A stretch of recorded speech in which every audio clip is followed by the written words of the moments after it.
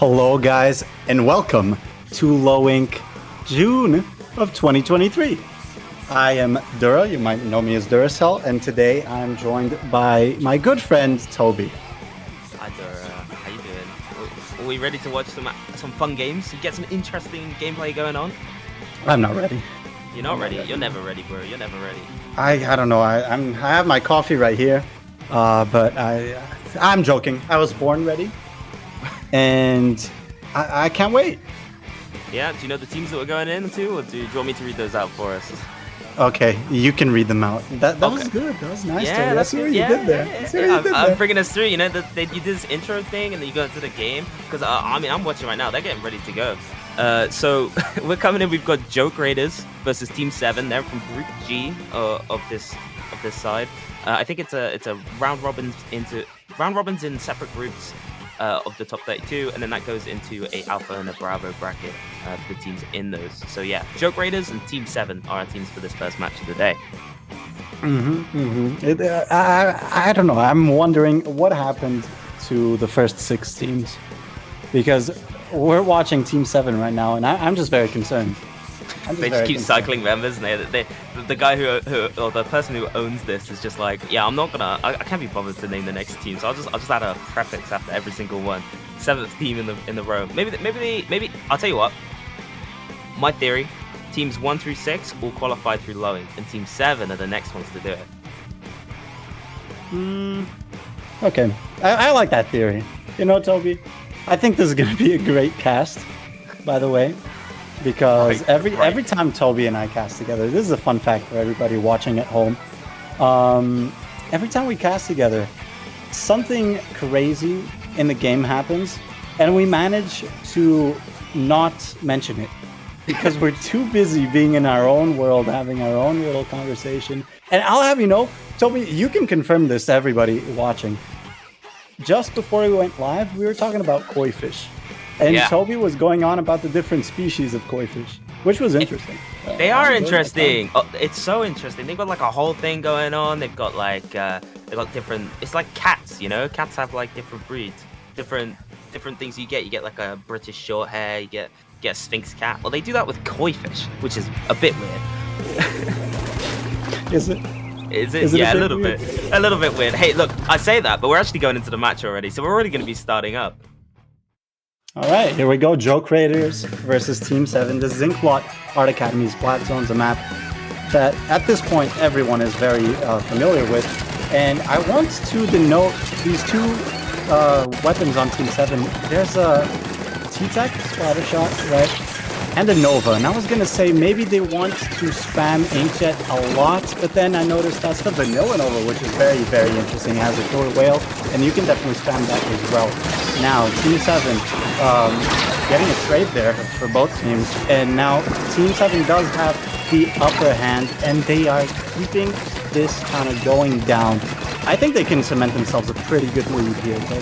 Yeah, I'm looking at this and I'm thinking, look, as soon as they got this zone, like I'm seeing it from the Nova already, spamming killer whales. They've also got the standard splatter shot, so they're going to be spamming strikes as well. And did you see that? Killer whale, 2 seconds, another killer whale. They just come back and forth over and over and over again. Yeah, it's going back and forth, and Mackie here kind of going back and forth within the ink, because knowing that can be a hassle. Winning that fight, that is pretty solid. I think that is going to be a flip for Joke Raiders, especially if they manage to outlive this Trizuka, which they do. No picks going out there. And this machine aggressing this left side, trying to find a target, but eventually going down to the other team member from Team 7, which, by the way, just got a double, essentially. Another trade. This is kind of a stalemate, because Joke Raiders, they're still up, and with that ballpoint up on that platform, that's a human beacon. They can just keep jumping in as long as they don't lose map control and special control, which they do have, especially with this trap going out. I think they can flip this zone right back over. Yeah, the crab as well, really good. They've spotted out somebody on the side. The Inkjet as well coming out. Doesn't quite get anything. The T-Tech does go down in this situation. So Team 7, they are playing a fully 3 here right now. Just hiding on the block, waiting, trying to get the sloshing machine knows. They both know. Like, what do you do here? Well, you go try and get out. Surely you jump, but I guess just go for the kill. Team goes down, Team 7 all the way down, and Joke Raid is holding the zone again. They still haven't quite got the lead though. They need to push a little bit further, and I like this aggression onto the flat to try and take more space and stall down until they get to that point of focus that they need. Javi here trying to get a pick, but eventually that will become his downfall. And now Team 7 shifts back control in their favor. And look at these specials. They have a crab tank ready, but they lose the T-Tech, which could be important, but fortunately enough for them, the crab tank gets the trade. This Booyah Bomb is going to come out, but not much comes from it. Now, Joke Raiders in an advantageous position. They get a trade, and Team 7 goes essentially wiped out. His T-Tech is one shot on this right side, but Joke Raiders, they flipped it, and now they are hunting this Tentatek splatter shot down, popping the Ink Strikes, allowing for their teammates to come back in. This, I really thought they were going to flip it, but no, Team 7 wants this map for themselves. Yeah, no, it was a good start. It was a good attempt, but they couldn't quite get Lavidia out of that left side there. And going really deep trying to take out that ball point. Has to pop the Inkjet, does get the kill. Joke Raiders have an opportunity at 2 down. They can take back this zone before it gets in past those penalty points. Joke Raiders, I think they need to put the aggression on here. They need to stamp this one out. I think they're kind of surviving. They're taking their trades. They might not be winning all of these fights, but they're keeping themselves alive. And Lavidia, actually one of those people doing that, does eventually go down as Joke Raiders finally find that zone, eating into that penalty time, getting that paint down. Specials, they want that crab tank, right? They're looking towards that crab tank. They think, I want that. And the pick comes through for Zavi, so that's a big one for Joke Raiders. Yeah, Javi there. I really want to see these crab tanks coming out from them, but actually what I want to see right now is Joke Raiders maintaining the zone. I don't know how to read that name, I'm very sorry, but the T-Tech splatter shot does go down on the right side. Team 7 does seem to be flipping this. There's only 40 seconds left, and Joke Raiders, their entire lineup is coming from spawn. They really need to build these specials. They need to get this crab tank and the Inkjet. Those are the 2 most powerful tools they have for a retake, and you cannot be going down to a Trizuka right now. Good thing they didn't. They have the killer whale. They might pop it instantly. There it is. With only 20 ticks left and the pick, I think they can do it, and they need to do it fast. Getting that pick is crucial. There it is. That's a flip. Now they need to cement control in mid. And with only a machine and a Splash-O-Matic alive, it might not be that easy.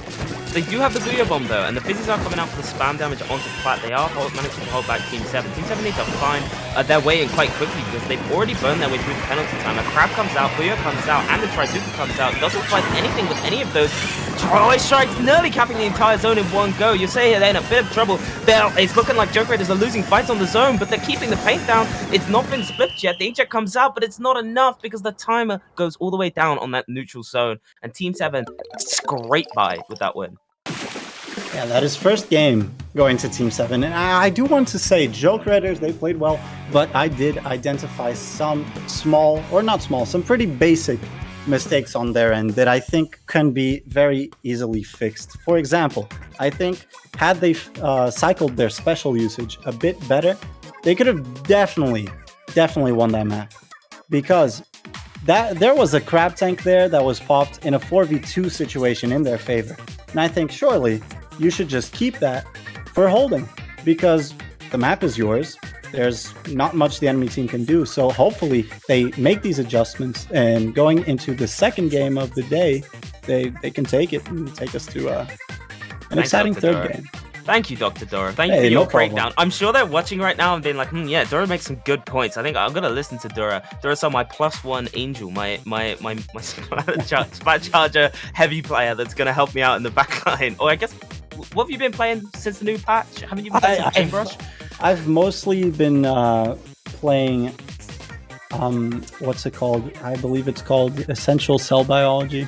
Yeah. Oh, wow. Yeah. Okay, yeah. That's a really good PDF. It's really nice. Is it? You got to send it to me. I really want to know about Essential Cell Biology. That sounds very interesting. Yeah. I have not been playing much, but I do know that this ballpoint is very strong. And I don't know, Team 7, they managed to deal with it very, very well, Toby. Do you know what ballpoint does even? Do I know what ballpoint does? Well, I mean, I know it has 2 modes. Do I gotta break down the ballpoint? No, not the way the main weapon works. I mean the kit. How is it used?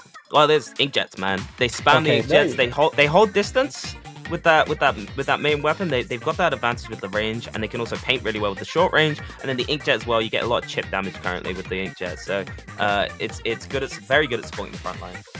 All right, that was just a test, right? Right. I was trying to see if you knew, because honestly, I didn't think you did, and I wanted to put you on the spot. But now that we know that you know, and that we know that I know, and that I know that you know, we're going into Star Control Sturgeon Shipyard. Right. Now that we know that I know that you know that I know that we know. It was funny the first time, Toby. And now that these guys know, because they were definitely watching the stream, we can go into this tower control map and see if any changes are made, and they are made. We're seeing Dapples come out. A lot of changes. Yeah. Some interesting ones out there too. The Dapples is a choice. The sloshing machine. The bucket coming through. I saw a lot of people playing that bucket to replace sloshing machine after the patch came out, after it got nerfed a little bit. Although people are still playing sloshing machine, so I'm not sure exactly where that went away. It kind of disappeared after a while. But while I'm yabbing, game's going on, and it's looking like Joke Raiders have already won the initial fight and are pushing into the basin of Team 7. Yeah, this bucket instantly popping the triple link strikes. I really like that. Keep the aggression going up and getting the pick onto the Dapple that just kind of, let's be honest, kind of fed the bucket there.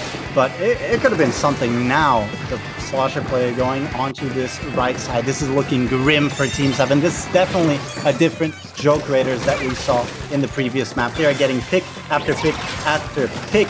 And these aren't wipeouts. Why? Because Team 7, they are so staggered. I don't even think they're going to touch the tower. And no, that is KO. That is second game going to Joke Raiders. And that makes it 1-1 right now. I can't lie, I'm a little bit interested in the Dapples pick. I think I understand what was going on there. They wanted to use the beacons to sort of hold that space close after you get that first checkpoint, because it's such a big checkpoint, and after you get through that, you want your deaths to jump back in. But well, if you can't even do anything, I mean, Dapples on itself is a main weapon. Not exactly the strongest weapon in the game, I would say, Joey, don't you think? Well, it's definitely not the strongest, but it does have a very interesting kit, because it has the newly buffed Tactifueler, which it's a pretty strong special. It allows you to play in a bit of a zombie way. You grab the drink, you go in, you try to get a pick. If you do, great. If you get a trade, awesome. If you die, no problem, because you're going to come back in 1 second with your stealth jump probably, and you're not going to lose any special meter whatsoever. Pair that with the squid beacon that Dapple duelists have, and you know, that's a pretty powerful combo. Unfortunately, not powerful enough in a retake being position. So yeah. I mean, yeah, we're talking about all this. We're talking about all this with like Team 7. We're talking about this great idea with the Dapples. You know, we do this for the push. But they lost. But they lost very quickly. Very convincingly. Yeah, they did bring out something interesting there. I think Team 7 had the Splat Charger as well, which the default Splat Charger, which was maybe an attempt to counter the ballpoint.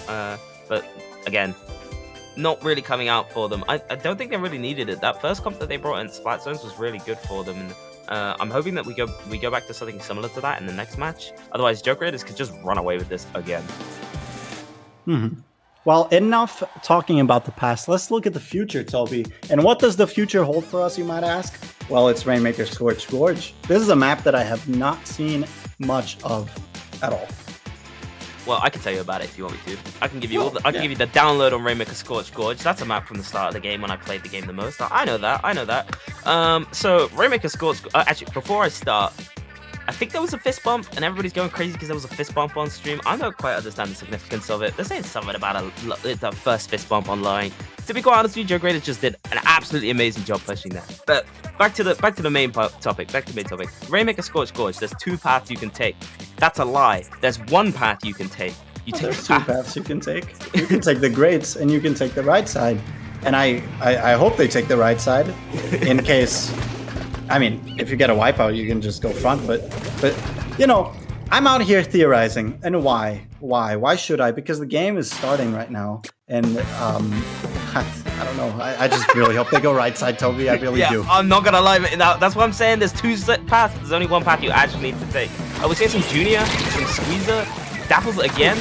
One goes down really early there. Really big pick for Joker to take that one out right off the bat. And that's another down for Team 7. Are they going to take it right? That's right. They're going to take it right. That's the correct choice. That's what you're supposed to be doing. The push is big. The crab comes out. The first checkpoint already gained right now for Joker. They said, we lost the first map. We're not coming to play here. We're going to send this one home. Crab ends, but they've got another position here, and they can start cycling their specials. Maybe Joker Raiders listen to you know? Maybe they listened and they're cycling the specials for this, because they backed up for the crab and are waiting to pop another set of specials to push this. They have the triple wing strikes ready in there. They go. The Rainmaker, unfortunately, resetting. That is not good at all. But with 2 players going down on the 3 players going down on the opposing team, getting the pop on this shield and running it right side can be very, very easy, especially when the checkpoint is already cleared. However, Toby, they do need to get a few more picks because all the picks from the before, they've respawned, they're back in position, and there goes 1, there goes 2. They just need to run this. Where is the Junior in spawn? Where is the Squeezer?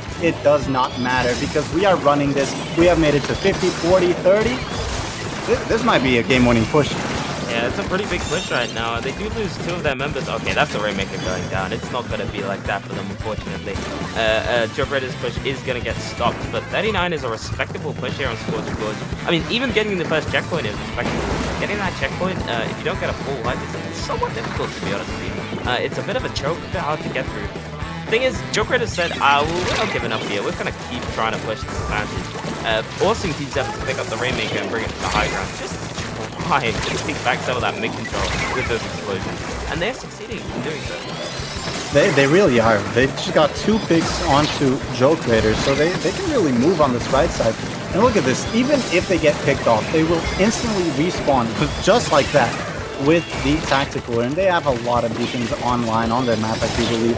This Rainmaker is just dodging and weaving everything. There we go. Finally going down. But with 2 members down on Team 7, this is a very bad position for them. I did not expect this after the first map, though. Not at all. No, I mean, yeah, it's been all Joke Raiders these last 2 games. The Rainmaker pop is going to go in the way of Team 7, and they haven't quite wrestled back that mid-control yet. That's a massive pick on the 52 cal, though, and the sloshing machine has to fight for their life. Junior does go down in the scuffle, and the Rainmaker too. Again, a lot of this, what we're seeing is just like Team 7 taking a pick, getting a little bit of presence, and Joker is saying, actually no, taking out another member, resetting the Rainmaker to the middle, and putting it back into that neutral game. Yeah, the game, I think neutral game is a key phrase here, because none of these teams have really pushed back mid for, what, a minute and a half? And it doesn't seem like they will anytime soon, because it's just trade after trade after trade. Then the Rainmaker resets, then it's just trade and trade and trade. Rainmaker resets, rinse and repeat, Toby. There's not much happening here. And one of these teams has to step up. Maybe it'll be Team 7 with the Tactifueler that was just popped. And they do get a pick here onto Joke Raiders. They can start moving to this right side. Hopefully that slosher on the bottom right does go down. Never mind. It'll be the 52 that goes down first. And this checkpoint is going to get cleared pretty confidently. This is a good position. They just need to take care of this flank, and they're golden. Yeah, well, it's take care of the flank to get those jumps to come back in. The strikes do come out to push back Team 7. After making this potential push, I was going to say that oh my god, the bomb, that's 3 down, that's a massive one for them. Wilson is just running with the Rainmaker. I think he's just going to get the lead. That's a huge lead, massive lead actually, 13 of a push. Team 7 said, actually, no, we might have been struggling this game, but hey, we're a last minute clutch team. We're going to put that bag in. And Joke Raiders are on the back foot for the first time in this whole game. Yeah, Joke Raiders there. I don't really think they were expecting that at all. This 52 now needs to make a play, and that is 2 picks. Can it be a third? Maybe looking at the Squeezer, popping the splash wall. standing behind it for some protection and stalling a bit. They need to rotate here. They need to reposition because all of these enemies are coming back online. The Squeezer is down. The Splash-O-Matic from the side of Joke Raiders is also down. And this Dapple Dooley getting a sick trade there. Only 12 seconds left on the clock, Toby. They need to start pushing this and fast because with this amount of time left and with the Rainmaker timer also dwindling down, they have, what, 15 seconds to do this? I think this is impossible. Well, you say that, but I'm seeing Team 7 right now playing with a very passive game. Okay, look, I was gonna say they were playing a passive game, and then the Dapples just comes in and instantly takes out the Rainmaker. Joke Raiders looking really strong on that middle map, and then in that third map there, for 4 minutes of the game, holding incredible control, until Team 7 was like, guys, what are we doing? What's going on here? Aren't we supposed to be pushing the Rainmaker, picking up a double with the bomb, and then taking out the third to just run it all the way down to 12 without a single thought in their head? Just like, push Rainmaker, you know? Go offense. That was such a back and forth set because after that first game, I thought surely Team 7 would take it. But no. After the second game, I was like, okay, maybe Joke Raiders, they're just having, it was their first game of the day. They're just warming up. So yeah, they're obviously going to take this now. They did that push to 39 points. And that I thought I was right, you know? And then what you said happened. And yeah, I don't know. I didn't expect it. I really did not. But, yeah, I mean, look, hey, we're in Lowing right now. These teams, they might be Lowing teams. What we're talking about here, they're not bad players, and they seem to have a really good grasp of the game's mechanics, and being able to turn that around and put in such a good push towards the end there after after the mental hit, I guess, that was tower control and Sturgeon, just being absolutely wiped like that. Pretty bloody interesting, pretty smart, pretty clever from the team. And well, with that being said, we're going to be moving on to our next our next match in Lowing quite shortly, to be quite honest with you. Are you being honest? Look, something Vanguard versus Doxxed. That's my honesty. Vanguard versus Doxxed. Aquatic Vanguard. That's a cool name. That's a cool name, to be fair. You like it? Yeah, I do. I think Vanguard's an interesting, an alright name too. But like, I'm here for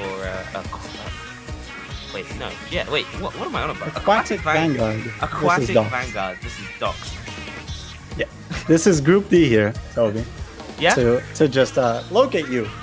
All right. In your mind. I also had to look. Look, I'm gonna be honest here. I don't know the groups by heart. I know. I'm a terrible passer. Oh my so God. Are you, because you also didn't know. No, I didn't. But now we do.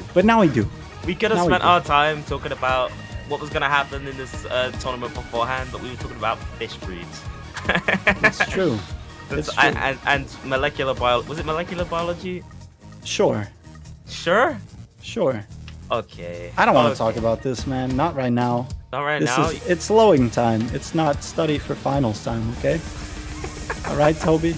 All right. I need this right now. Can you do this? This is your one break. time for me. This one time. Okay. Thank you. All right. I'll leave it out. You can take a break from it. Hey, we'll play some Valorant later. We'll get you away from it.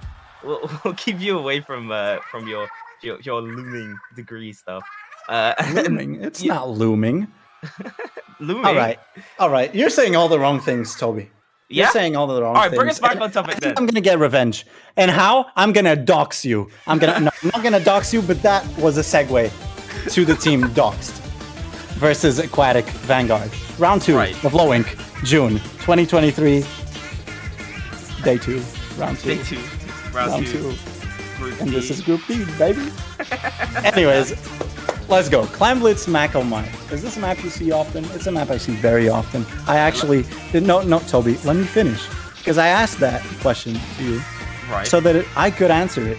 Right. And completely disregard whatever opinion or thought you had about it. Because I don't want to hear it. I'm getting kind of tired of your attitude. Okay. So Toby, just let me do all the talking from now on. You can go on mute. So Clam Blitz Mako Mart.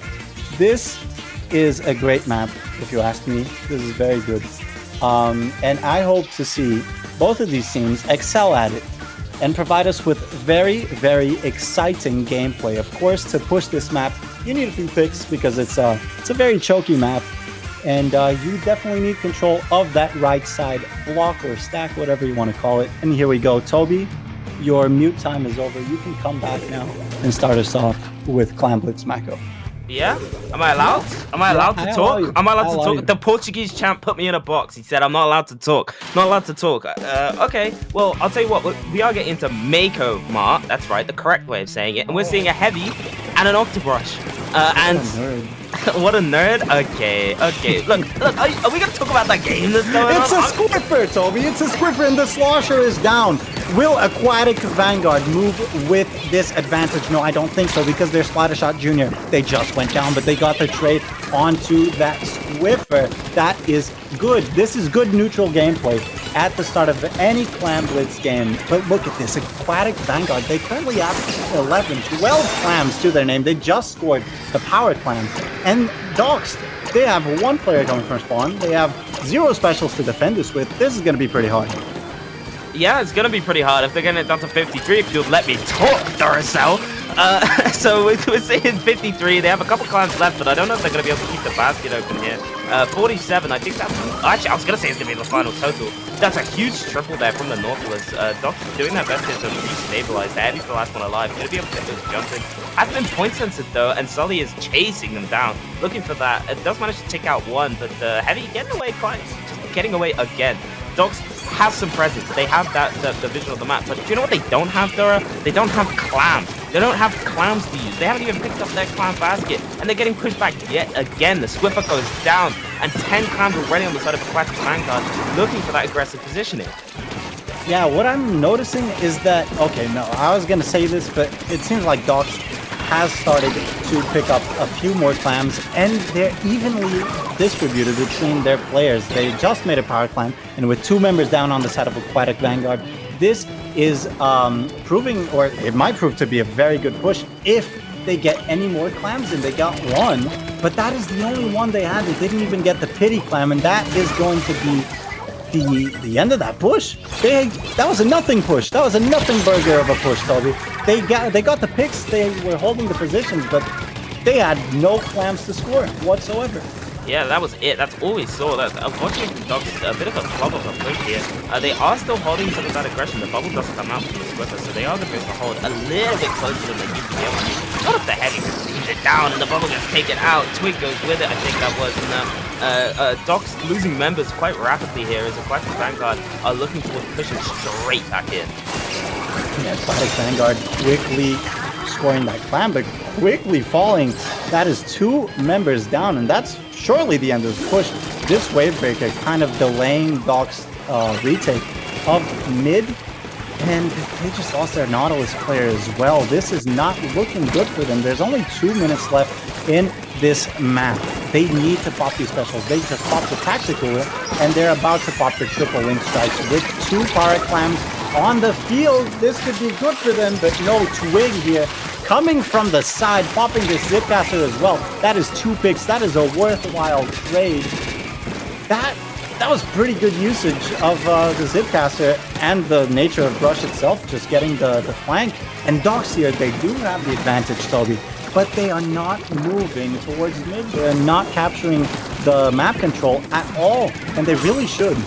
Yeah, I mean, I'm looking at this and I'm thinking they're having trouble with the range right now and having trouble just getting in somewhere. They do have the Tactifueler online. That does get popped by Trig. Manages to pick that one up. And again, the clams, they're there for them. Both teams have the clams ready. But it's Aquatic Vanguard who are getting the picks and getting the space and just trying to hold on. 1 minute and 15 left on the clock, and it's not looking too good for Doxxed. They have to help the Tri Strike to try and hold them off, but they go down in the process. And the clam is scored by Aquatic Vanguard. They have 9 clams on the board, but it's not... Okay, I was going to say it's not looking like they were going to be able to score them, but that's a very quickly reducing amount of points remaining for that Clan Blitz push, and they still have some clams to throw in to keep that one and get it even lower. Yeah, they could have KO'd by now with the Pity Clam, but it doesn't seem like they need it because they just kept Doxxed in their spawn for so long, and it allowed for 1 or 2 of the team members from Aquatic Vanguard to just backtrack, get a few more clams, and just score all of them. I believe they scored like a string of a good 14 clams at the end there in the last 20 seconds, which that is not that easy to do in a game of Clan Blitz. Yeah, if Matt was here, he'd tell us the exact number. That little maths nerd. Unfortunately, you can't really take apart the biology of that situation. But we are going to be able to move on. That is Aquatic Vanguard taking our first map here. And we're going to be moving on to Splat Zones on Museum de Alfonsino. To be honest, I want to just keep it rolling because these matches have been starting so quick. We've just been going and going and going. Museum Alfonsino Zones. What's your thoughts here, Dora? What's your thoughts? For Museum Zones, what do I want to see? Well, I'll tell you that I definitely do want to see the return of that heavy splatling because anchors in this map excel really hard. And if you're comfortable on heavy splatling, by all means play it. It's no ballpoint splatling, but I mean, it's better than nothing, especially against a team like Doxxed, who, quite frankly, seem to lack range or ways to even fight the heavy splatling. They had what? A Squiffer and a Nautilus splatling? That's not that good. Not at all. No. I mean, great weapons if you're individually talented on them, but and I'm sure these players are. But you're struggling here if you want to be playing against the heavy because that range is just so oppressive, and you need specials or something to take up that space. I mean, the Octobrush was running. I believe the Octobrush was on the same team, right? It was running the Zipcaster one, right? Mm-hmm. So that does help. It does augment your ability to take that high ground, to take out those oppressive forces from backlines. But obviously not enough in this map to stop Aquatic Vanguard from scoring the Clan Blitz win and bringing themselves to, I guess there's match points, it's best of 3, but taking out that first map. Toby, we've been over this, man. Yeah? Go on. It's play all 3, Toby. Oh no. Wow. Wow. Wow! Look! What did we, Tara? What did we say? What did we say before we started this? We said we don't know nothing. We don't know nothing. Speak for yourself, brother. I was lying. I was trying to make you more comfortable, get you in the casting mood. But there comes a certain point where I can't just pretend, but for your sake, Okay, you were lying to me this whole time. You've been lying to me the entire time. For the past 4 to 5 years, I've been lying to you. Oh my god, no. You're not the Portuguese champ? Yeah, no. I don't even do biochemistry. That is not me. I do maths, and that is how, in fact, I knew that Aquatic Vanguard scored exactly 14 clams to win that game. It's true. It's true. Oh my god. My life is a lie. It's not true. I just lied to you again. I have not been lying. You're gaslighting me. You're gaslighting me live. For the past 4 or 5 years, I've been lying to you for the past minute. That is it.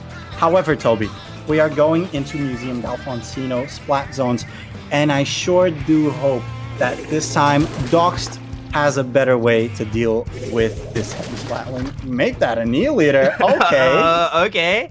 Right. We're seeing the E-leader come out. That's an interesting choice from Aquatic Vanguard. They said you can't deal with the heavy splatling. Try something a bit longer range and a hell of a lot more annoying.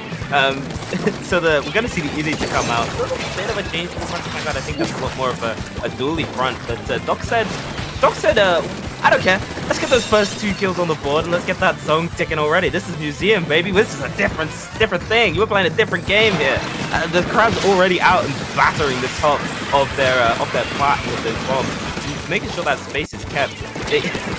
It's not looking too good from Aquatic Vanguard. They're already really bad on the back foot. Great jump out there for the member of Aquatic Vanguard. But there's another set. Try Ink Strikes coming out. The crowd does guns to try and counter that, but that's a bit of an awkward position for that one, Dura. Yeah, it seems like Aquatic Vanguard is really struggling to find their footing in this map. Okay, never mind. They just got a triple splat onto... I just said triple splat.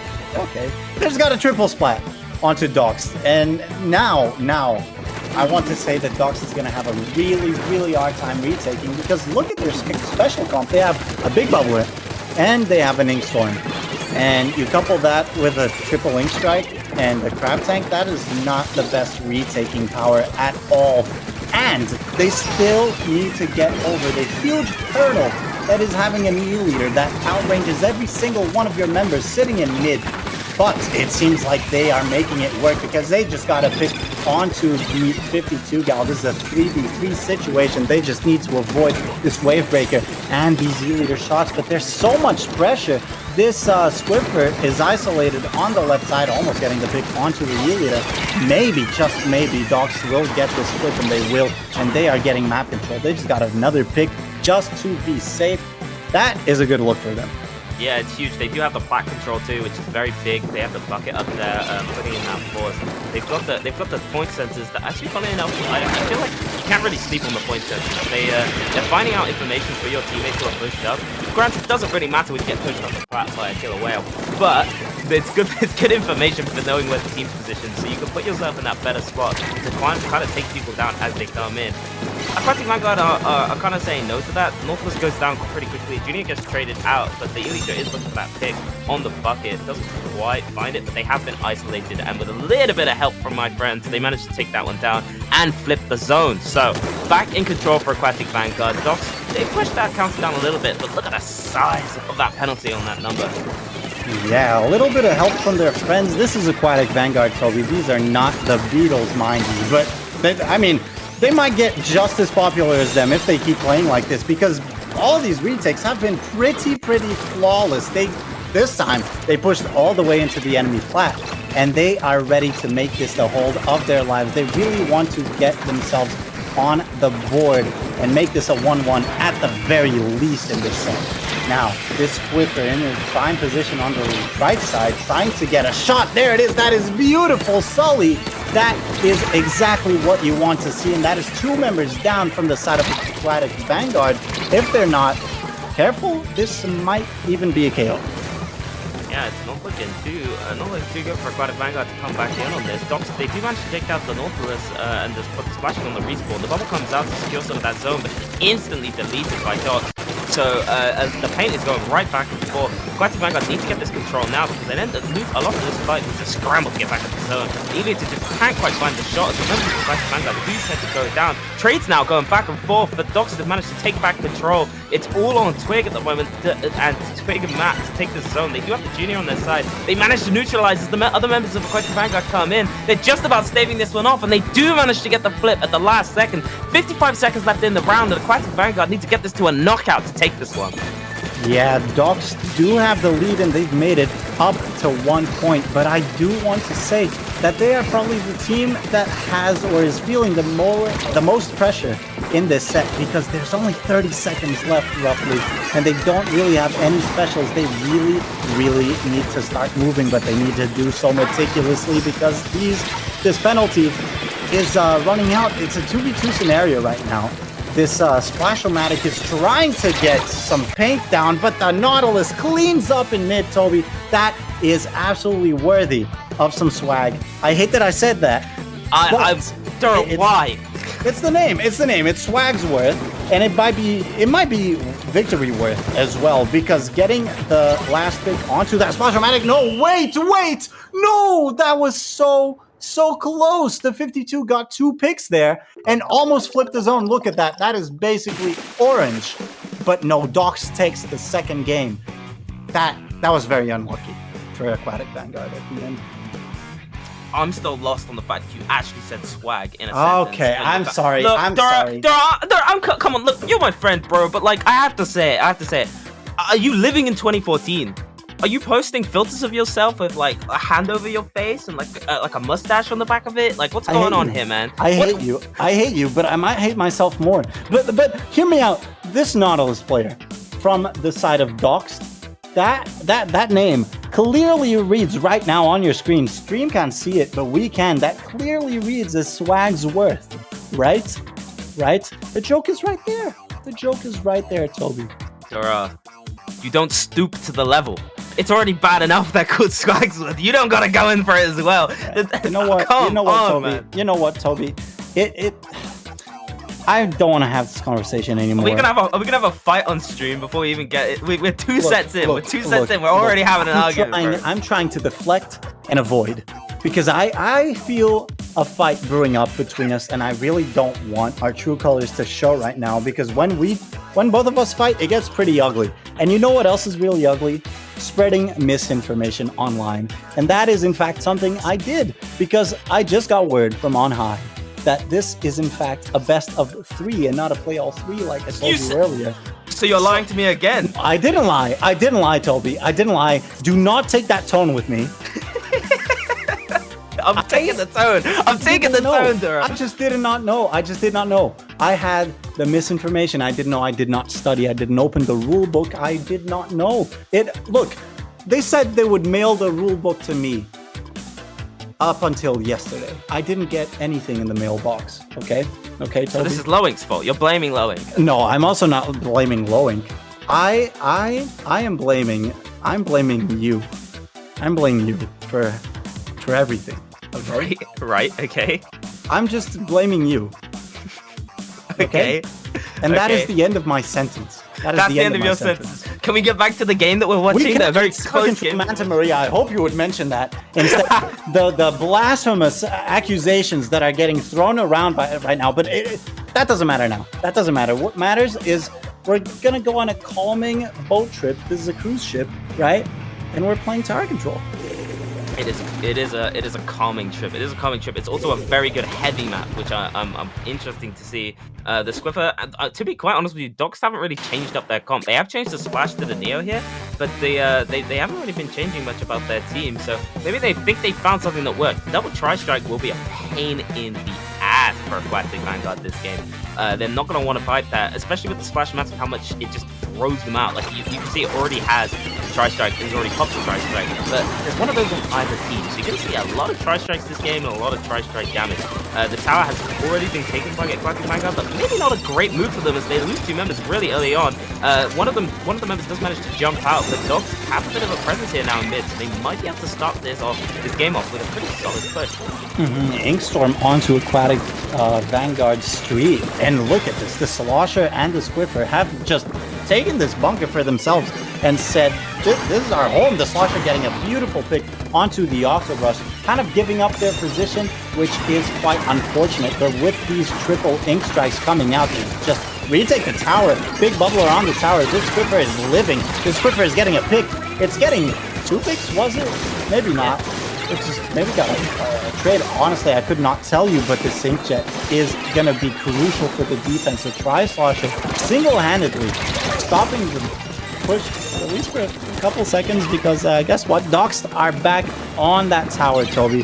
This is looking very, very good for them. They're back, baby, and they're back again with more Tri-Strikes, but they are losing their members. The Tri-Strikes got them nothing there as Aquatic Vanguard managed to stop that push, but not before losing 2 checkpoints, which is huge here on Manta Maria. Now Aquatic Vanguard have to start this push pretty early. 3 minutes. They have loads of time left on the clock right now, but they need to get those first checkpoints done to actually start some meaningful pushes, because that's trouble. If you don't get those checkpoints, you can be trouble in overtime. Doxxed immediately losing a member there, not for naught though, as you managed to take out the ultimate in the middle of that. Tri-Strike's coming out again, managed to get another member of Aquatic Vanguard, but they do get that first checkpoint, Doris. That's going to be big for them. Yeah, I don't think they're getting past this checkpoint. Not at all. Oh, maybe with the pick onto 2 of the members from Doxxed, and the Zipcaster getting popped, might get the pick onto the Squiffer there, and only this shooter left alive. They have the control of the enemy bunker, and this tower is moving ever so slowly, but it will reach the checkpoint.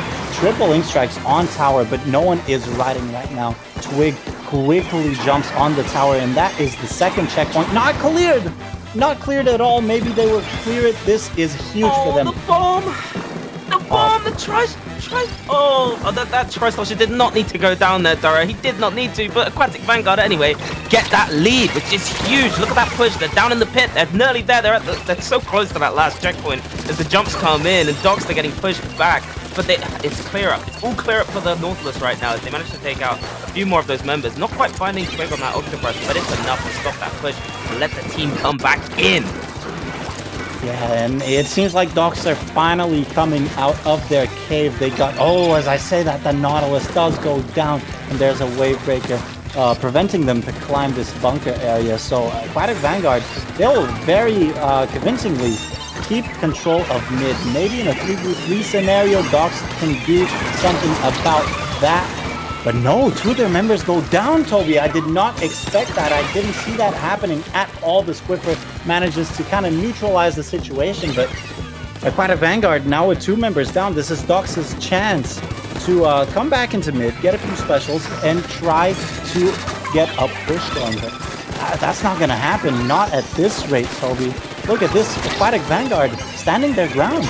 Yeah, the heavy playing really close. We're playing like a skirmish heavy right now. It does get pushed back by the tri-strikes here. The pointers is coming out and the rain coming out. So Doxxed, they're looking to invest in this equipment. They want to take that space, and it's working out for them. 2 members go down, looking for the 3rd. Does get taken out midway through that by the suction bomb, but Doxxed have taken the space they need to start this push going. Another set of tri-strikes coming out. The heavy, great positioning here, but not managing to pick up that kill on the Posher. The tower needs to be the tower inching forward very slowly. No checkpoints to get, so it's a bit dangerous if you're a Aquatic Vanguard. You don't want to be in this position with 30 seconds left, because if Doxxed manage to find like just the slightest bit of advantage, they may be able to take this one home, Dora. Yeah, I really like that Wavebreaker usage. Believe it or not, it could have looked like it didn't get much value, but that last pulse from it did end up destroying the big bubbler coming out from the Squidward from Sully on the side of Doxxed now with 15 seconds left. Doxxed needs to make a play. They really do. They need to push in with the triple ink strikes. They are finally on the tower, and the second set of triple ink strikes do come out. Swagsworth here on the left side trying to hold that, and the Bucket trying to hold the bunker. But guess what? Doxxed can't just stick to the bunker. No, they needed to go forward, and that is going to lose them the game. They were all positioned behind the tower virtually, and Aquatic Vanguard, they're going to take the set in a very, very convincing manner. In the last game, it seemed like they controlled the pace of the map so well. Yeah, I mean, on Cloudlets, it was really good for them. They had the comp for it, and they pushed in pretty hard there. Doxxed struggling, but Doxxed managed to take it back without Splatoons. It was a close one, granted, but they managed to take that one back. And Aquatic Vanguard in that last one, I mean, they had a really tough time at the very start of the game. Doxxed were doing a really good job of pushing them back, but the adaptation from Aquatic Vanguard there to take that mid space and then not kind of give up. They were cycling tower riders really well to get through those first 2 checkpoints, and then they just kind of just rode it into base to get a really decent push. So Aquatic Vanguard taking that one 2-1 in the best of 3, not play all 3, best of 3. Don't listen to Dora's misinformation when he's talking on the mic. And that's our game from Group B. Sorted. Yeah, it is sorted. You'll be sorted too if you don't stop blabbing on about me like that. However, Toby, that was not a threat. That was not a threat. No? Sounds like a threat. No. If I were to threaten you, you'd know. You could tell. You would be able to tell that it's a threat. What's a threat right now might be this next match that we are jumping into. But before that, I believe we gotta enter the room, and we gotta figure out what match we are watching next. Which group do you want to watch, Toby? From I A to want to H. watch A to H. Do I have to guess? Am I guessing here? Am I just going for a random one? I don't know. You can guess. You can tell us. But what if I say the wrong one and it becomes misinformation? You know? I don't know. I don't think it'll be misinformation when I say we're gonna watch Fallen Ravens versus the Cosmic Cherries. Right. And yeah, do you want to know what group they're from? It's a very easy guess. I know this one. It's Group A. It's Group A, right? There you go, Toby. I'm proud of you. Thank you. Are you gonna grade me an A for that one? I get it because it's Group A. Right? Yeah. We're having fun. We have fun. We're not all arguments and drama. We have fun too. Oh, Toby, we do have fun. Maybe a little bit too much. Yeah, no, you don't expect a serious cast when you got us two on the mic. It's gotta be jokes. It's serious. It can get serious. It's serious when we argue. That's when it gets serious. It's when we're having a fight on the mic. That's when it gets when you spread misinformation and when I get angry with you for it. That's a fight. That's when everything starts to pop up. But when you lied to me, when you lied to me for 5 years, that's when I got angry. No, that was a lie. Yeah, but the fact you lied about lying to me for 5 years and then lied again, that makes it even worse. No, because think about it. If you lie about lying, it's actually telling the truth. Okay. Yeah, but you're still deceiving someone into thinking that you lied, which is still in itself a lie. So if you're lying about lying, then the initial thing is still carries over. It's not a double negative. It doesn't cancel out. You still got the initial lie to worry about here, okay? I think it's okay. I think it's okay. And let me tell you why, Toby. Whenever I do something bad or that I realize in retrospect that I shouldn't have done that, I usually regret it. Yeah. But with you, I didn't regret anything. I really didn't. So you enjoy lying to me? No, it's not that I enjoy lying to you. It's that at that moment, I thought it was pretty good. I thought I was funny. At least to myself. And in this world, you can't really live to please everyone out there. So if I think something is funny to me, then some other people are bound to think it's funny as well. So I decided, let me be funny. Let me maybe annoy Toby a bit, because that makes it funnier in my book. So yeah, here we go. Thanks, Dora. Thank you for investing all of that time to explain why you're a bad person. So I'm not a bad person. I just explained to you with the logic and facts why I'm not a bad person. Look, the line logic and facts comes out of a lot of bad people's mouths. So I'm gonna get us away from this topic, and I'm gonna get us right in to the actual thing we're here for, the right thing we're here for, and that's the actual match that we're gonna watch, which is Cosmic Cherries versus Fallen Ravens. Okay. I'm not sure I want to cast these other sets with you. No, I might leave. You're gonna leave? You're gonna leave? Why don't you go on mute while I explain these maps to us, so you can have a little bit of a moment. I'll actually go on mute. I'll go on mute. I'll Okay. go to the bathroom. Okay, no, you do that. You do that while I explain these maps before we get into our game, okay? Joke's on you, Toby. I know you would love to be left alone on stream. Luckily for me, and unluckily for you, I went to the bathroom prior to the stream starting, prior to us casting, because I come prepared. Okay, do you come prepared, Toby? I did come prepared. No, I did come prepared. I did come prepared. I went to the bathroom. I went to the bathroom beforehand as well. Look, man, I was thinking ahead. Okay, I was thinking ahead. All right. Anyway, all of this, we're arguing again. We're arguing. We have a match to watch, Dora. We have a great match to watch. We've got Fallen Ravens versus Cosmic Cherries. I've seen a lot of hype about this in the chat, and I don't want to just have this be the Dora and Toby show, you know? We're not going to argue our way through this one. We're going to get right into the fact that we're playing on Rainmaker Humpback Pump Track. And Dora, do you have anything that isn't a lie to tell us about Humpback Pump Track? That isn't a lie. Sorry, no. To be you. No, you don't? Okay. All right. Well, I can talk to us about Humpback Pump Track if you want. It's a map that came back from Splatoon 2. Did you know that, Dara? What is this? What? Humpback Pump Track is a game from Splatoon. Of course I know, Toby. Of course I know. But you're lying to me again. This is something you might not know, Toby, and this is very relevant information. Whoever wins this set between Fallen Ravens and the Cosmic Cherries makes their way onto Alpha Bracket, and the other team is going to get booted. They get no chance at winning this edition of Low Ink, and that means they can play next time, but it also means that you're not stepping it up like you should be and like you could be. So Fallen Ravens and the Cosmic Cherries, I really want to see how they play this.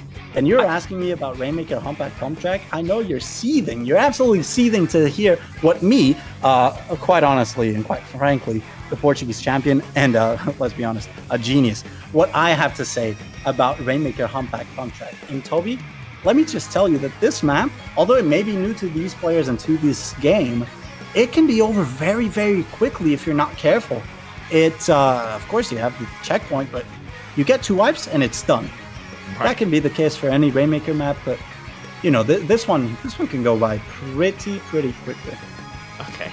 Well, I'm glad we've calmed down now. We're having an honest chat, an honest, decent chat between people. Okay. So yeah, Rainmaker Humpback Pump Track. Everybody knows what Rainmaker's about. It's carry the little fish all the way to the goal. You got checkpoints in this game. You got to get through them. And as Doris said, on maps like Humpback Pump Track, they can go by quite quickly. So you only need 2 wipes. It's a very high point push map, I'd say.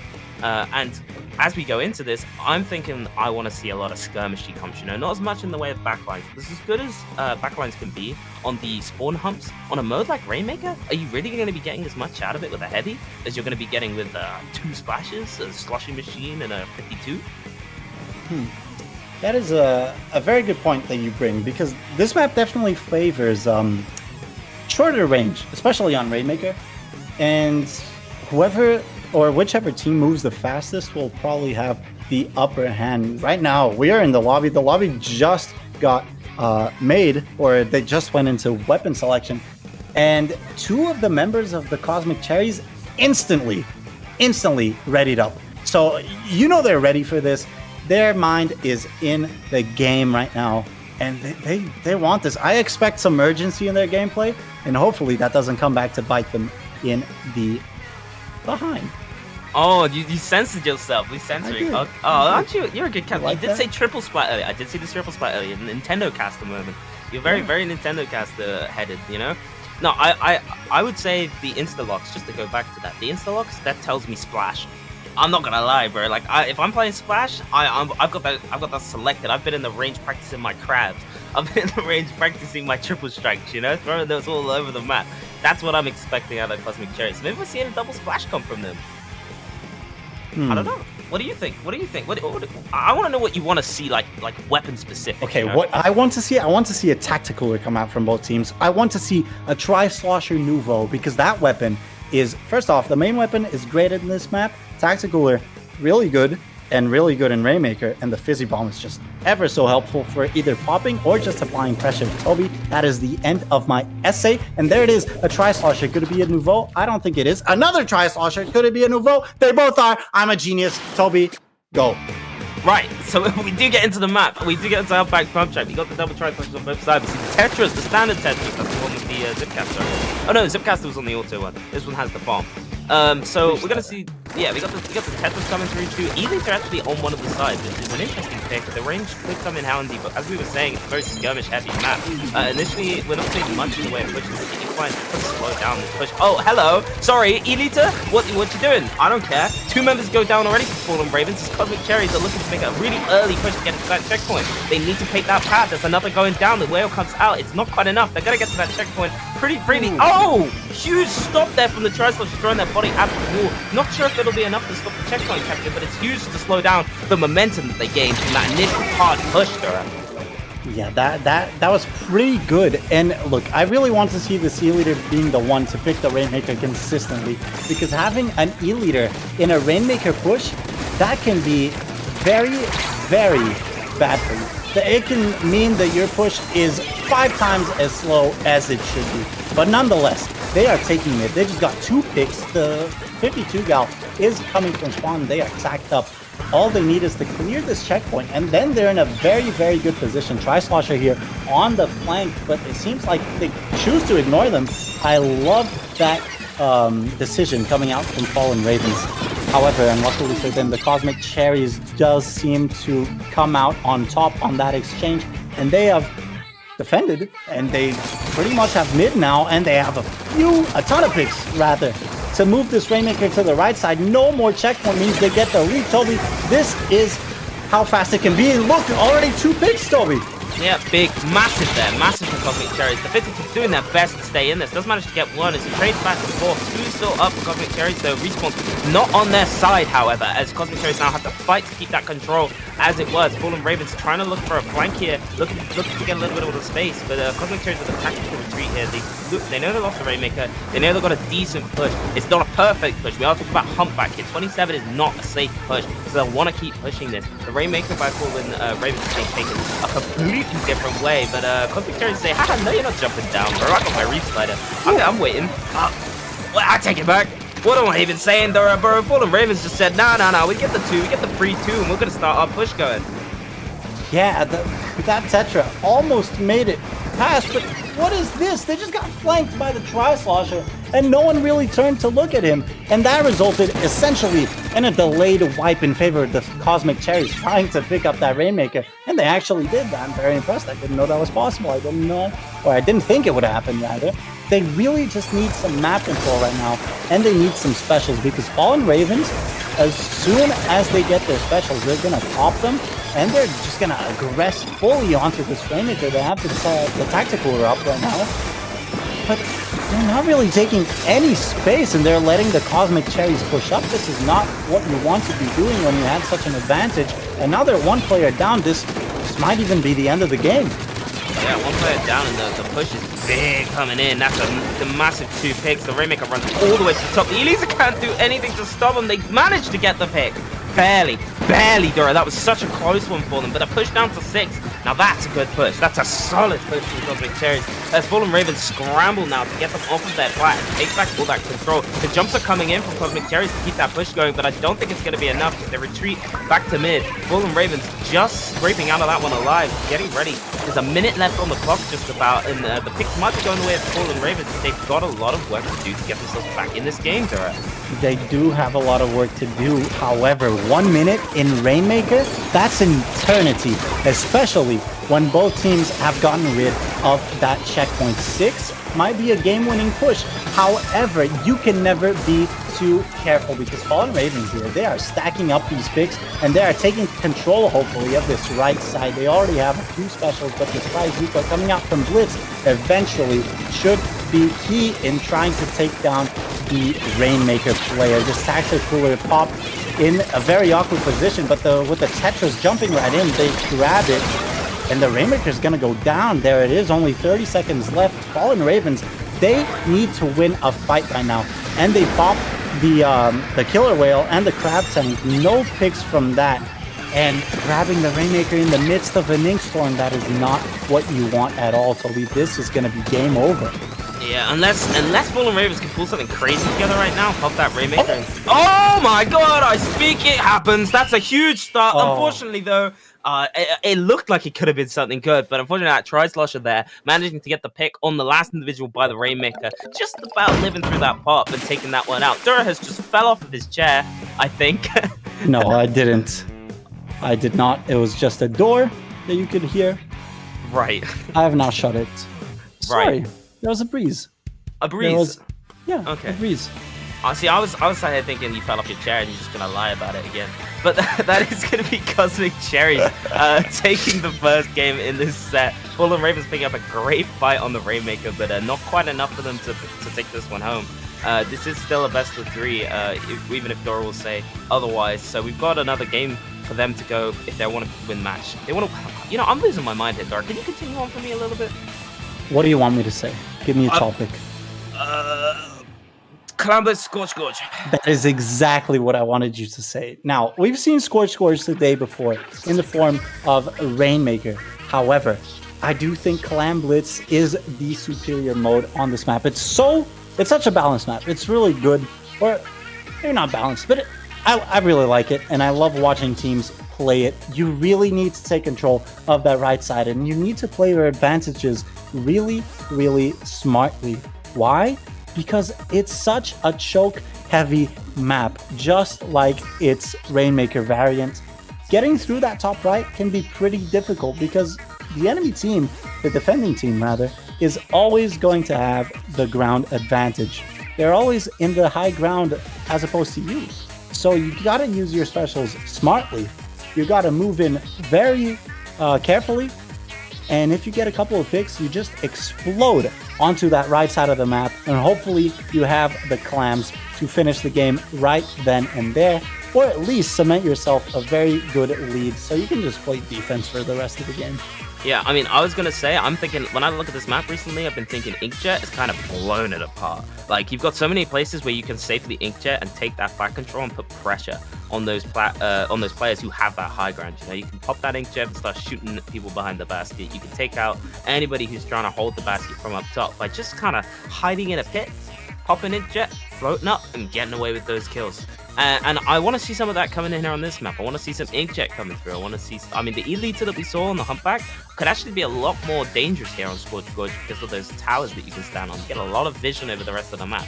So, I mean, from my perspective, I'm looking at Fallen Ravens' comp, and I'm thinking that might be a little bit better suited for this map. You know, I don't know what these teams are like when it comes to adaptability. I don't know what we're seeing. If they got a depth to their pool of weapons, but for Fallen Ravens on the surface level, I'm thinking that Elita is going to be game defining. Well, I actually would disagree with you, Toby, because I really don't want to see Fallen Ravens bringing back the Elita for this map. I'd much rather them pick a weapon that allows their team to be as mobile as possible and as fluid as possible when it comes to pushing, repositioning, rotating, and even positioning for defense. It can be quite hard to get the E leader up in a good position, and it can be very awkward to, as an E leader, walk up or swim up to the basket, score your clams, and then come back, charge another shot. Maybe you need more clams. And by that time, you're already getting dived by a Tri-Slosher and a Splash-O-Matic. So hopefully, they play a bit more of a faster comp.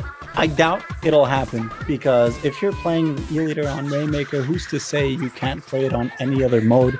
However, we're about to find out, Toby. Yeah, I mean, I was going to say, hey, Dora just coming up with a reason to disagree with me again, but to be honest, you gave me a pretty solid reasoning behind everything you said, so I'm kind of with you on that. You've changed my mind. You've given me a different thing to think about.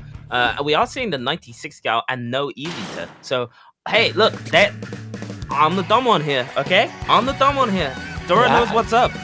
You said it, not me. However, we will see the variant, the newly added to the game variant of the Tetradualies with that Zipcaster. Zipcaster can be very, very useful on this map. A lot of signs hanging from the skies, rather. I don't know if that's correct. Probably not. But there's a lot of targets for your Zipcaster on the enemy plat. And it can be very good to start a push. This ends up dying very early on from the side of the Cosmic Cherries, allowing Fallen Ravens to get control of the map. And this 96 also going down. However, there's a trade happening on the right side, but Fallen Ravens have come out of this engagement as the winning team. What a string from the Dooley player. Only the Kraken Royale left alive, getting a pick. That is exactly what you want to see from the Kraken. And that's going to be the end of the push. I was going to say Fallen Ravens, Toby. They were looking stellar right there. But no, the Cosmic Cherries defend that beautifully. And now they just retook the entirety of mid. Yeah, honestly, that 96 played that absolutely perfectly. They got that Kraken Royale out before they could be taken out in the middle of it. Stalled out as much time as they could, and I think they managed to pick up 3 KOs in that time period. So a really solid bit of play there. I want to see some more of that out from that 96 player. The Trizuka does come out looking for a pick, doesn't quite find anything to the side of Fallen Ravens. They are on the back foot this time. They leave that fear of God into the Cosmic Cherries before this push starts. Tri-Strikes do come out. They lose the Trizuka. Another... There's the Kraken there, trying to make some space. Doesn't quite find any kills. Doesn't quite find any kills, but it's enough to make some space to score the basket and take out another while they're at it. 2 members go down from the Cosmic Cherries, but the push has been started and they found the lead. Another few times trying to get them fit, trying to put them in, but not quite finding that target there. It's Fallen Ravens Scarper to get that control back from mid that they get from winning that fight. That Kraken getting tamed by the Tetradualies of all weapons must not feel good. However, getting the lead there must feel amazing, especially when you still have map control, even after all of that 96 going down, but with this Inkstorm getting thrown out on this right side. Hopefully, Cosmic Cherries, they can hold this map down. Fallen Ravens do have the Tactifueler up, but again, not really moving with it at all. The Cosmic Cherries pop their own Tactifueler, and they already have the triple Link Strikes online. The NZAP comes down, or goes down rather. And Fallen Ravens here, they really have a window to move up unless they go down to these triple Link Strikes. They don't. And they're getting so much control on this right side. So many picks, Toby. This is going to be a big push. Yeah, huge start to that push there for Fallen Ravens. They managed to get the climb and they're looking towards getting that lead. The lead comes, but hey, at what cost? Big lead, but at what cost? They lose all 3 members and they know where the jump is. They see it, but it doesn't matter because the Cherries can lose 2 to the Trizuka. That's a huge one. That doesn't mean that Fallen Ravens can start another push, but the control being taken back in mid is huge for them. It's going to be Cosmic Cherries struggling to find clans. A minute 42 left in this game, Dora, and it's looking like Cosmic Cherries need to find something to get back into this. They need some presence.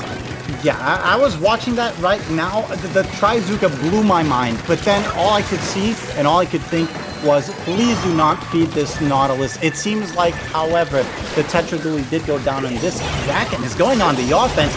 Careful, buddy. That gauge is almost over. Managed to back out. That is the best decision he could have made there. The Tri-Slosher is coming from spawn. But what is this map control? It seems like neither team has control of the map, and only the Cosmic Cherries are in mid. However, they go 2 down. And Fallen Ravens, they have a window. They have an opening to get the map, but they miss it. They miss it. They go through and someone shut that window right on their bodies because they went 2 down there. Cosmic Cherries still have control of the map. They have good climb economy like Fallen Ravens. And with these specials, they need to start moving right now if they want to win this game. Yeah, 40 seconds left on the clock. Cosmic Cherries are there looking for the advantage. They do manage to take out the 10-second. The specials are looking very heavily favored towards Cosmic Cherries, but they haven't quite found a way to get past the mid-player. They're kind of worried. They're kind of scared. They're not playing too smart. They've got so many clambles, but everybody knows what they are. It's like an echolocator. The Kraken gets one. The Tri-Strike comes out. The Kraken taking as much space. That's a huge set of jumps coming in right there. That's a big set of jumps. They managed to score the climb, but it was only one going in. It's not enough for the lead, and they've lost too many members. Fallen Ravens scarpering now to take out those last couple members and keep control. And Cosmic Cherries, 5 seconds left on the clock, no clamps to their name, not much of an opportunity to get back into this game. As Fallen Ravens claim one more climb basket score just to finish this one off and bring us to 1-1, Dura. That was atrocious coming out from the Cosmic Cherries. They had 2 power clams, I do believe, getting held or being held by 2 of their teammates, and that Kraken provided them with great jumps. However, someone on Fallen Ravens must have flanked and gotten one of the jumpers, because we did see 2 jump markers and only 1 power climb going down. And as that defense was over and successful for the side of the Fallen Ravens, we could see the little silhouette of the Cosmic Cherries' power clam just kind of fading away in mid. So something terrible must have happened off camera, and replay, we get to see. Here's the jumps coming in. Yeah, one of them gets taken down in mid. That's a huge pick. Fallen Ravens managed to pick them up. I don't know why I'm commentating like we're mid-game right now. Like, I'm trying to... the game's already over, but it was a big pick on the side of Fallen Ravens to stop that push. Kept them in this game. Really did, didn't it, Dory? Kept them going. Kept them bringing them to this map 3. They probably would have lost if they got that second jump in. I'm not going to lie to you for once in this cast, Toby. However, that's crazy. We're about to go to the second newly added map of this set, Barnacle and Dime Splat Zones. I just watched this yesterday in Splatomax number 2, which was an invitational full of the top level teams. So I do wonder how low ink level teams tackle this map as opposed to those teams that I just watched yesterday, which, by the way, had, I would say, the best E-Leader player in the West. And .Q, which is her name for those who don't know her, .Q was putting in the most work I've ever seen on E-Leader in this game. So this map really favors E-Leader. With that being said, Fallen Ravens are in a great position to take the set. I'm interested. Oh, look, I haven't actually seen any gameplay on Barnacle and Dime. In fact, I haven't even played the map. Every time I've played Rotations, it's only ever been Humpback, so I haven't had the chance to play on Barnacle and Dime yet. So, to be quite honest with you, Dory, you're going to have to walk me through the map here. You're going to have to give me a breakdown as to what we're going to be seeing here, because I have no idea. And please don't lie to me. Don't lie to me like you always lie to me. Give me the truth, Duracell. Give me the truth. Well, I'm not lying to you when I say that I fully expect to see a Neo Leader come out from the side of the Fallen Ravens, and rightfully so, because this map has insane sight lines. Of course, there's always cover you can take, but the Wave Breaker works really well with the elevation or the map geometry, and the E-Leader itself, it can reach from one side of the zone to the other, no problem, without even getting contested. So I really hope the Cosmic Cherries bring their A-game and bring some sort of way of displacement, even if it's in the form of bombs that they can spam towards this E-Leader. And here they are, Fallen Ravens bringing the E-Leader, and a Zipcaster coming out from the Octobrush along with the triple Link Strikes. That could be enough to displace this absolute menace of a weapon pick. Yeah, I'm curious to see this. We also have the Tetris coming out as well, the Zipcaster Tetris, so we're going to see a bit of a Zipcaster battle. Wow, that zone is just going flap, flap, flap. Loads of paint from both sides. Massive. Okay, don't laugh at that. Don't laugh at that one. That's a pretty fair thing to say. Flap, flap, flap. That's what's going on in the zone. It goes in control of Cosmic Cherries as they manage to take 3 picks. They're looking for the final one. Okay, Octobrush, find that hiding member. That either had nothing going on as Cosmic Cherries look, I think I'm really strong. Are they going into their spawn? They really are. And they're carefree right now. They have the Tactifueler online. The Zipcaster is just going around. What a play there from the Octobrush from the side of the Cosmic Cherries. However, Fallen Ravens getting a pick coming out from this very, very nice shot. These triple aim strikes. They're just an impenetrable wall. They can't really get out of spawn. Hopefully this trap tank will change that. But look, it's just 28 ticks left, 27, 25. And they really need to go. Only 2 players left. But with that flank, that is going to be game over. That's the Cosmic Cherries taking the set. There's nothing the Fallen Ravens can do here. Cosmic Cherries, they're going through to Alpha Bracket. And Fallen Ravens, see you in July. Oh my god, no, that would be so mean. What did they didn't deserve that? See you in July? Okay, I mean, you called that. To be fair, you called that at the right time, but it felt so early. It felt like it wasn't game over. But knowledge on that map, it was a tough one for Fallen Ravens to try and get back in. They didn't have the position. They lost too many members in that early fight. And yeah, Cosmic Cherries to Alpha Bracket. Okay, Dora, you gotta explain why you're being so mean? What's going on? Where did all this anger come from? Why are you mad? It's not anger. It's not anger. I'm providing storylines to the people, to every low ink watcher or spectator out there. You just know that the Fallen Ravens could have very well won that map. Or not that map, that set, sorry. And based on the reactions I saw from chat, Fallen Ravens, they're a pretty good contender. And just the fact that they could have made Alpha Cut or Alpha Bracket this time means that they can do it again next time. So, I don't know. If you ask me, this only makes me more motivated to watch this team try to make their way onto the finals of next time. Right. Right, okay. So I'm not being mean. I'm being encouraging. Okay. In a nice way, Dora, there's a fine line between encouragement and damn, those guys, see you in July. Oh, get slammed. Bam, bam, bam. You're taken out, bro. You're done. Bam, bam, bam, bam. Toby, I said see you in July as in, oh, nice try. You did your best. I hope you can do better next time in July. And I hope you never give up because honestly, that was a very, very good attempt. And look, there's only one way from here, which is up. I kind of butchered that sentence, but however, it's a see you in July. I hope you come back. It's not a, oh, baby, you just got rolled. A see you never again. You're going home, and I hope you never leave the sofa ever again. Stick to watching. Don't ever boot the game again. That's not what I said. I said see you in July, Toby. So please stop putting words in my mouth. Okay. That was the final round of round robin, and it might be the final straw with you. So I say, Toby, we should go into a break. Right. To come back with Alpha Bracket round 1. Okay. Right. Okay. And we're gonna fight on the break, right? That's what's going on. We're gonna have a little bit of a fight. We're gonna fight with our words. We're gonna bam, bam, bam, bam, bam, bam. Yeah.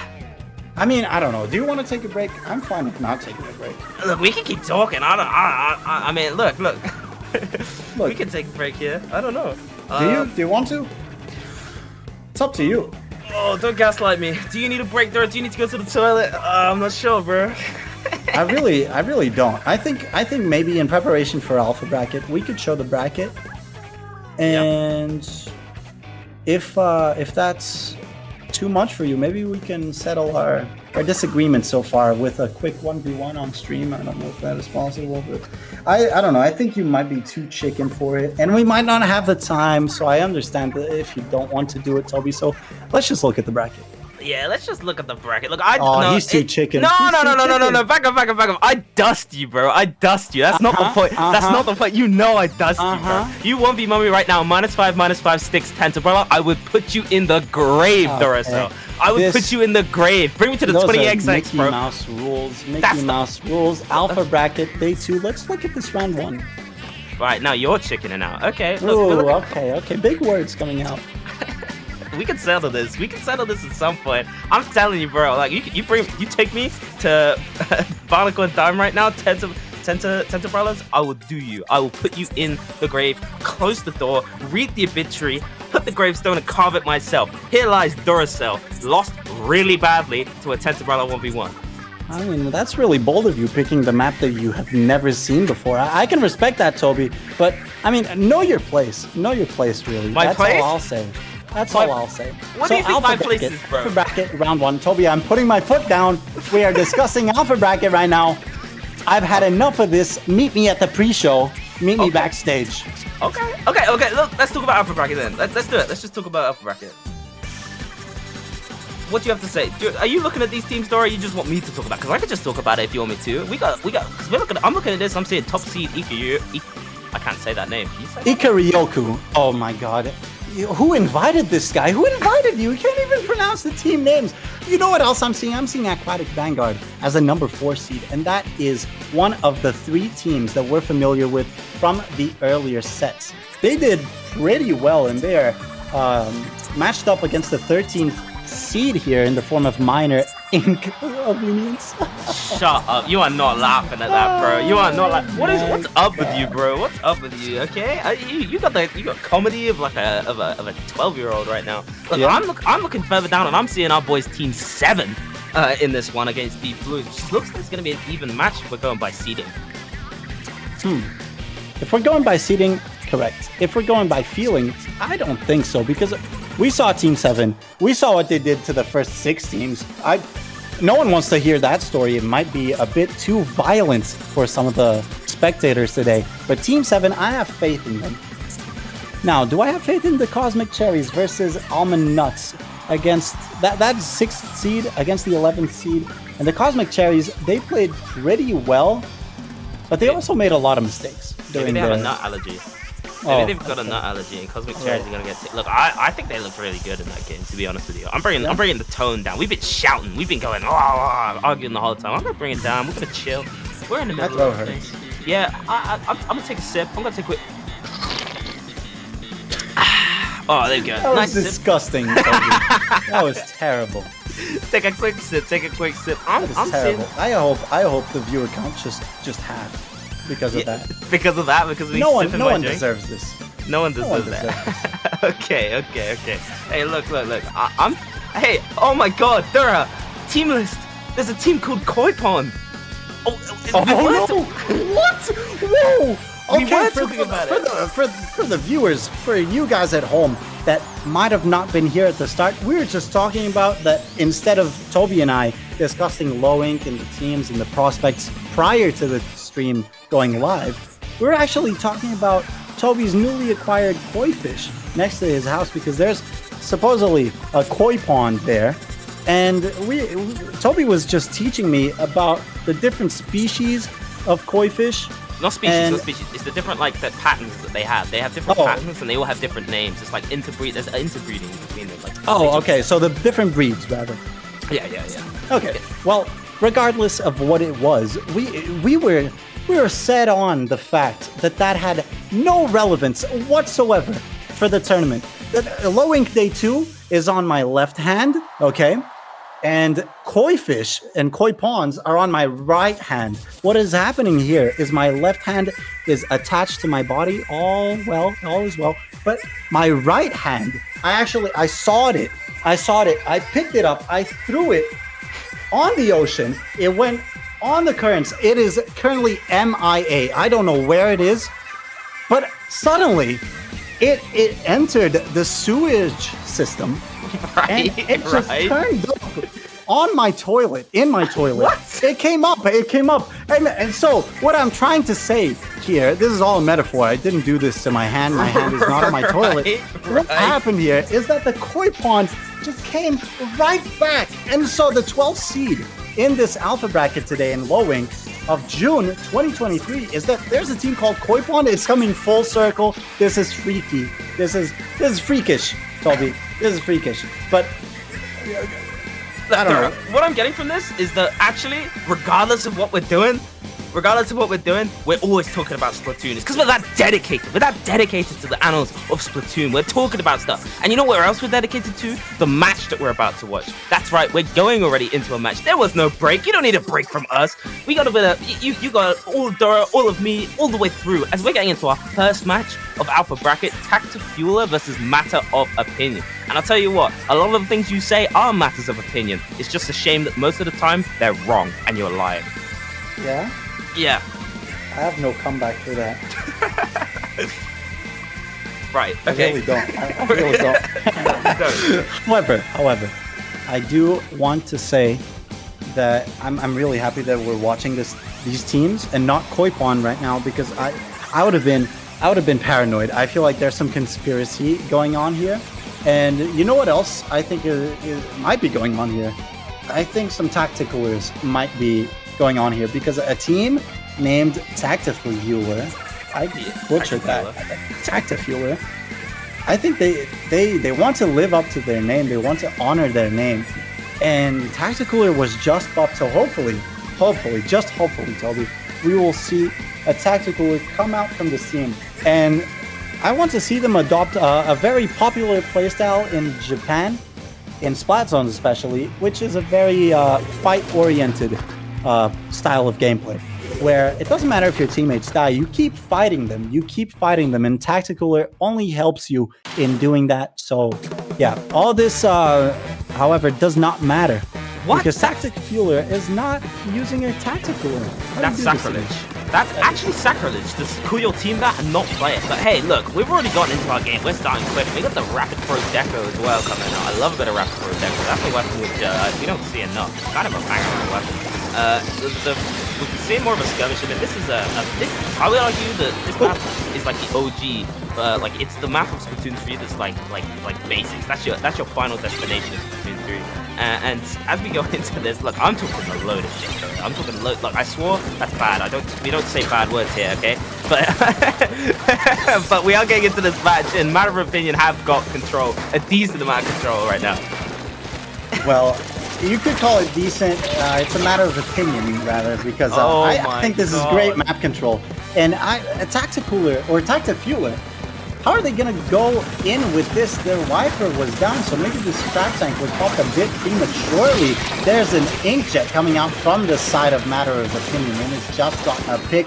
Newsflash, it just got another. No, it didn't. That wiper just rolled and dodged all of those, but you cannot escape getting splatted in the long run.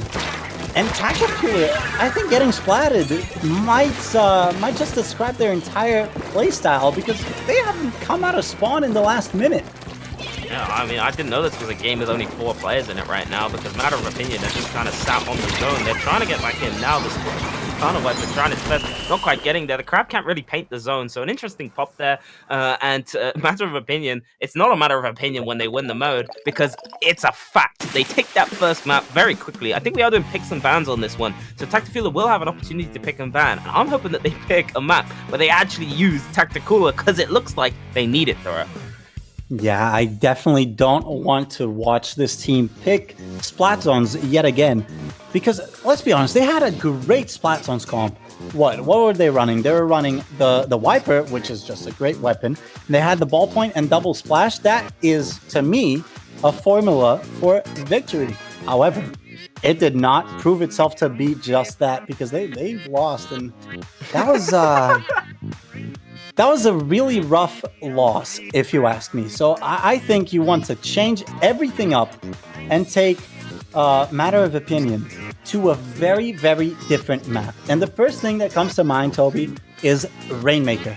Because, I don't know, I think that's a very polarizing mode. And you can really get away with a lot of cheese and a lot of surprising plays in this game mode.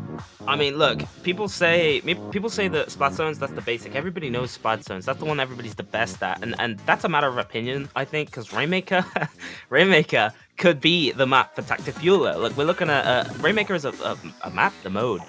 I can speak English. Tactifueler on Rainmaker could be a really strong special to pop, because you're getting a lot of aggressive pushes, you're pushing up quick, and you get, like you mentioned before a couple sets ago, you get those quick respawns, and that's big. If you're not getting the trades you need, you can respawn quickly after a failed push, come straight back in, and fight again for that mid control. So I'm thinking that potentially you might be right about the Rainmaker pick here for Tactifueler, but I tell you what we can do. We can check.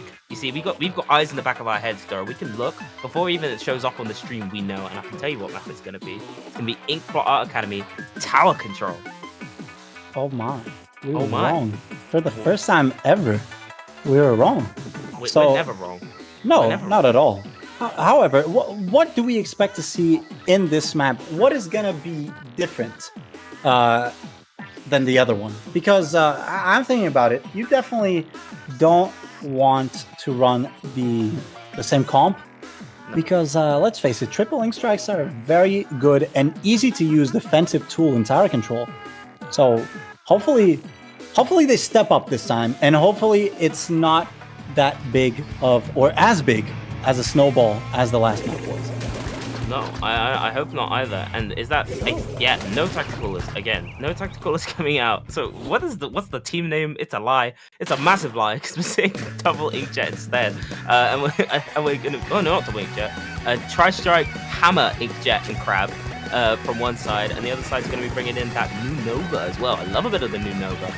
And unfortunately for me, the custom jet sculpture, which is by far my least favorite area of the jet sculpture. And I could go on about hours about this, but we've got a game to watch, Doris. So why don't you bring us into the actual action? Okay, I'm bringing us to the action. I don't think I am, because Tactifueler might be bringing the action to us. They just opened that up with a very, very quick double. Unfortunately, though, the Viper player did kind of overextend here, and matter of opinion might be successful in this defense.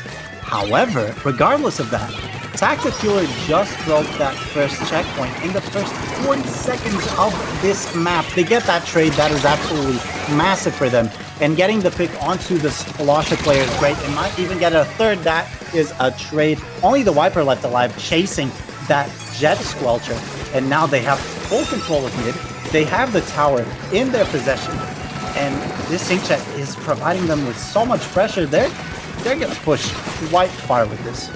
Yeah, I mean, I'm looking for a nice little hammer throw coming out, but unfortunately, I don't think we're going to get to see that. As a matter of opinion, stay back and say, hey, look, we want the tower back, and we're going to push all the way back to your flat. All they have left is the hammer, and I don't think that's going to stop a push. Tactifueler now have to fend off the inkjet coming out, taking all that space for Massive Opinion so they can have that tower push started. The tri-strikes do come out and push people off the map, off this map, bounce off the crab, I believe that was. The crab does come out from Massive Opinion as well to keep fighting this, but they still haven't managed to get that first checkpoint. They're actually, Tactifueler's done a pretty good job there of holding off Massive Opinion from the first checkpoint in this map. Yeah, they just need to paint a bit for their specials to secure this defense, because after this, oh my god, the inkjet is over. They're not going to have much. They did pop the battery. Did they? I'm not too sure about that. However, matter of opinion just completely flipped that. Now they pop their own crab tank. They got a pick. They might get a second. And with these triple ink strikes, this checkpoint is going to be gone in a doozy. The Slosher, though, trying to poke at the top, not the top, the right side of the map. And that's two members of Tactifueler going down. Suddenly their defenses have crumbled down. And matter of opinion, they're making their presence in this map. That T-Tech did slip through, but what can they do? They can do nothing, Toby. This is going to be a big game-winning push. Yeah, Bounce doing their best there to keep lurking around. They didn't manage to find anything off the back of it. The Tana comes in, looks for one, doesn't quite find it, gets taken off on the tower, and that's matter of opinion there with the full wipeout. Going towards that final checkpoint, Tactifueler need a miracle right now to get this one back if they want to win this. They're down 5-1. The agency it's against them right now. As a matter of opinion, are pushing towards that final checkpoint. 5 left. Tactifueler managed to take the tower back just for the moment. Just for the moment as they fight. I'm losing my words, Dora. I can't help it. But as we see this, Tactifueler managed to reset it. So we'll see how this one keeps going. Yeah, they have reset it, but that tower is miles away from mid. And Tactifueler is kind of standing behind it. With them losing this Flash-O-Matic, it's going to become much harder. No, it's actually going to become so much easier if you get 3 players down on the opposing team. They really need to start walking into mid. But careful, don't feed to this crab tank just like a ballpoint did. And these triple ink strikes are not enough to take that player down. This Splash-O-Matic from the side of Tactifueler getting caught way out of position. Very much overextended, or very overextended rather. look at this. Tactifueler, Toby, they are confined to the left side of the map now. Matter of opinion, trying to hold their ground. But with these triple ink strikes and 50 seconds left, Tactifueler will try to make their way into mid. They get 2 picks. There it is. Maybe a third. And with this sync chat, that is a third pick confirmed. But there's someone on a flank. So they need to deal with this before they get sandwiched. Yeah, Matter of Opinion lost a few too many members there, so it's going to be Tactifueler's advantage. They're looking for that next checkpoint that's coming up. Tri-Strikes do come up to take fast control. One of the Nova has managed to hold that for a little bit. Not before they get taken down. Bounce pushing up, looking for another. Gets taken out in that process. The ball point's a little bit out of position here in mid. Looking for an angle here. Inkjet comes out, but not quite finding anything. Tactifueler can't quite get this one going. They're losing members when they don't need to be. 10 seconds left. That's a huge pick on the splash, but no crab to the end game. Tactifueler needs to keep on that tower and get those very crucial picks right now just to keep this going forward. The hammer comes out, they look for another, the tri-strike, but they can't get on the tower. And Matter of Opinion bring this one to a 2-up, Dura. That was so unfortunate. They got so many hit markers on that member of Matter of Opinion on the tower, but ultimately it was the ball point from the side of oh my god, I just lost the name. It's Matter of Opinion and Tactifueler, because I wanted to say Tactifueler, Toby, but there was none in sight. So my mind just imploded there for a second. What I was trying to say is that the ball point from the side of Tactifueler, had he survived, if that other member of Matter of Opinion decided to focus that Tech splatter shot instead of the ball point, they would have still been in the game, and they could very much so taken it. Yeah, it was a bit close there towards the end. I mean, look, Dora, I understand why you struggle with your words there, considering you're way more acquainted with facts than opinions, I assume. I'm gonna bring up your biology. You remember your biology paper that you have due in about a week. So instead of doing that, you're commentating right now, and I can understand why the opinions instead of the facts are getting into your head. That being said, it's an instant pick on map 3 to go to Clownbitch Scorch. So Tactifueler had an option and they knew what they were going with. All right, I do not have any paper due in a week. Yeah, you do. However, Tactifueler does have a couple games due in the next 10 to 15 minutes, because if they lose this, they're out. This is single elimination bracket, Toby. They cannot afford to just drop another game, because that's over. And like a wise man once said, right? See you in July. Can you stop with this? Can you stop putting these 4 teams down? They're playing Loic. You can't just be like, see you in July. Yeah, you lost. Dura, you need to calm, bro. You need to calm. Tactifueler aren't out of this yet. They have a team comp that I would argue is good for Clownblitz. I can see them being good in Clownblitz. I want to see this map going their way as we get like a full 5-game set here, because the reverse sweep, we could be seeing it, Dora. We could see that coming through. We could. I hope we do, because I'm not done with Splatoon, and neither are Tactifueler. They are going into this game right now, and I wish them the best, and I hope that they play up to par and they take us to at least a game 4. Yeah, I'd love to see a game 4 coming out from them. Yeah. The Rapid Pro Deco, Toby. That is a newly added weapon that people were highly praising, because that angle shooter, for once, pairs really well with the main weapon that it got put on. Pair that with a killer whale, that's a lot of long-range pressure that weapon provides your weapon with. Speak of pressure, there's an inkjet coming out from Matter of Opinion. Instantly got a pick, got another along with the blaster. That is 2 members down on the side of Tactifueler. This is looking grim in the first 30 seconds for them. Yeah, Matter of Opinion is saying we want to hold this one down. That is a pick for Tactifueler coming out as well, but it's not going to be enough, because it goes back to a 3v3 here.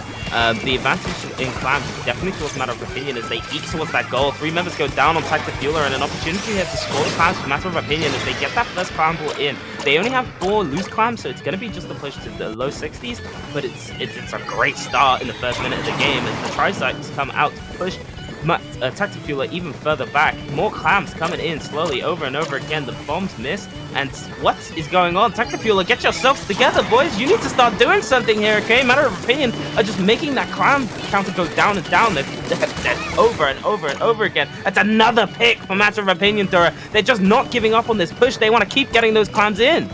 Toby, it's clam after clam after clam and pick after pick after pick. It seems like Matter of Opinion have found the door to Tactifueler's house, but guess what? It's a house of cards, and it is going down right now. That is game 3. That was so fast. That is so impressive from Matter of Opinion. Tactifueler is out, and in such a convincing fashion. If you're still in this alpha bracket of low ink, and you're going against Matter of Opinion, I would be very, very wary. Yeah, I mean, look. I don't want to be the guy to say it, but unfortunately for Tactifueler, I think we're going to see you in July. That was a Matter of Opinion put on a clinic. The facts were in, and they just kind of clam, kill, clam, kill, clam, kill, over and over and over again. And if you're doing that, that timer goes down fast. That counter that you need to get those clams in is just sinking lower and lower and lower. And if you can't find that place in that match, what can you do to get yourself back in? I don't know. I really don't know, Toby. It's so it's really. Wait, I'm getting a call. Oh, okay. Sorry. Hey, hello. Wait, oh, police. On stream? Police. Oh. Yes, I witnessed it. Yes, the murder I witnessed was in low ink alpha bracket round 1. Yes, the victim Tactifueler. Yeah, okay. Thank you. How did you get my? Oh, they hung up. All right. Well, that was odd. That was really odd, Toby. I hope you gave him all the facts. I hope you gave him the facts, not the opinions, because it's. I don't know. I'm sorry. That was really unprofessional. I know I shouldn't take the call in the middle of the cast. However, Toby, I think our time, much like Tactifueler's, might be done here in low ink. Right. Because right, I think we're heading onto a break, and we're gonna have a little bit of a caster swap, you know. So Toby, before we go, is there anything you can or you want to say to the people? Yeah. Look, before we leave, we'll see you in July. Oh yeah. Is it confirmed that we're coming back for July? Look, I don't know. Maybe. I mean, we're losing, so we're out of the bracket, I guess. So we're coming in July. Oh well, I guess that's right. So yeah. I don't know. I'm really excited. Hopefully, guys, you stay tuned because many more exciting matches are to come, and you're going to be joined by great casters. So yeah. Toby, where can the people find you? At Dragonuta, where else? Where can they find you, Dura? Well, at Duracell_DLC on Twitter, and that is about it. So, right.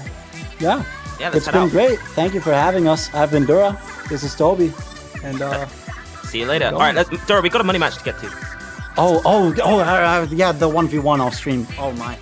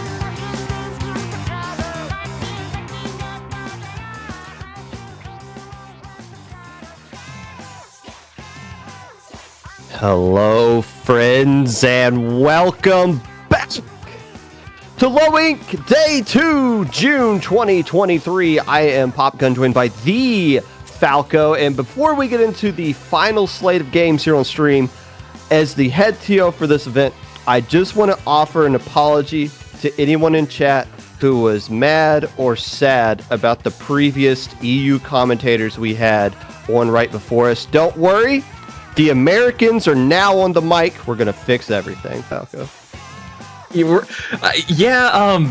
I guess we can try and fix everything. We'll see how that goes as we move into the top 8 here on Father's Day too. So happy Father's Day to everybody celebrating, including you, Popgun. Let's go! Let's go! But hey, tell us about this match that's coming up in top 8. Yeah, one of these teams is going to be the father of the other here after they defeat them in some sense. This is essentially, maybe possibly, a rematch from Low Tide City, where Aquatic Vanguard, Wahoo Pole Fan Club, played Jelly Squids in the Bronze Finals match. Jelly Squids won that one. Now, it's not the same exact roster altogether, as I believe it was just Ike, maybe Matt played for that team as well. I know Nito played for that team, but there was no Twig, no Jukes Knox, and Aquatic Vanguard's been rolling all day long. Jelly Squids did come into this one, I believe, with a 5-1 record after yesterday, and just beat Koi Pond in a game 4. So the winner of this one's going to be moving on to the top 4 of Alpha Bracket in low lane. Yeah, and I mean, kind of what you said about how, going back to LTC of, the teams that played in that specific bracket are these teams that we do see in this alpha bracket, especially later on in the stages. I mean, this is top 8 here, and like you said, it's going to be a good one starting on Splat Zoom's Museum. We did see a little bit of Aquatic Vanguard earlier today, and we've seen Jelly Squids many times come up on stream, and I mean, I've got to imagine that these two teams have faced each other a ton as well in the past. But like you said, Aquatic Vanguard kind of not having the same roster that they've always had, where Jelly Squids seem to really be sticking with their core. So it will be a very good fight head-to-head between both of these teams. The only name for Jelly Squids I don't typically recognize for them is Tora. But Mark, Diamond, Muddy have been a part of this team for probably the past 2 decades that Jelly Squid's been in existence. For Aquatic Vanguard, Juice Knox, I want to say they came from Up the Ante, was the most recent team. Matt are a newer addition as well. But Ike and Twig are the 2 players you want to key in on because they can play every weapon in the book. And they can mix things up and make Aquatic Vanguard very unpredictable this time around. Twig's dropping the brush in order to use the E-Leader. Mark not using a Hydra, instead going to go with the Heavy Deco. So Kraken to go alongside the Tetras that Muddy's going to be busting out there. Double dualies for the Jelly Squids. Yeah, double dualies. Dually Squelcher is one we don't see all very often, and it looks like Tetra's going to go down pretty early on the side of Jelly Squids, as Aquatic Vanguard's going to take control pretty convincingly pretty early on, too, as they are seeking out members of Jelly Squids right now, but having a little trouble pushing up. But we do see a flank there from Muddy all the way on the side, and we'll see if it pays off, but 2 players down now on Jelly Squids. That when you're fighting an E-Leader as a Splatling, that's how that matchup goes. You are huddling behind the entire post there as you're just drowning your enemy ink, just waiting for an opportunity to poke around that corner. But so far, Aquatic Vanguard not surrendering anything. Twig ultimately does get taken down, taking care of the back line of the defense. That's going to allow an opportunity for Jelly Squids to try to get a flank around that right side, which the Tetra player was trying to do, ultimately getting shut down. Here comes a Kraken. The problem is with that Heavy Deco, once the Kraken goes down and you don't kill anybody, you're just dead. You're dead right in the middle of the zone. It looks like Aquatic Vanguard's going to take this one without much resistance unless something magical can happen right here, which a reslider on their own side of the zone could be that. Yeah, giving 72 penalty points. Like we said, the Reslider's the one that really started it all, getting some of that extra paint there for the Jelly Squids. So they are back in this match. I want to go back to what you said about the Kraken, and especially when you're just kind of sitting in enemy ink and can't really push anywhere, you are pretty much a sitting duck in that position. But look at this, Aquatic Vanguard quickly able to take it back as Jelly Squids get to 69, but Aquatic Vanguard have a lot of the penalty points that they need to work through. As long as Twig is up on that middle block, they're going to be in a great situation. Obviously, Jelly Squids recognizes that. That was the first player they killed before they could get back into the zone and cap it ultimately into their favor. That Kraken doing a good job, not getting any splats, but at least causing distraction, causing displacement. So how Mark uses that Kraken's going to be the real key here if Jelly Squids can find a way to get back into this one, just now getting rid of their penalty points. Yeah, they still are able to hold the zone, but not without Aquatic Vanguard applying some additional pressure, especially this E-Leader who's poking up seemingly unprotected in some situations. But 2 members on Jelly Squids are now going to go down. Aquatic Vanguard going to take the zone once again as they have a little bit more map control, but Muddy using that Reef Slider, unfortunately for them, are going to go down. Aquatic Vanguard quick to capitalize on that. That's just the typical Tetra play style. 1v4, this is the situation I wanted to be in. Great use of the Ink Strikes, destroying Tora as Ike was able to just eliminate that crab before it could get started. Again, allowing protection for the E-Leader to get set up as the Tetra's coming around that right side. But again, this E-Leader just standing on top here, sends Diamond back to their spawn. It gets another one on Muddy for boot. That could do it, but still some more splats coming around from Jelly Squids. They're scrappily, barely hanging into this game 1.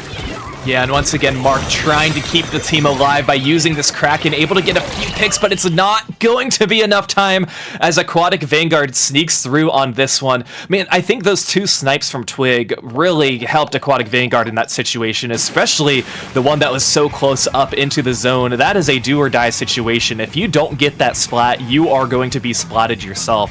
So Twig ought to pat themselves on the back for that push, but everything just seemed to fall together here for Aquatic Vanguard Pop Gun. And if you're Twig, you're patting Ike on the back for eliminating that crab, allowing Twig to get set up on that spinner, and the rest of Aquatic Vanguard taking care of business to get game 1 there. Jelly Squids have the opportunity to make the counter pick to get back into this set.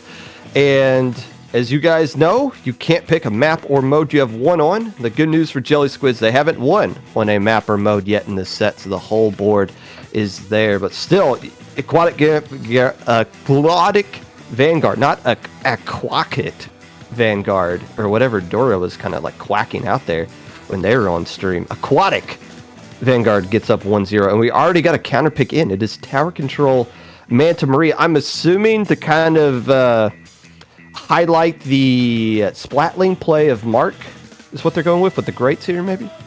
You know, that could be it. And like you mentioned, this was actually a very, very quick counter pick for the side of Jelly Squid. So I guess that would be a good counter pick to do if you're thinking like that. And of course, like we've seen the rosters from both of these teams, pretty extensive roster on the side of Aquatic Vanguard. And like you mentioned, we haven't seen much from Tora on the side of Jelly Squids either. So, you know, with the whole part about having these counter picks, you're also picking which players you want to have for this specific map and mode. And, you know, that's kind of a situation where you have to think about the other team as well and what they could be thinking and have up their sleeves if they're going to be swapping any players too. And when you have 2 friendly rivals like these 2 teams, they know each other pretty well. I would be surprised if they aren't like scrim buddies at some point. But they should kind of know, oh, this is a map that gives us an advantage over our opponent. Now, the problem is with Aquatic Vanguard, Ike can anchor as well. We saw Ike use heavy on this map, actually. You just saw Ike using Neo Splash. Those 2, Ike and Twig, can kind of rotate between, I'm the Hyper Slayer, you're the anchor this time around. It really makes them very flexible and very hard to counter pick against. So in Jelly Squid situation, might just come down to, we got to go with what we feel the most comfortable on. And I'm surprised they didn't go with Art Academy. Honestly, I feel like it's an underutilized map, especially for tower control. A lot of flexibility there with the picks, but instead, Manta Maria, a little bit different. We'll see how things go here. Yeah, definitely not the unofficial counter pick for Game 2 of any tournament that we have come up.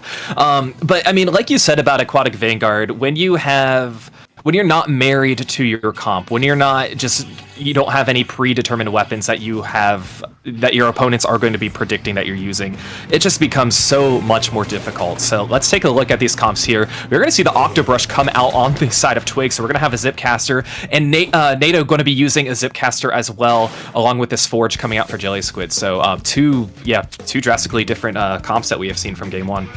Octobrushes from each side. That is not the same heavies. One's going with the Kraken, the other one going with the Wave Breaker. Also, that is a Forge Pro, so not a lot of paint coming out of that thing, but a lot of killing power from the midline Booyah Bomb weapon that can be a very great get off the tower special. So far, Jelly Squids able to get the better opening mark and able to establish themselves up top there as they're trying to stay alive on the Great, but 2 more players for Jelly Squids go down before they can clear this first checkpoint. They might not find a way to get across it unless that Pickling Twig is just the key they needed.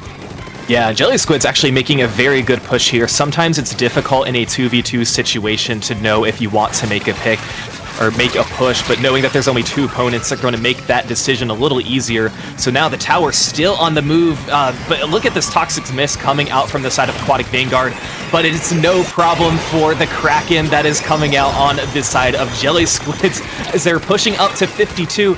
Can they get past this checkpoint? No, getting halfway through, but a lot of map control now for Aquatic Vanguard.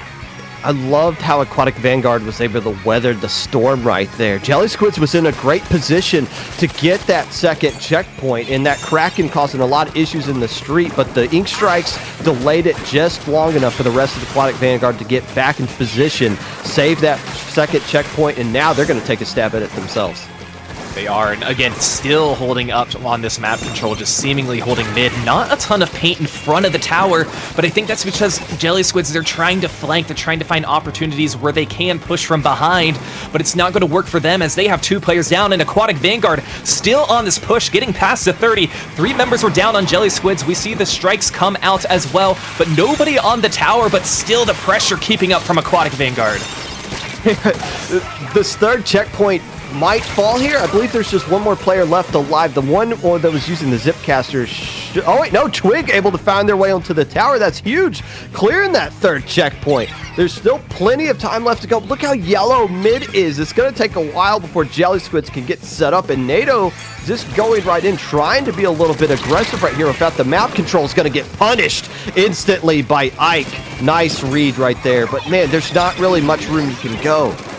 Yeah, and it's not even the map control in mid, it's the map control on the sides of Jelly Squids, where Aquatic Vanguard were very aggressive with their push. If they can get that tower going, they're going to have better opportunities that they can flank because they already have the map control there. They can shark up a little bit easier and get some of these splats. But right now, Jelly Squid's doing a good job getting more control of mid. They are going to have a few players drop as it looks like we are going to have a neutral game in this situation, but Aquatic Vanguard's still trying to push as they take control of this tower with just about 2 minutes left.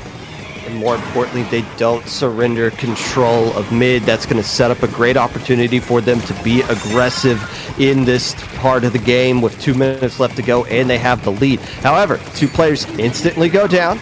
Jelly Squids with the man advantage, but Ike doing a good job of staying alive, at least for now, weathering the storm, denying Mark on the Splatling that was going for a little bit of a kill, and now able to take care of 1 more player as well. Ike staying alive right there, not allowing Jelly Squids to gain an inch. Yeah, and they can keep this up for the next minute and a half for all Aquatic Vanguard cares about. It's going to be Jelly Squids who are really going to have to be the team who shows initiative and pushes forward at this moment. We do see the strikes come out once again on the side of Aquatic Vanguard. One of their members going to go down as well, but again, still not letting go of any of this pressure. Jelly Squids seeming to have a very difficult time pushing forward as it is just the Forge player alive, but they are not in a good position and are spotted, but they do have the Booyah Bomb ready, and Aquatic Vanguard, yeah, they're going to want to capitalize on this and push the tower. I'm trying to think of how Jelly Squids can get back into this one. They're just going to need to work together and start. This Brush NATO is trying to make some hero plays happen right now, and they're just resulting in trades. Any trade is going to work out into Aquatic Vanguard's favor just because they have so much map control. Inkjet denying 1 more player right now, and Jelly Squids is really running out of time. Only 30 seconds left to go, and since their opening push, they haven't even gotten close to capturing mid. No, they really haven't. And again, kind of what you said, any trade is going to go in the favor of Aquatic Vanguard in this situation. Especially because Jelly Squids, they just haven't seemed to find a way to push at all on the side of Aquatic Vanguard. So with just about 5 seconds left, Aquatic Vanguard wisely just backing up just a little bit, building up some of their specials, but we do see specials of the own on the side of Jelly Squids, but not before some strikes come out for Aquatic Vanguard to hop onto the tower and give themselves a 2-0 lead in this set. I wish we could see the KAs, but from what I was seeing, I don't think Ike died at all in the final 2 minutes, and maybe only died once during that opening push. I would be willing to bet that Ike died 2 times that entire 5 minutes, and that's the difference. When you have an anchor player that can protect themselves, we saw Ike under duress a couple of times when they were in like a 2v4 situation, but Jelly Squids going in one at a time, Ike could just deal with an issue one after the other instead of both at the same time, and they're able to get control and capture the space. I kept saying over and over again how they work surrendering control of mid. That's because your Splatling player's just falling asleep on the mast. Yeah, I don't think... I was trying to account for any times that they got splatted too, and I don't think they did, but... Our sources tell us they went 13-3. 13-3. All right. Yeah. Good to know. Good to know. That's how you win. I believe it.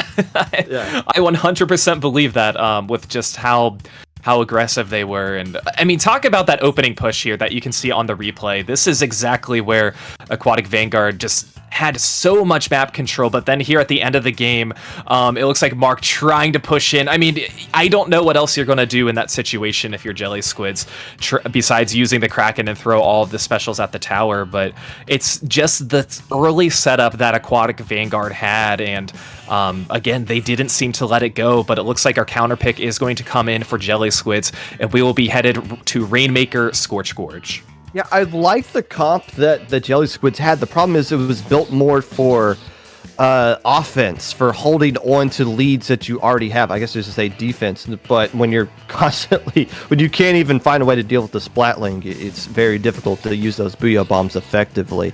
Now, we do see Rainmaker Scorch Gorge come out, as you alluded to. We also see a little bit of some rotating players coming in here, I think from both teams. Yeah, Diamond is in... Tora is out. Who's in for Sinnoh is in for Aquatic Vanguard.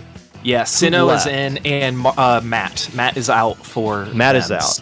Yep. So that's the... Was that the Squiffer that we were seeing earlier? It may have been. I'll admit a lot of my focus was on Ike during that game with how well that they had been doing. So again, player swaps from both teams. You know, it's interesting. I don't know if it ever comes into a situation where it's a game of chicken, of like, hey, you swap first, and then we'll swap depending on who you choose in that situation, because you can only have one person enter before another one leaves, too, for these teams. But yeah, so we'll see what Sinnoh is going to bring to the table. But like you said, like we both mentioned, one new player on both of the sides. We're going to see Diamond come back, and Sinnoh, I believe, hopping in for the first time on this set. And this is the second straight counter pick from the Jelly Squids, who are trying to avoid being swept here. By the way, if Aquatic Vanguard wins this one, it will be the first time in about a year that Aquatic Vanguard's getting back into the top 4. I know they've made it this far before, but it's been a long time since they've been back here. They've been floating around. They're the most unpredictable team.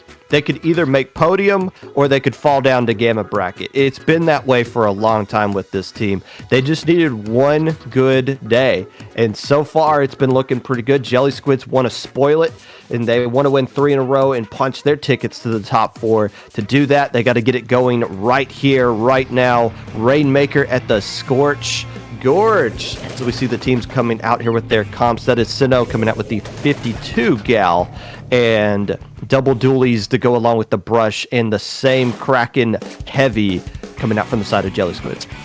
Yeah, both teams keeping their brush players, Twig and Nito, not changing any of their weapons as well. But yeah, the custom jet coming out too. Jelly Squid's going to get that early pop and now trying to find some picks here, as it looks like a nice double there from, I believe that's from Nato there, who's going to get a triple there on the side for Jelly Squids, as Diamond quickly picks up the Rainmaker. You got to take advantage of that opportunity, and they're going to break that checkpoint with a 30 seconds pop gun.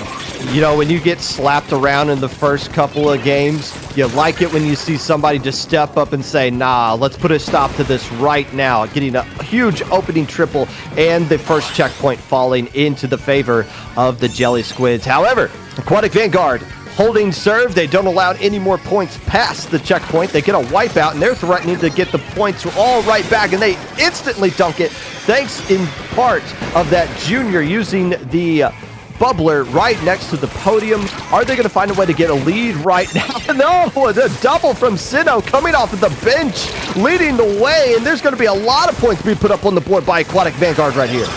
Yeah, this is exactly what they needed to, based on how Jelly Squid started. Mark going to make a stop for this push. It's just going to be the Jet Squatcher who's alive. Ike going to wisely back out, what being are they chased doing? by members, but they take down Mark in that situation. So the Rainmaker, it's not popped. They're just leaving it there. All four of them chased after one guy who just jumped back. Okay, you're right. Muddy wisely going to be backing up. Mark going to be picking it up just so Aquatic Vanguard doesn't do anything fishy. You're right, I didn't even catch that. Every member tried to either chase out Ike or just assume the Rainmaker was popped. I'm glad somebody caught it on the side of Jelly Squids, but yeah, they still have control of this Rainmaker. Mark trying to find an opportunity to push forward, using some of this brush to Nato's going to be trying to get some splats, but again, just having a little bit of trouble breaking forward as Aquatic Vanguard still showing this aggression. Yeah, that was an opportunity for them to at least get the Rainmaker back in the mid a little bit quicker. But man, yeah, a little bit of a miscommunication stalls what could have been an opportunity to get a push going, and instead Jelly Squid's now caught back in another situation they were in last time. Objectives in mid, but it's all Aquatic Vanguard yellow. Jelly Squid's doing everything they can just to try to get some more paint back onto the ground. Yeah, and they're going to be pushed out from some of this rain too. Oh wow, what a wild first 2 minutes and 30 seconds into this match, with both checkpoints being broken in the first minute, not having that barrier be popped with all members being chased out, but Aquatic Vanguard still being able to hold on to the zone in mid once again, but Jelly Squids still showing some aggression. But between all of the mist, between all the point sensors, there is no safe place to be on this map, especially when you have Zipcasters that are flying all over the place, and Nato getting another key pick. Can they get a double? No, they're going to go back, but Jelly Squids once again in control with the Rainmaker, trying to make a push. Nothing really going for them right there. Muddy just trying to make a hero play for the Rainmaker, but they were the only two players left alive. And Aquatic Vanguard now has to figure out how they want to play out the next minute and 40 seconds. They got a substantial lead.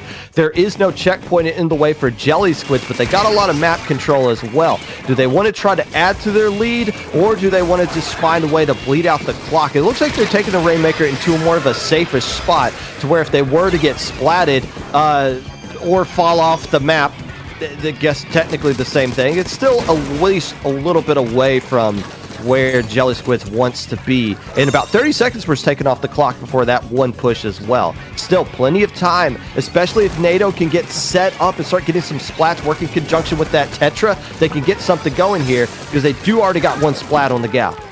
Yeah, for Aquatic Vanguard, like you mentioned, even if it's, you're going to pick up the Rainmaker, not really make a productive push to get you more points, as long as you can put it in a position that's going to be difficult for Jelly Squids to pick up the Rainmaker and make a push of their own, that is going to put you in good favor, as Jelly Squids struggling once again to try and push forward, but this time it's going to be the brush on the side of Aquatic Vanguard. They are going to go down a little bit of more room now for Diamond to try and push forward, and especially with this Kraken coming out once again for Jelly Squids. Mark going to be trying to push forward, but no, the Rainmaker's going to go down, and this is what we talked about. When you go down as the Splatling with the Kraken, you are not in a safe place, since you do not have any paint that you can use at your ready. 15 seconds remaining. Aquatic Vanguard looking to stall out for the last 10 seconds. And that's exactly where they're going to go with the Rainmaker, into that bottom left pit right there, and force Jelly Squids to feed into them. Will they get there in time and get the splat? They will on Ike. And now it's It's the final call for Jelly Squids to make something happen here, and nobody's even close to the Rainmaker. It looks like NATO's going back, and you don't want your brush to be the one that has to pick it up, but this is the situation that they're in. Trying to work around this right side. Juice Knox is already there to defend it with the bubbler. Sinnoh's going to drop around through the backside, gets one splat on Diamond, gets another on Mark, and NATO goes overboard. Aquatic Vanguard's going to top 4. Aquatic Vanguard, top 4 for the first time in I don't know how long, but you mentioned that this is a team that we have really has been all over the place as far as their positioning. But a fantastic stop there at the end. Love the flanks, and like you said, that is going to force NATO to unfortunately fall off the map. Obviously not intentionally. They knew the game was going to be over in that situation, but you just had to know where to go in that situation. You have somebody who's flanking. There's no, I don't know how you really find a way to push forward in that situation. Well, I mean, you just have to do with what you got. Obviously, they didn't want to let NATO be the one who grabbed the Rainmaker, but just another second opportunity where miscommunication of who's going to go back, who's going to pop it. They left it unpopped twice in that game, and that's very uncharacteristic for a team like Jelly Squids. It's usually very experienced in these scenarios. I think the pressure just kind of got to them being down 0-2 and more focused on we need to find ways to get splats. Well, then all of a sudden you're stuck in a scenario where your brush has to make a hero play. I'm assuming NATO might not even be used to being the one grabbing the Rainmaker, which is why you saw them go overboard at the end right there when they had nowhere else really to go. But ultimately, it's not about the Jelly Squids. It's about Aquatic Vanguard, who's having a fantastic day right now, going on to top 4 to taste Ikaryoku. Yeah, Aquatic Vanguard has not lost a game yet in this bracket stage, beating Minor Inconvenience 3-0 in round 1, Jelly Squids 3-0 in round 2, and Ikaryoku, a team that we saw did very well last Low Inc, making top 4 and actually placing in 4th place after losing to a team that you may have heard of, Secret Elixir, who, by the way, they're not allowed to play in this anymore, but they lost into them in Game 5, so definitely going to be a tough competition for them as they move on to their semifinals. And that is not the twig that was on Secret Elixir that you just saw on stream, by the way. It's also not the twig that plays for Crush Soda that's going to be playing in PAX in a couple of weeks.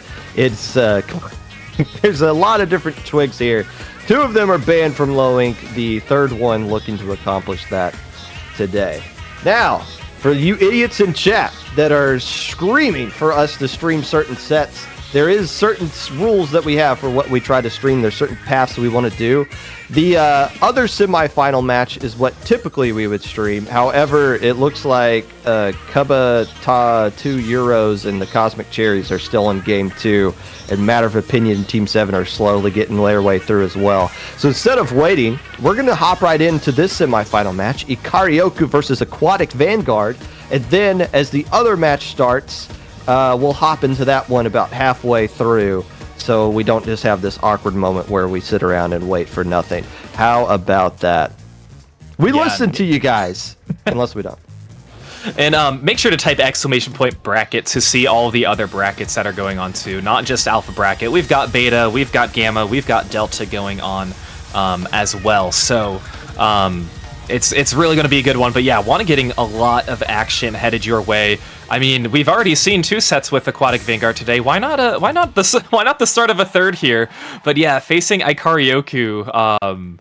Yeah, this is going to be a good one. Again, we mentioned Ikaryoku making top 4 last time, so 2 times in a row. Aquatic Vanguard still undefeated in their games. Actually, Ikaryoku undefeated as well, as you can see on the scoreboard. So one of these teams going to be taking their first L here in the bracket stage.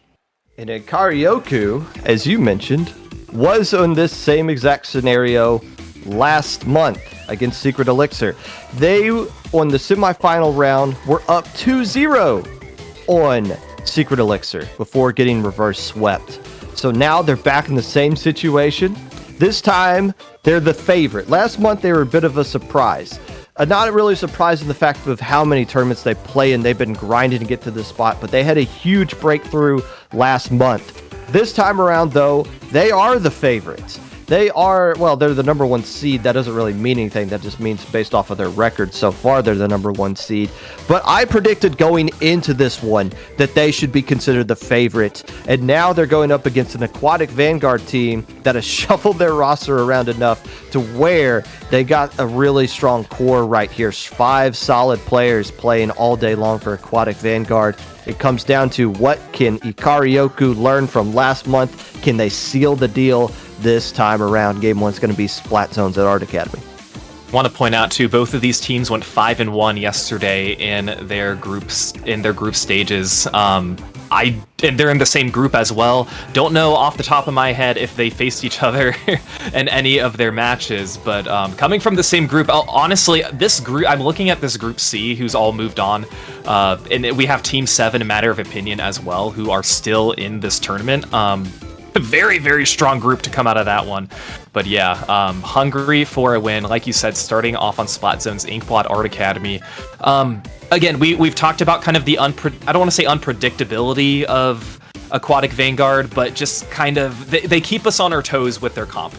We don't really know what to expect every single time. In Ikaryoku, they definitely have to be prepared for that. And they're coming out with a Stamper Wiper. What is this? Is this Last Resort? Sneaking into low ink? What kind of comp is that? Stamper, Wiper, Ballpoint, and Splash. Okay.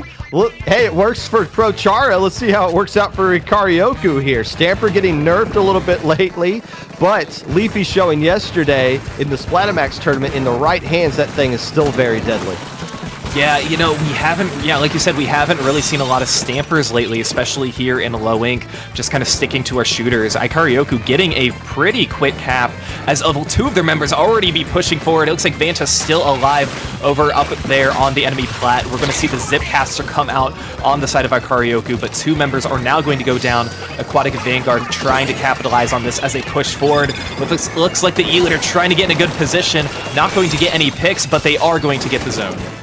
Here comes an Inkjet around the right side from that ballpoint, getting denied by Twig, able to protect themselves and allow the rest of Aquatic Vanguard to get control of zone and possibly find a way to get a lead here as well. Here comes the Hammer, able to take care of Sinao and capture this left side. Not before the lead can flip into the favor of Aquatic Vanguard, mind you, but they're in a great situation to take control of zone right back, which they do.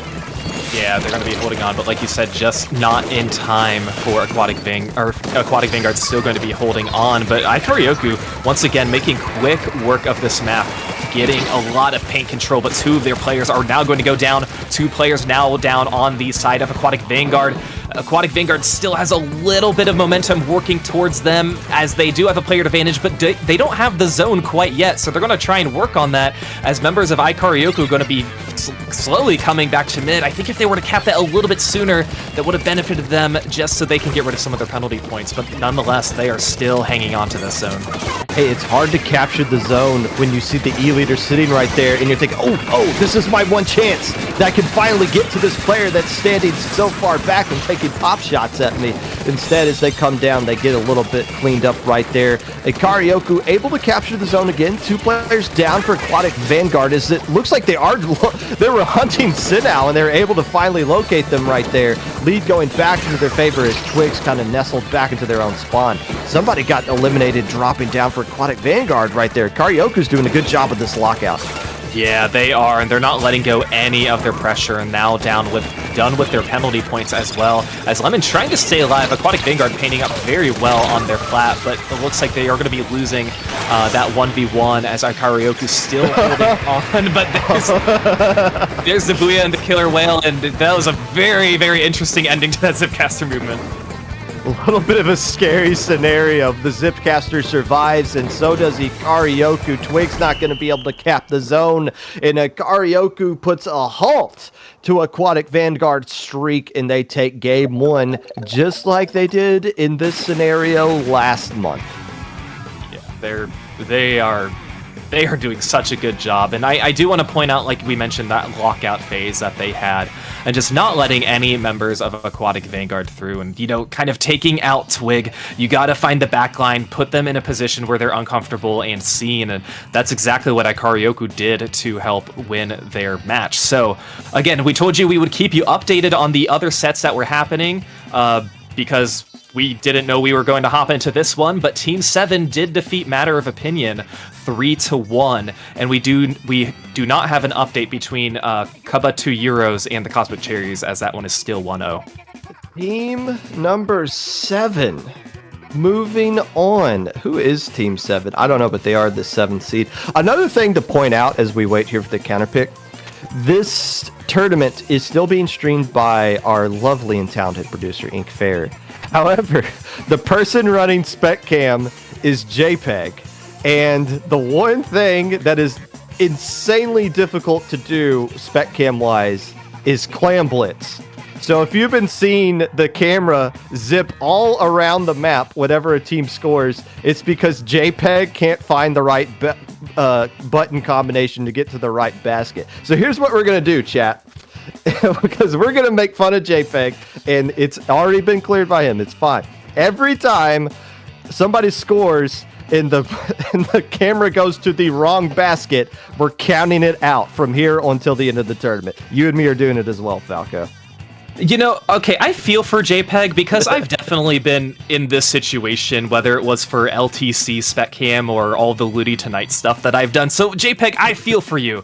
I feel for you because I swear my success rate for going to the correct basket is like 10%. It is impossible to do. But I love... I think it's based on, like, you go to one, like, the left side is for alpha team and the right side's for the beta team. But it's hard to, like, recognize in the moment who's the alpha and beta. Because you're just kind of and especially with where the, like, position of the map is as far as your speccing is concerned. It can be a little tricky. However, we'll make fun of JPEG later. Clam Blitz Scorched Gorge is the pick. Aquatic Vanguard coming out here. I'm going to assume... between Ike and Twig, neither one of them are going to use an anchor weapon. You might see Ike do a Splatling just because it's great here, but I wouldn't be surprised if they went anchorless and just went for aggressive weapons to match the more aggression that we're seeing come out here. And no, instead, Ike is going to stick with the Sea Jet. By the way, the Ballpoint dropped their weapon in favor of a machine on the side of Ikaryoku. Yeah, so again, kind of the similar aggressive comp that we had seen for the first time in the first game for Ikaryoku. But yeah, like you said, keeping that anchor, now having the Jet Squelcher with the support of the rain on some of these pushes too. We see one of the players here from Ikaryoku already pushed up. It's going to be the Wiper Lemon, who is going to go down, and 2 players down now on the side of Ikaryoku. But they do have a lot of map control, but Aquatic Vanguard really going to want to pick up on this as they are gathering some more clans and trying to find a way to push forward.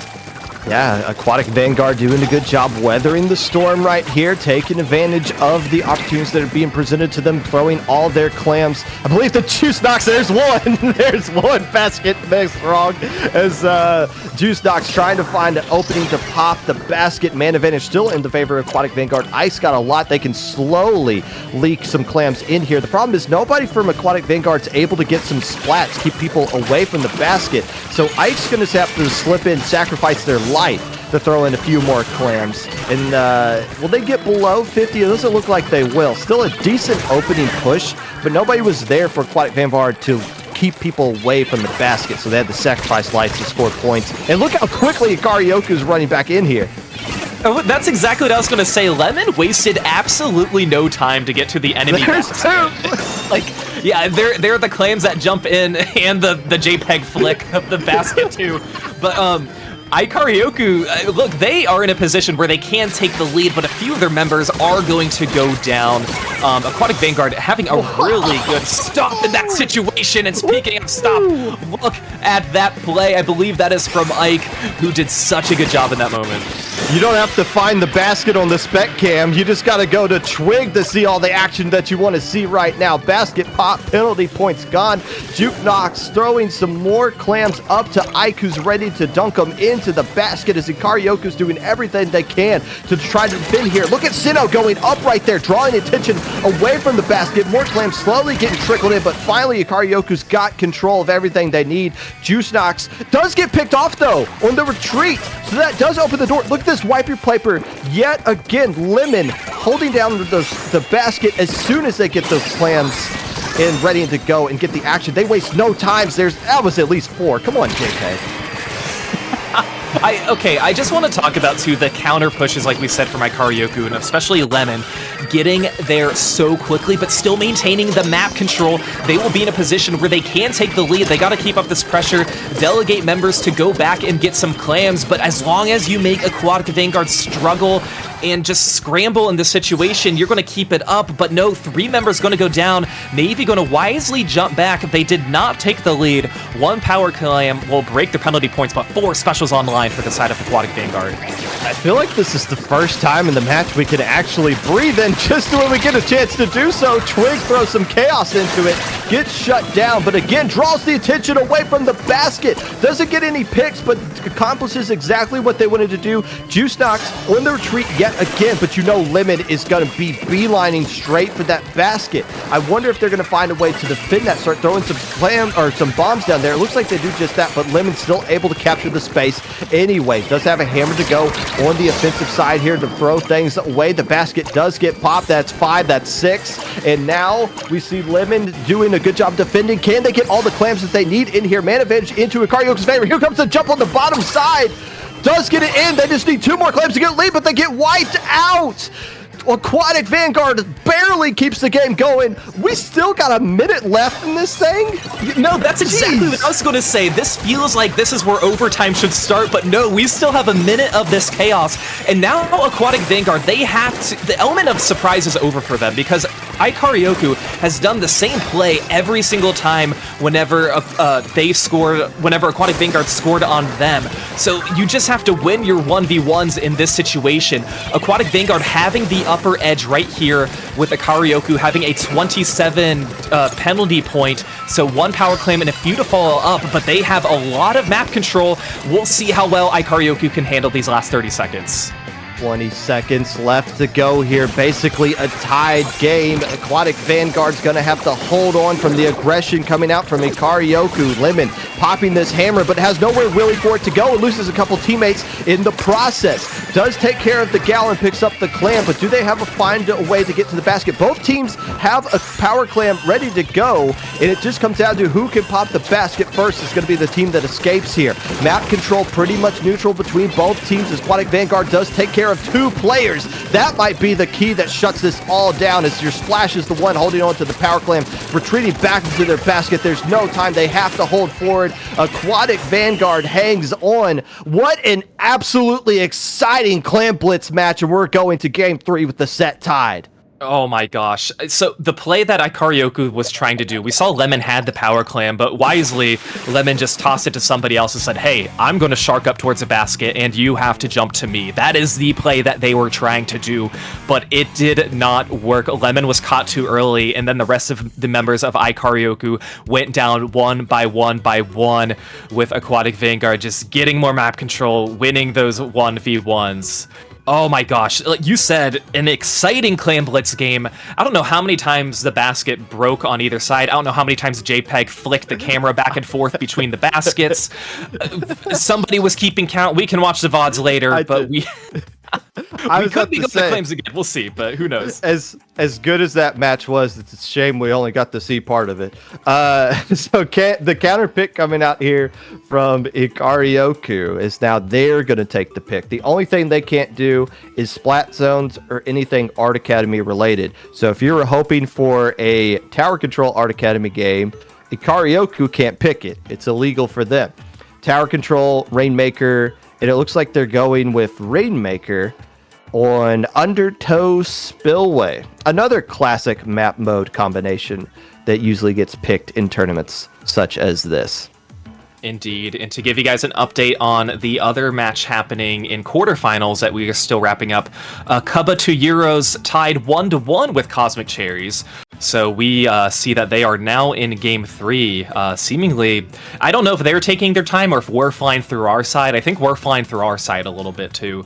But Team 7 is going to wait for the winner of those two teams.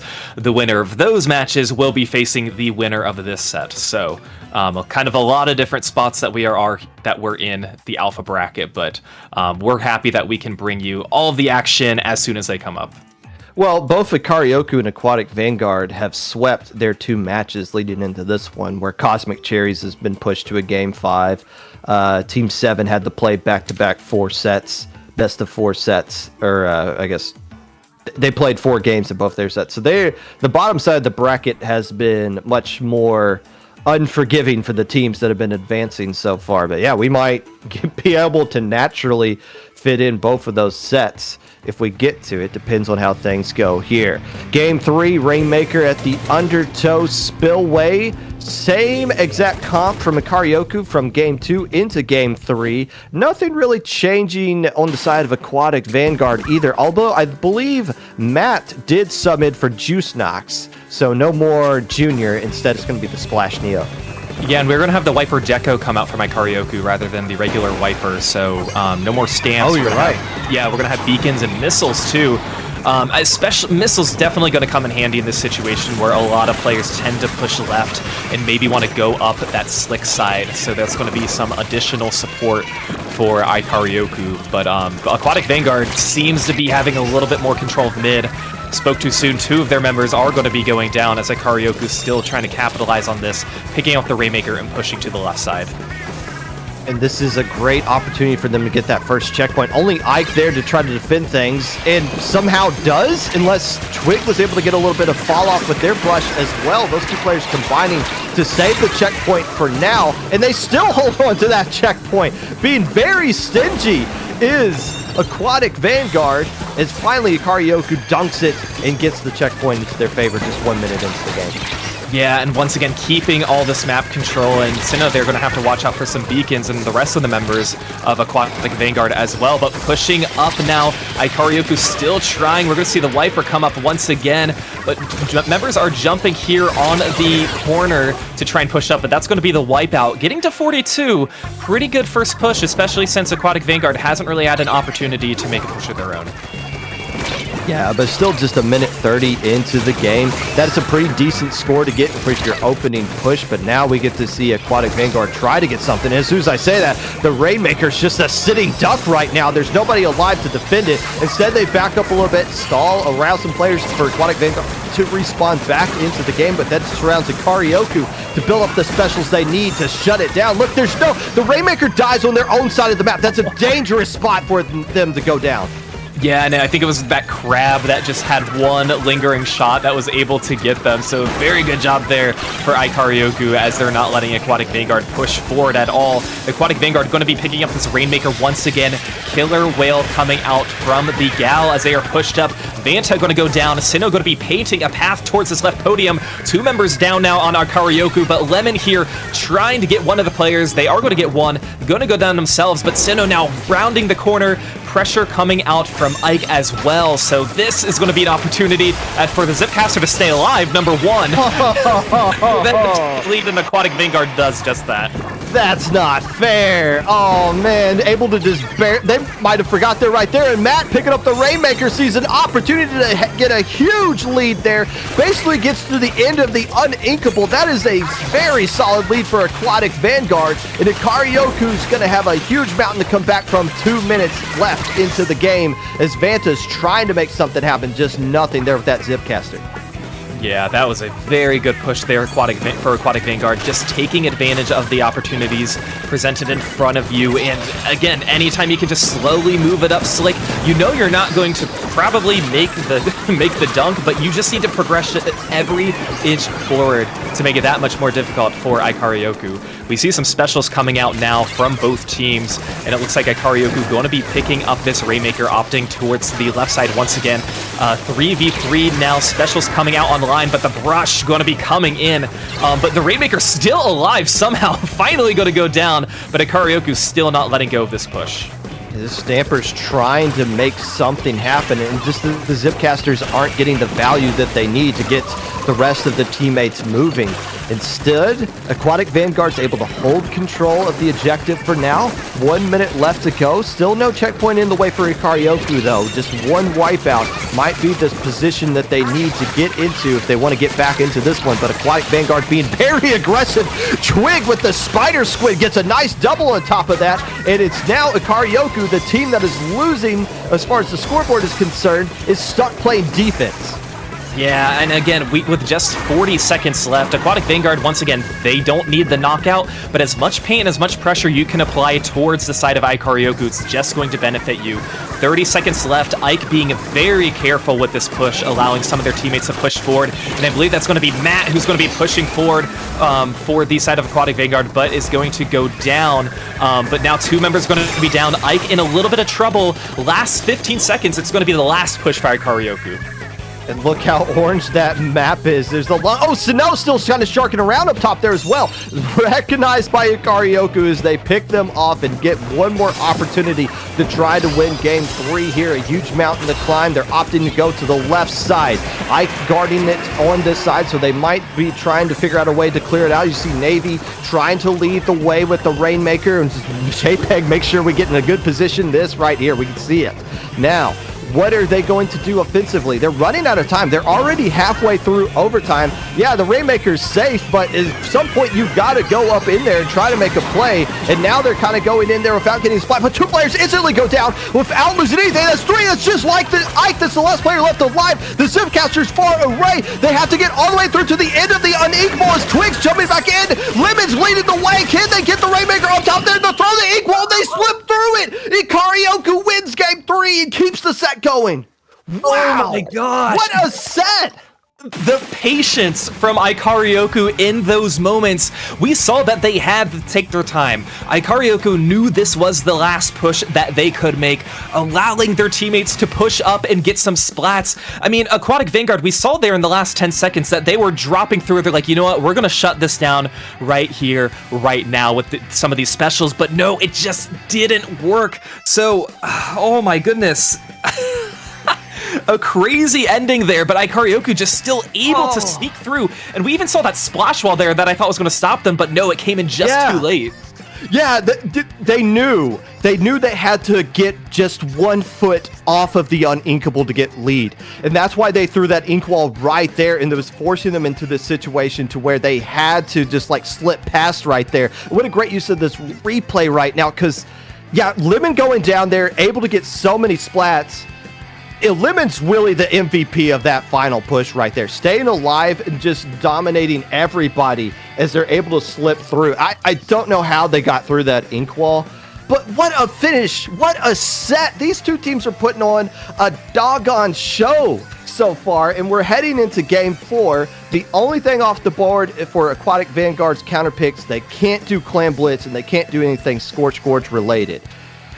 Oh, let's take a moment to breathe here, man. Okay, so I'll let you breathe. We'll talk about the next one that's coming up. Splat Zone's Hagglefish. Okay, so we've seen crazy plays here on Scorch Gorge Clan Blitz. We've seen crazy plays here on Undertow Rainmaker.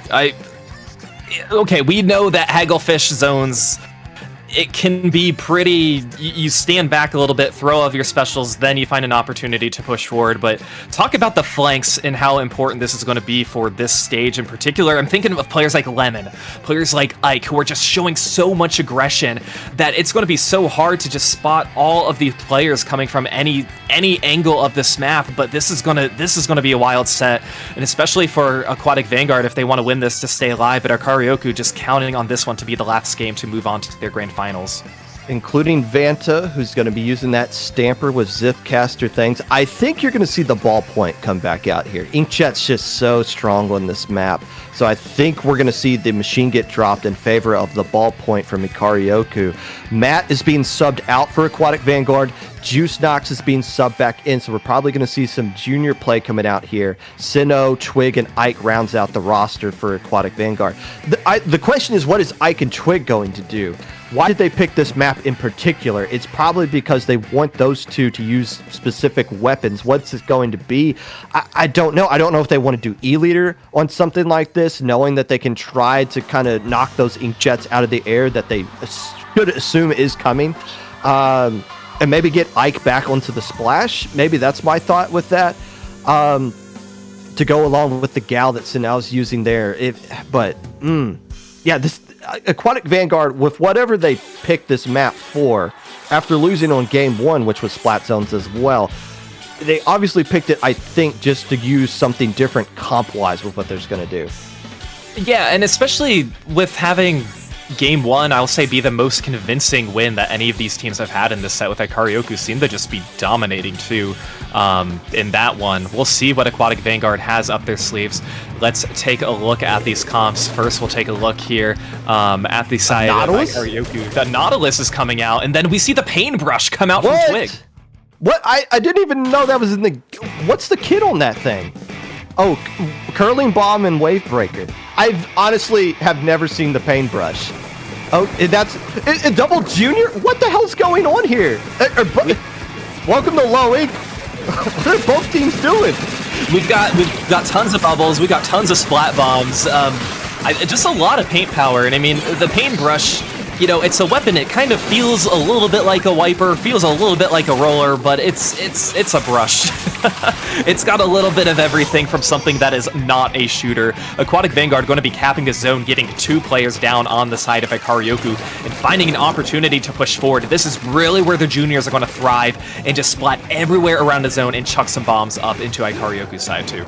Yeah, I'm assuming they're going to do some like double bubbler situation and try to just make a giant wall where they can't penetrate to hold on to the zone. Those bombs are going to play a huge part as well. That is Ike that's doing the other junior, able to get a nice flat over there. One player that's trying to hold on to this junior, trying to survive this crab that's just raining down hell across the zone, but it's not going to be enough to cap it into their favor. Twig gets taken care of on the Paintbrush, but look how pushed up these players are. You see the Splash player coming around the left side, trying to flank, trying to fight the junior, but so far, nobody can even get close to the zone. Aquatic Vanguard might just run out of the map with this. The Paintbrush getting a double. It seems like their points are just ticking away. Can Ikaryoku stall this out any longer? It looks like they finally do, and they hold on. They break through the defense of Aquatic Vanguard. 75 penalty points. I don't think that matters for Aquatic Vanguard in this situation. They wish they could have gotten the knockout, but they are glad they got all the way down to 2. So they just need one good stop here, not let Ikaryoku just really push forward and get some splats and get some players. But 2, Twig now going to be trying to flank, unfortunately going to be caught. So Ikaryoku, even though they have some players going down, there's going to be more players, go down on the side of Aquatic Vanguard. But Aquatic Vanguard able to get the zone just for a little bit to stall it out enough. But Ikaryoku finally showing some aggression in this game. These bombs are just perfectly laced. That's what's getting all these splats. I'm sitting here looking at Aquatic Vanguard's comp thinking, okay, now that they don't have control of the zone and they got to break out of a lockout, what are they going to do? They just got to crab. Instead, it's all these bombs that are being thrown right wherever Ike and Twig are fighting, or Sinnoh, and they just don't really have a response to it. Ikaryoku desperately trying to stay alive right now. They got to go into that bubbler is Limit and just swinging that sword aggressively, trying to cap it back into their favor, as Ikaryoku does as well. Falco, yet again, we just crossed the halfway mark. No, and it's like the time doesn't exist in this game. Most of the times you can play the clock of the game and know what you need to do in these situations, but these teams are just not abiding by that rule. They are not letting go any of their aggression, and now Ikaryoku in a position to really push up once again. We're going to see the rain be thrown up pretty high and pretty far, and that is going to allow the Wipers to be pushing forward and to use some of those missiles to lock out further members of Aquatic Vanguard. But we talked about the map control from Aquatic Vanguard before. Now it's Ikaryoku who's in control. I don't think you got to push up too far if you're Ikaryoku. Aquatic Vanguard doesn't have the better aggressive comp. Make them come into you and fight you there. Instead, we're getting these awkward situations. 2 players go down on each side. Ike being the last player left alive, waiting for Twig to jump back in here as Ikaryoku's flirting with taking the lead. They got a lot of players in control of the zone. Here comes the Zipcaster trying to take some fights away as Twig gets taken care of. The zone is slowly getting painted pink for now, and it's going to be lead slipped back into it, and it's going to be game 4 going into the favor of Ikaryoku. They stall the game from being KO'd, and they come all the way back, and they close it out. Aquatic Vanguard were 2 seconds away from pushing this to a game 5. And unfortunately for them, it did not happen because Ikaryoku just had the aggression to break forward and to just seemingly throw everything at this paint-heavy comp that was on the side of Aquatic Vanguard. So what a fantastic set. Unfortunately for you guys here, it's not going to a game 5. But Ikaryoku going to be moving up into the grand finals. But fortunately for you, we actually have our next set that is going to be a part of the same division here, the semifinals. Team 7 going to be facing on Kuba 2 Euros. Again, are we saying that team correctly, Popgun? I have no idea. We're going to have to figure that out. Before we get to that, though, I just want to point out, I think the difference in that game was Aquatic Vanguard's comp was set up perfectly for when they had controlled the zone, but it was really difficult for them to get back into that one when they didn't have control. The bombs worked out perfectly for them the first time to get back into it. That second time around, though, the bombs don't really land, and you don't have that crab ready, or the crab just doesn't work. What are you supposed to do going up against the more aggressive comp? So, but that's credit to Ikaryoku to even letting that one extend. They almost got knocked out when Aquatic Vanguard got that great control of mid. They survived the demons, exercised the demons, I guess you should say, from last month, and they're going on to grand finals. Aquatic Vanguard moving into the 3rd place match. Now, who's Ikaryoku going to be facing? That is the question. And it just so happened to work out perfectly that while we streamed that match, the other one just got started. So Team 7, who we saw earlier on stream, actually the very beginning of stream, where they played the Joke Raiders and beat them 2-1. They now find themselves here. Okay, yeah, this is going to be a nightmare. Okay, we're not going to say the full name. Can we get away with just calling them 2 Euros? I'm fine with that. I'm fine with that. Kubata? Kubata? Kubata might be more correctly. Kubata. I'm going to get in trouble. Kubata 2 Euros? Kubata 2 We'll see. Euros. Yeah, I do want to point out, though, this Team 7 team, we haven't seen this team play in the low wing. Correct me if I'm wrong, or at least it doesn't jump out to you. Not as this team, not as this name, no. Right, not as this team, not as this name. I do want to point out, though, yesterday, Ike from Aquatic Vanguard did tweet out, who is this team? They are impressive, and they are very good. And guess what? We are seeing them in the semifinals. And they could be moving on to the finals, or could be losing and then facing Aquatic Vanguard, too. So, should be a very good set between these two. But yeah, once again, this is still the semifinal stages here in Alpha Bracket. You guys just saw a semifinal match. So, yeah, again, man, that last set, I'm still kind of not over it, too, with how... Again, we use the word entertaining, but that's just such a loaded phrase to just call a set. But, engaging, too, I will say, with how often objective flipped and how often the tables have turned for both of those teams, all starting with that Clan Blitz match too. So I'm still thinking about that. Well, Fortunately, JPEG's probably still thinking about it as well. We are. I'm just kind of looking over some notes here. Both of these teams are relatively new, which means one of these teams is going to win low ink. That's how it's been going this entire year. It's every single month, except for the month where the Splat-A-Lot Imbeciles won, now known as Velocity. It's been some team we've never really heard of come out of nowhere and win low ink. And lo and behold, we got two of them right here. So Ikaryoku gets an opportunity to study both of these teams, as they're now going to be on stream. And we're in the same exact round of what you guys just saw. So this is still semifinals of Alpha Bracket. So Game 1, Splat Zone's Art Academy is what we just saw in the past as well. Kubata is the only team we haven't seen on stream so far. Again, Team 7 was on earlier. They beat Joker Raiders 2-1 in the group stage. Kubata to Euros. I'm trying to look up what they did on yesterday, but I believe nobody is undefeated personally. Yeah, Kubata went 5-1 yesterday. Their only loss came probably much earlier than what I'm looking for here. They lost to the Fallen Ravens 2-1, so that was the only team that beat them so far. Yeah, Fallen Ravens, a team that we saw, I believe, during the group stages of, or the first in top 32. We saw them today. Actually faced them in Open before Little Ink as well, so it was a good time to get a little preview of them. But yes, like you said, this is once again the semifinals that will be getting started with Team 7 versus Kubata 2 Euros. As we hop into Game 1, Inkblot Art Academy Splat Zones. Let's take a look at both of these teams, starting with Team 7. We're gonna see one of the rollers come out too. I didn't get a good glimpse and see which roller that's going to be. It looks like it's just going to be that is going to be the Flingza coming out. Yep, Flingza coming out. I remember this. The Vanilla Splattershot Nova. Welcome to Low Ink, ladies and gentlemen. Yes, there is a Vanilla Splattershot Nova being played in top 4. On the opposite side, that is the T-Tech, not the Neo Splash, mind you, as well as the ballpoint from Kubata, as both teams try to take a little bit of a more slower approach from the chaos we just saw in the other set. Let's feel each other out. Let's try to establish control of mid. 30 seconds have gone by and nobody scored a point just yet.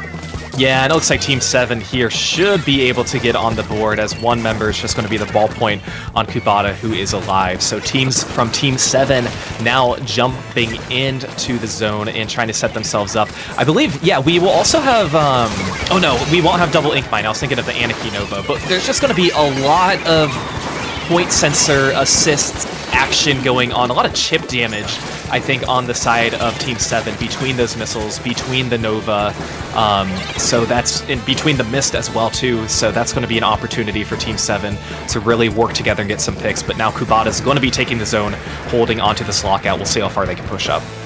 Yeah, it's just a matter of what do they try to do on that plat. They don't seem too eager to try to go up top there. Instead, just try to build up some specials. So Team 7 will have an opportunity here to take the fight back into mid, forcing one player to jump out before they can get a splat, as this player is under the influence of some soda before ultimately getting eliminated right there. One more player from Kubata is able to finally get the double, and the dust starts to settle here. What are we looking at here?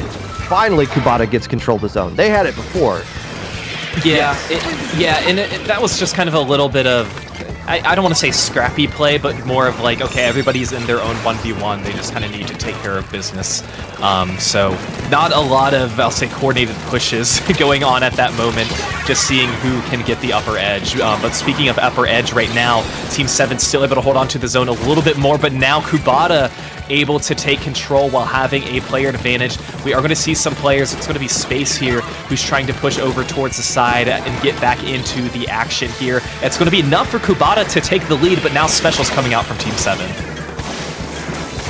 Yeah, and the awkward specials that they have. They got Killer Whale, they got Missiles, and Ink Strike that they can use to work with right now. As they do finally get that Flingza player established control of mid, as where did that ink? Oh, the Gal's using the Killer Whale as well. It's like, why is there 2 Killer Whales on this map? You very rarely see Killer Whale used at all, but so far the spamming from the Nova has been used a lot as far as that's concerned, and the lead goes in the favor of Team 7. Yeah, they're going to be taking the lead here with the help of the Killer Whale, but not before 2 of their own members are going to go down. And Kubota, yeah, got to capitalize on this wipeout, get the zone, try and find where all these point sensors are now for Team 7. You don't want to get caught. You don't want to be in a situation where you're trying to flank, and then then you're spotted and can't really push up anymore. But speaking of pushing up here, we see the Inkjet and the strikes coming out for the side of Kubota, maintaining control of the zone, and this will be enough for them to take the lead. So we've got a little bit of a match now, Popgun. The game is a fantastic wrapper and isn't half bad on the Inkjet as well. And finally putting some pressure on Team 7 and create a little bit of space for them to get the lockout. Instead, Kubota is still able to hold on to the zone a little bit longer. Team 7 is able to finally swarm back in here. Just a ballpoint left alive, and they flip it back into their favor. 1:05 left to go. Yeah, right now this is going to be where Team 7 needs to be careful here and not put themselves in positions where they're easily going to be spotted. But once again, the Inkjet coming out from Kubota, going to be trying to spot some members. 2 players on Team 7 going to go down.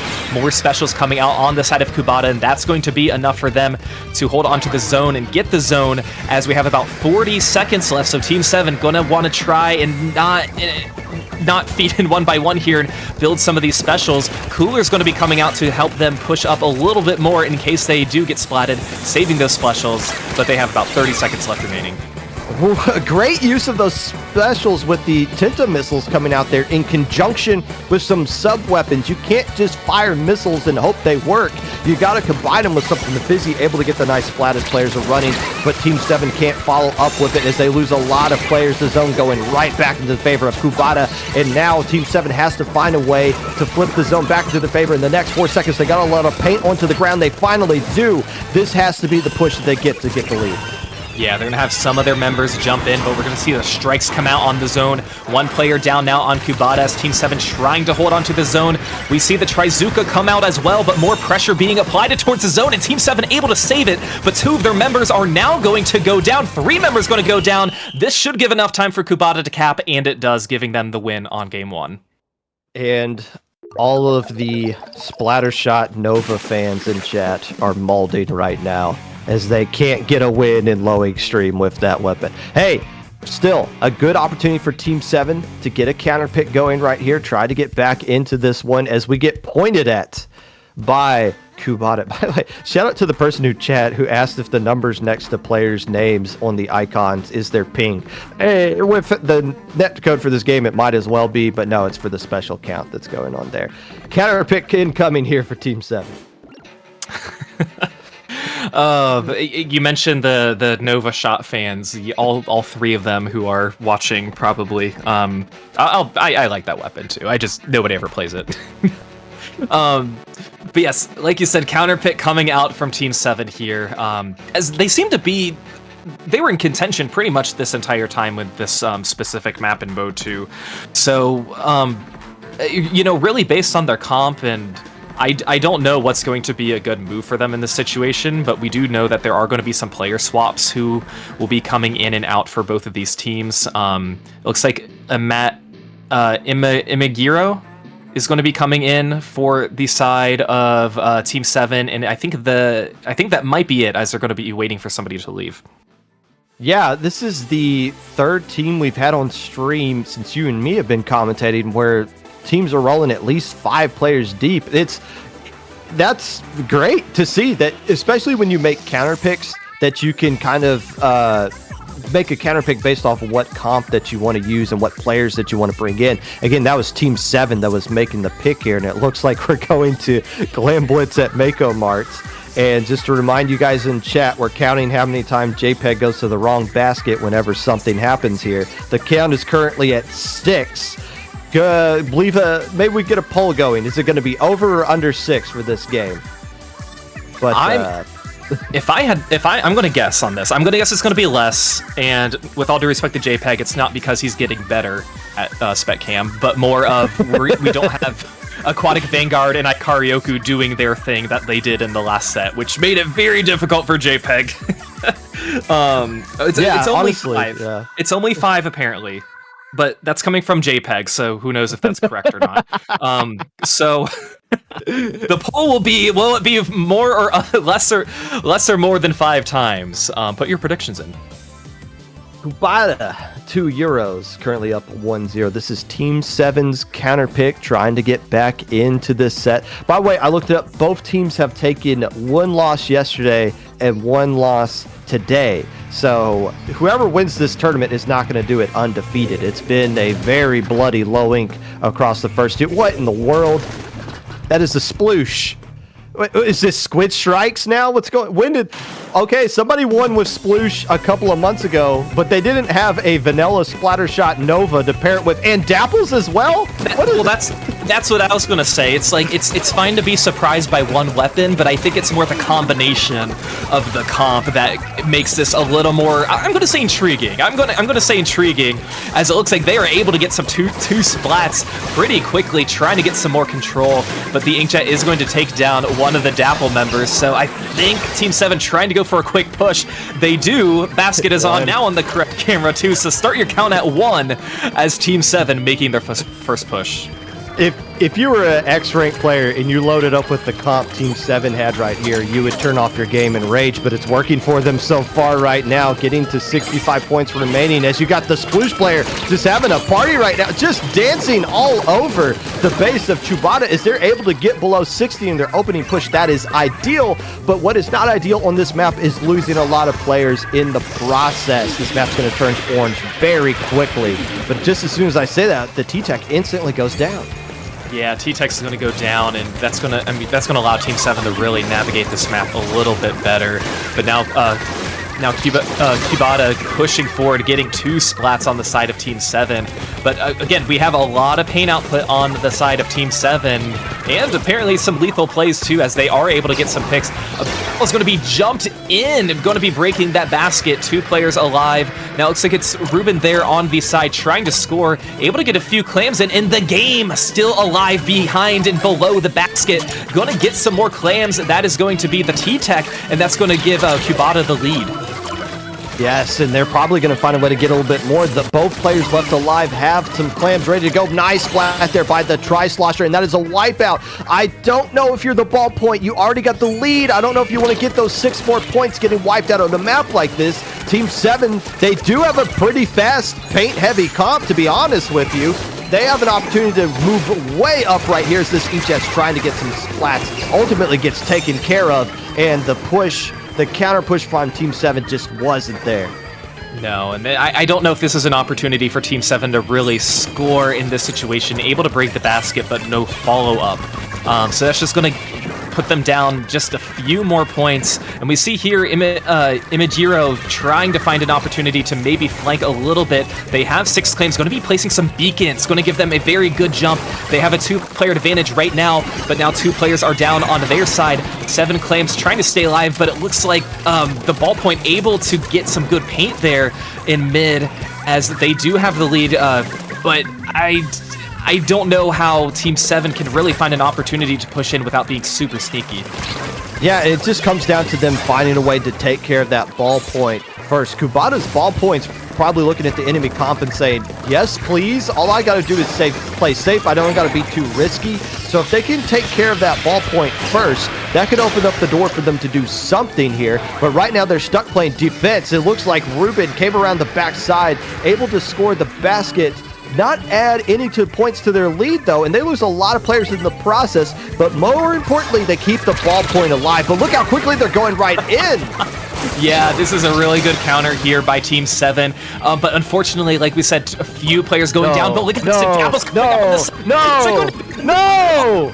Gosh, they do it! Taking the lead, I believe getting 6 or 7 claims there in the moment, and this is why it's so hard on Macromart when you drop down in front of the basket. You gotta go all the way around or make sure your aim is on point. So a fantastic lead there for Team 7. And look at them coming right back, recognizing that the map is theirs to go. They pop the basket, and they got enough clams to get the lead. Can they go back and get that Mercy clam? It's coming right in. This could be the KO right here. Just one more clam, and the ballpoint has it. Can they find a way to slip it through? They do. So some shenanigans going on right there, but Kubata in €2 slips out of the grocery store with the 2-0 lead in the set.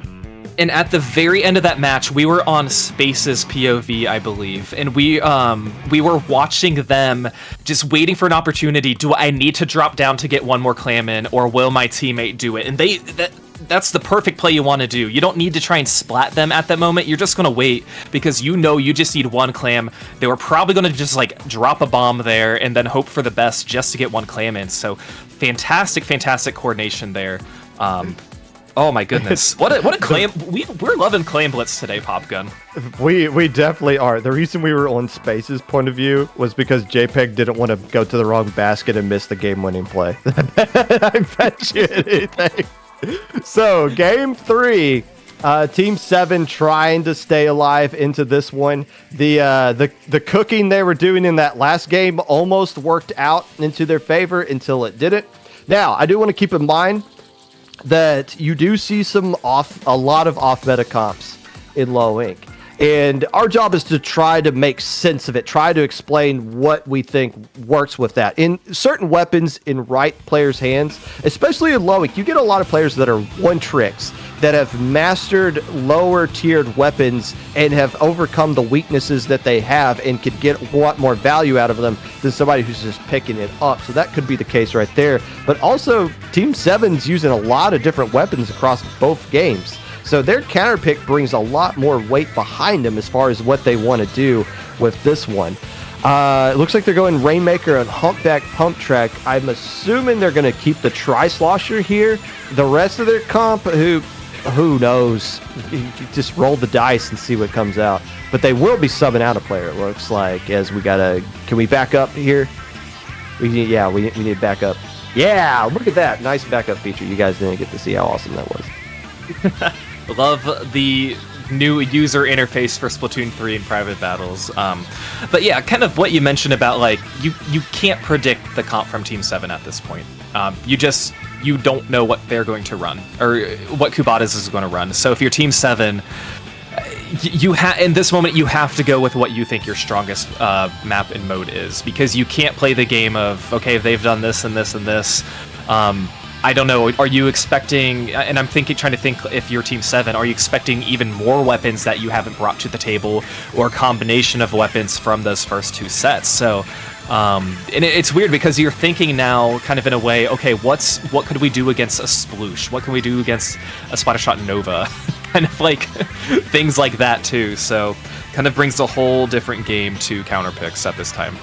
I like to think that Team 7 is like those NFL coaches that have those giant, like, Denny's menu playbook that they're looking over, like, okay, what do we do in this kind of situation? And they're like, okay, we're picking Rainmaker, Humpback, so that we can use this weapon and that weapon. Go ahead in chat, type the weapon that you wish that you can see on stream. We're so used to seeing Sploosh or Splash and Machine. What is the one... Hey, we saw Paintbrush a little bit earlier today as well. What is the one weapon that you hope Team 7 uses and finds a way to get a win with? Because it'd be nice to see a little bit of variety, but so far, Team 7 just has to get a win and find a way to get something going with that. Yeah, thank you for getting your picks in. I see a few people, including myself, said GooTuber. We see Blob, Snipe Rider. You know, something tells me, though, that these two teams are...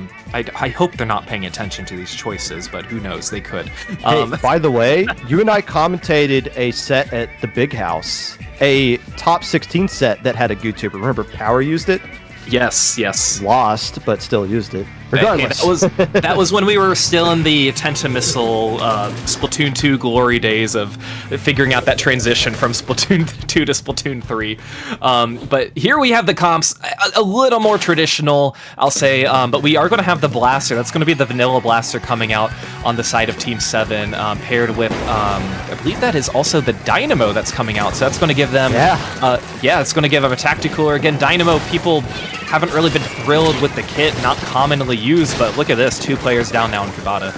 Hey, at least Soda's been getting buffed consistently. The Dynamo, I don't think, really has been touched, but yeah, at least the Soda on Rainmaker makes sense. And on a map like this, with all of the curves that comes around with it, those arcing weapons really do a fantastic job. So Yeah, I guess it makes sense that this is a good situation to use Dynamite. It's working out right now. All hell is raining down on top of the players from Cubata to Euros. The Team 7 got the checkpoint and trying to slip their way to a higher lead.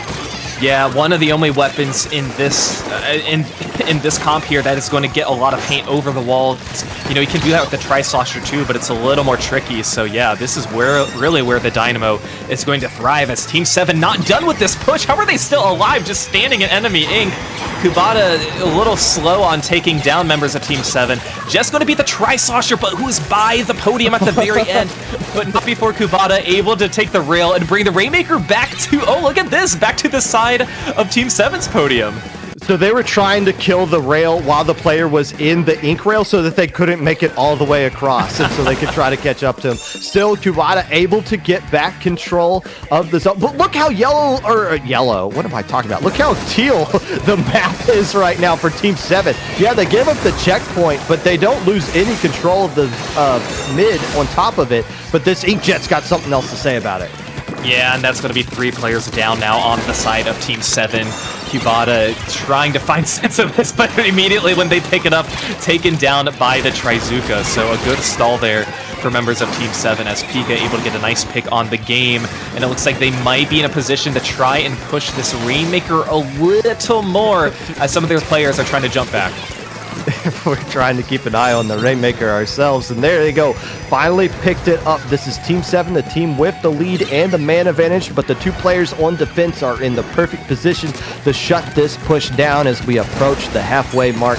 Pika retreating to get control of mid. More Inkjets being popped out right here. I like that Cubata is getting some picks with their specials, but they're burning a lot of specials just to get the Rainmaker to reset back in the mid, and it might not even reset. They're going to run forward and grab it. Yeah, again, just keeping up this pressure, and I mean, it's working at this moment. You know, you're not gonna... You haven't really pushed to the 24 to where you got before, but we talk about anytime you're holding the objective, that is a time that your enemies are not holding the objective, and that's obviously more important later on in the match, but anytime you can do it could work out in their favor. And I mean, Team 7 getting that to 18 a little bit closer as, oh, it looks like the Slosher was so close to picking it up. We're going to see the Blaster take them down here in mid, but really good movement here by the Blaster getting some key picks.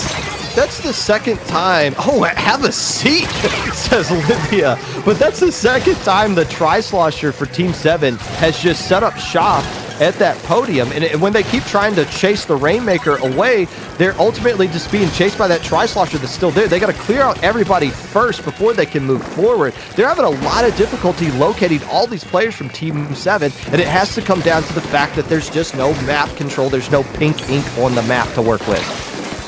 Just about a minute 20 left. This is where Cubata is going to need to find an opportunity to pick up the Rainmaker, and they do, but they don't have any player advantage. It is just going to be the Tri-Slosher who's alive in mid, but is going to go down. That is going to be a delayed wipe, and Team 7 going to try and benefit from this as they're pushing up with the Inkjet. Again, no need to do anything crazy, anything fancy. You just want to make sure people aren't dropping from ledges and flanking. You want to have control of mid and just really be aware of where the Rainmaker is at all times. It's going to reset with about a minute left, so we'll see how long Team 7 can hold on or if Cubata can find a way to break in.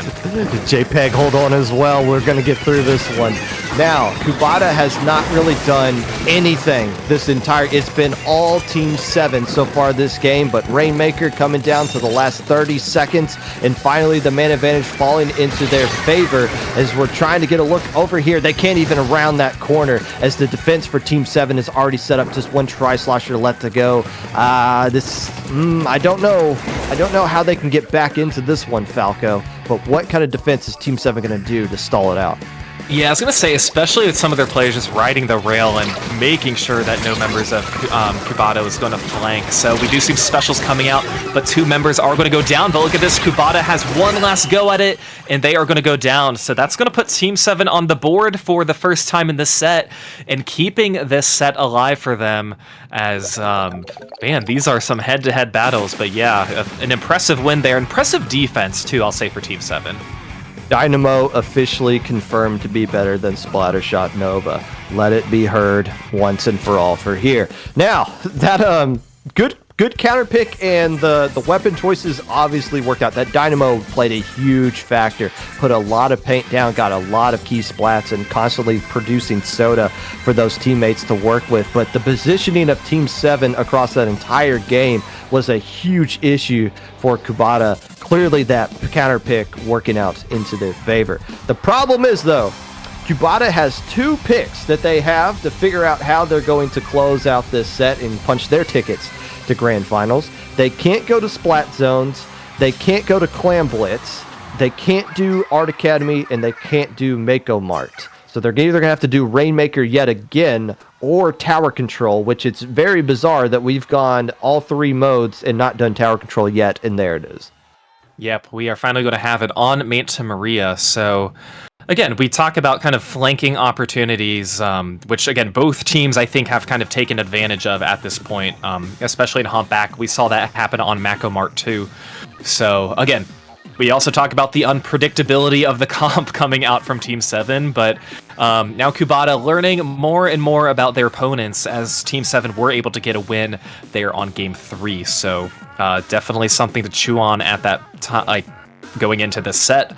So, but again, any other weapons in chat that we want to see for this set that we could see if Team 7 pulls out of a hat, but who knows what to expect here, Popgun. Why not a mini Splatling? I mean, I'm trying to think like Splatlings go good here, but the obvious Splatlings would be too meta, I'm assuming, for these guys. So maybe a mini Splatling could be used here at some point or something different. No, Aerospray. We're not going to see Aerospray. That is tournament illegal. That weapon's too broken. You guys know that. Regardless, it is Team 7 that is taking more time to figure out what their comp is going to be. I don't think they subbed anybody out. Again, they've been rolling with 5 players so far in this one. So I think they're keeping the same exact comp that they had in the last one as well. It's just a matter of what is the weapon loadout going to look like, as it looks like they're going to let the timer run all the way out here. Again, Ikaryoku waiting very patiently in grand finals. They'll play the winner of this set. Kubota's one win away from going there. Team 7 trying to force a game 5. And taking a look here, we're going to see a pretty similar comp coming out from the side of Team 7. However, we are not going to have... It is the exact same thing. I thought it was a different roller at first. Yes, the same thing. Kubota still has the ballpoint. We're going to have that Tri-Slosher as well. So not much is really changing here, Popgun. Hey, it worked in the last game. Let's just try it again. The only problem is this is a completely different map and mode layout from the last one. So, okay, maybe they found something magical here. Instead, the Inkjet says, nah, that Dynamo, we're going to shut that down. You can't hide behind too many walls. Maybe in this spot on the defensive side of things, but they don't even want to let that Dynamo get set up as Kubota's takes control of the tower first. Yeah, they're just going to touch the tower, and we see Ruben here trying to find an opportunity to get more players who might be trying to drop down on the tower. So really not a push, and they didn't need that push. They were in a 2v2 situation. Really no point in trying to get to that first checkpoint just to hop off right when you got there. So Team 7 now in control. First time here as we see the Blaster trying to once again push forward, and they are going to take the lead and get a nice snipe at that moment. That Blaster's been getting a couple of nice splats on this opening push right here as the Dynamo's able to just ride the tower for free, build up some special for that soda. And the question is, can they get across the second checkpoint? They do have the man advantage, but the players for Kubota is starting to get into the right situation. There's a bubbler on the tower at the right time. And where is everybody from Kubota? They're nowhere near the tower. The checkpoint falls for free. Yeah, that was a free checkpoint, and I think some of these members from Kubota were trying to find opportunities to push in and maybe use some of their specials, and that's what we see right here as the tower gets all the way to 29 for Team 7, but breaking through those first 2 checkpoints, especially that second checkpoint, just seamlessly without any pressure, but Kubota not letting go any of the pressure that they had on their push. It's beginning to look a lot like Game 5, unless the map turns purple, which it's having a very difficult time doing considering this Dynamo has this shut-up shop up top here in the little crow's nest area and just said, yeah, I'm just going to paint this forever. What are you guys going to do about it? No, that's exactly what they're doing. And again, no need for anything fancy at this moment. But yeah, you do want to try and push the tower to push a little more to allow your teammates to build some of their specials. And we see the game here trying to flank. They are going to be backing up because they are caught by the Inkjet, who is going to go down from, it looks like that is going to be Space taking them down. But this tower pushing a little more. 2 players down now on the side of Team 7, as it looks like here the Inkjet from Kubota able to get a nice pick. So again, a little more pressure for Team 7, but not enough. I think Kubota had a much better response this time around. Yeah, we kind of talked about when Aquatic Vanguard play here, had Ike just kind of stayed alive and did everything necessary to shut things down. It looks like that Dynamo's taking the same kind of approach, but now they're starting to harass that upper bunker area, and the Dynamo does get taken care of. That's going to open up the door for Kubota to try to clear this first checkpoint, which they haven't even done up to this point. But there's only one Tri-Slosher left alive, so they're not going to be able to do just that. They were able to knock out the players they needed, but some players just staying alive, being very scrappy for Team 7, keeping the map in their favor. Yeah, and again, now this is the situation where you can just kind of hold back a little bit, but you'd never want to get too comfortable. In a 2v2 situation, it's definitely important to identify where some of these enemies are. If they're aiming at you as well, you don't want to go down and just have one player alive. Strikes coming out from Kubota into mid, but we do see a flank here on the side of Team 7 trying to push up, and this is going to be the Splattershot player who's just looking for an opportunity to push down, and I see they're eyeing the ballpoint perhaps. This is going to be Pika here is pushing forward, but waiting for the ballpoint to push forward, waiting for a jump to come in as well, and Team 7 just doing a very good job holding mid. You activated my trap card! Going right into them as Team 7 is going to continue this bleeding of the clock right now. To Kubota still not past the first checkpoint with 45 seconds left to go, and they can't, that's not even their first priority right now. The priority is dealing with all of these players from Team 7, just like the last game, are having a party with this extra paint power that they have across the map, and Kubota just can't locate everybody. No, they definitely can't. And this is, I don't want to say the panic button quite yet, but they just have not seen a way to find a way into mid at all. Using some of these specials and kind of identifying and, throwing them at the objective, but again, not putting yourselves in a position where you can get on the tower. It looks like now they were trying to start a push. It's just a Tri-Slosher live. That's the wipeout, and that's going to be the game. And we will be moving on to a Game 5 here, Popgun. It is a Game 5. What a very competitive set as Team 7's trying to pull off the reverse sweep here. Kubota's counter pick didn't work out into their favor at all as Team 7 doubled down and used the same exact comp they used in Rainmaker Humpback, working out just as effectively. The same kind of game plan. Put a ton of map on the board, flank around, get behind the enemy team, and make them try to find you. That looked like Team 7's counter pick, honestly, a lot more than Kubota's. So what are you going to do here in Game 5? I'm going to say something that I cannot believe I've ever going to say in Splatoon 3, but Kubota has to make a counter pick that's going to neutralize the enemy team's Dynamo. Yeah, after seeing how dominant it was in Game 3 and Game 4, again, it's not something you think about how you want to counter. But a Dynamo, it's an interesting choice. It's interesting to counter because when you see the Dynamo, it's too late. They're going to take you down. The best you can do is take them down with you. Once they get that swinging motion and you're in their path, you gotta find a way to fight back. And if you're a weapon that's like a blaster, you better make sure you get your direct. If you're a splatter shot or something, you better make sure you don't miss any of your shots too in that situation. So yeah, kind of how you handle the Dynamo, I think, again, is going to be key, but Dynamo is also going to thrive on these stages that have a lot of ledges, a lot of height variability too, just so a lot more paint can be spread. So yeah, moving on to Game 5, we will see how Kubota wants to have their counter pick. And they have to pick a mode that they've already lost on. They've lost on Tower Control, they've lost on Rainmaker. That's the only two options they have. They can't go back to Clan Blitz or Splat Zones because they've already won on that. So Tower Control, Rainmaker, I'm just looking over this, trying to think what would I pick in this situation. You don't want to go to Humpback. You can't go to Manta. There's really only 8 maps that you have to choose from right now. Maybe Tower Control Eeltail Alley. Maybe a little bit more narrow thing, especially when you're having difficulty locating these players. If you can keep them all in front of you, maybe force them off of their weapons that they're using. Or maybe if the blaster's giving you a lot of issues, go to Tower Control, or maybe Rainmaker, something like... maybe like Shipyard? I don't know, but I feel like a Tower Control Eeltail would be my situation in this point. Just to think of, like, with all the issues we've been dealing with, that one does a better job of neutralizing things. And no JPEG, they're not picking Tower Control Hammerhead Bridge. That's not legal.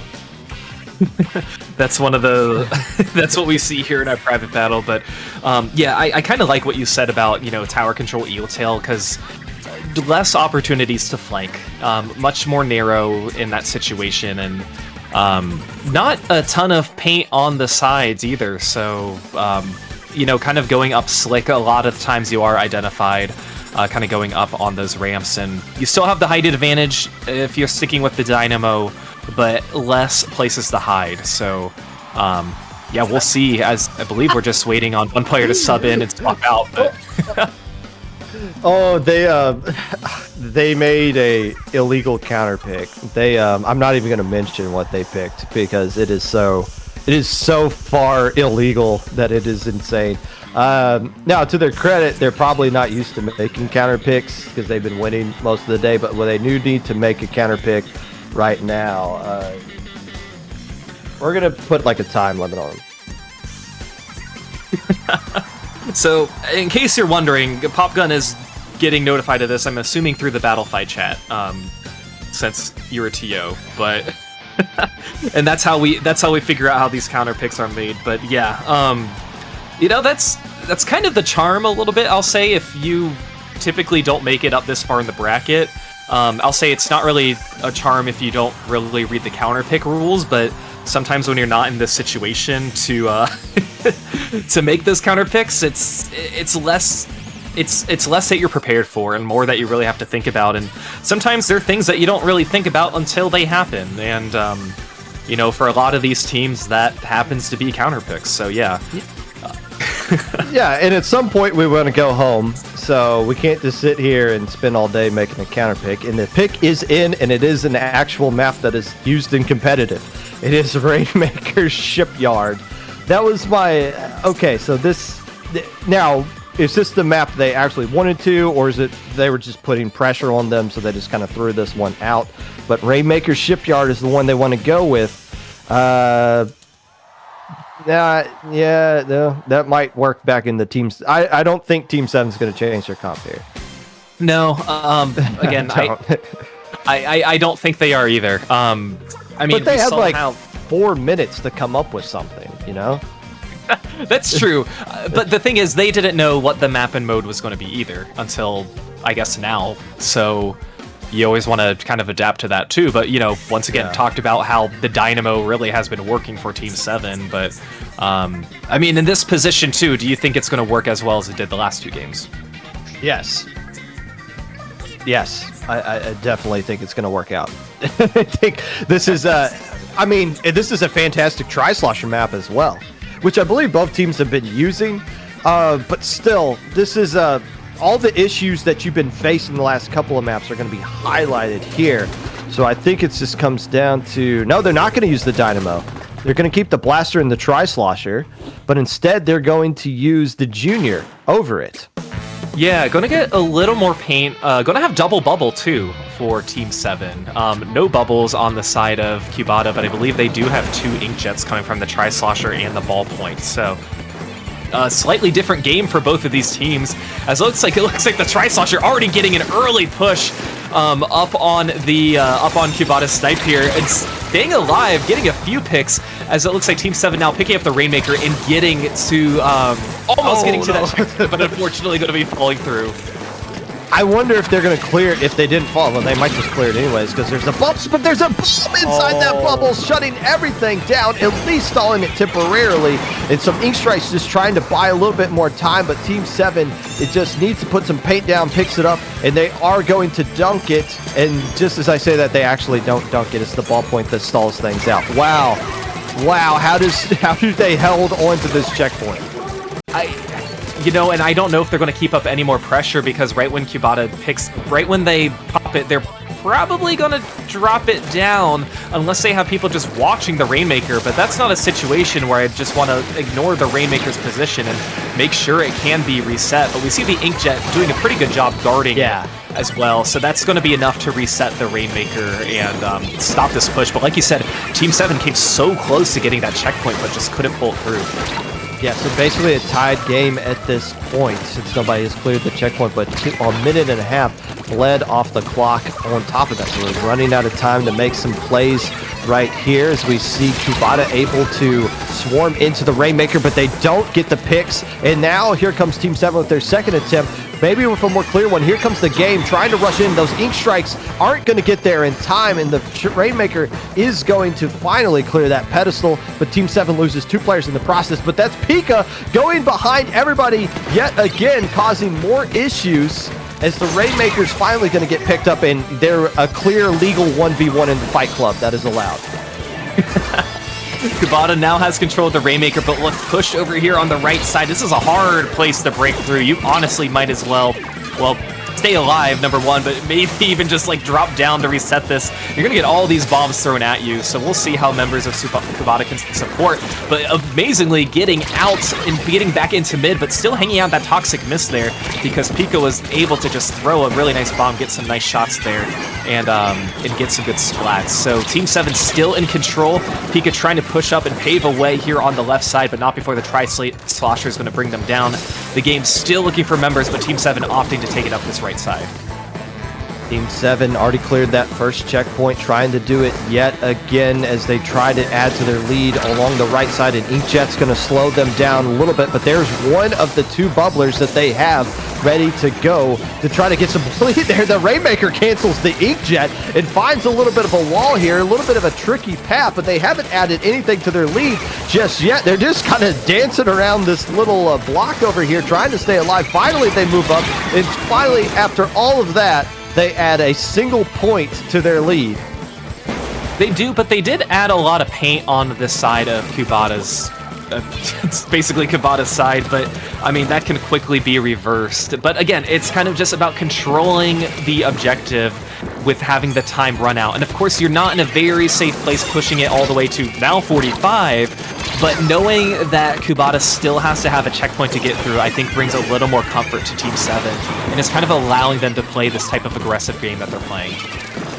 Now the Rainmaker finally in the favor of Kubota, who hasn't scored any points. What are we looking at? There's a player sharking right here. Okay, that's it's like, did we just glitch? But no, there's another player. It's the Tri-Slosher, able to get a trade light there. Of course they would be sharking, but now it's just one player left alive, and it's the one player who throws the bomb, who shuts it all down. The Junior is just dominating everything because they can't move forward. 4 minutes and about 20 seconds gone.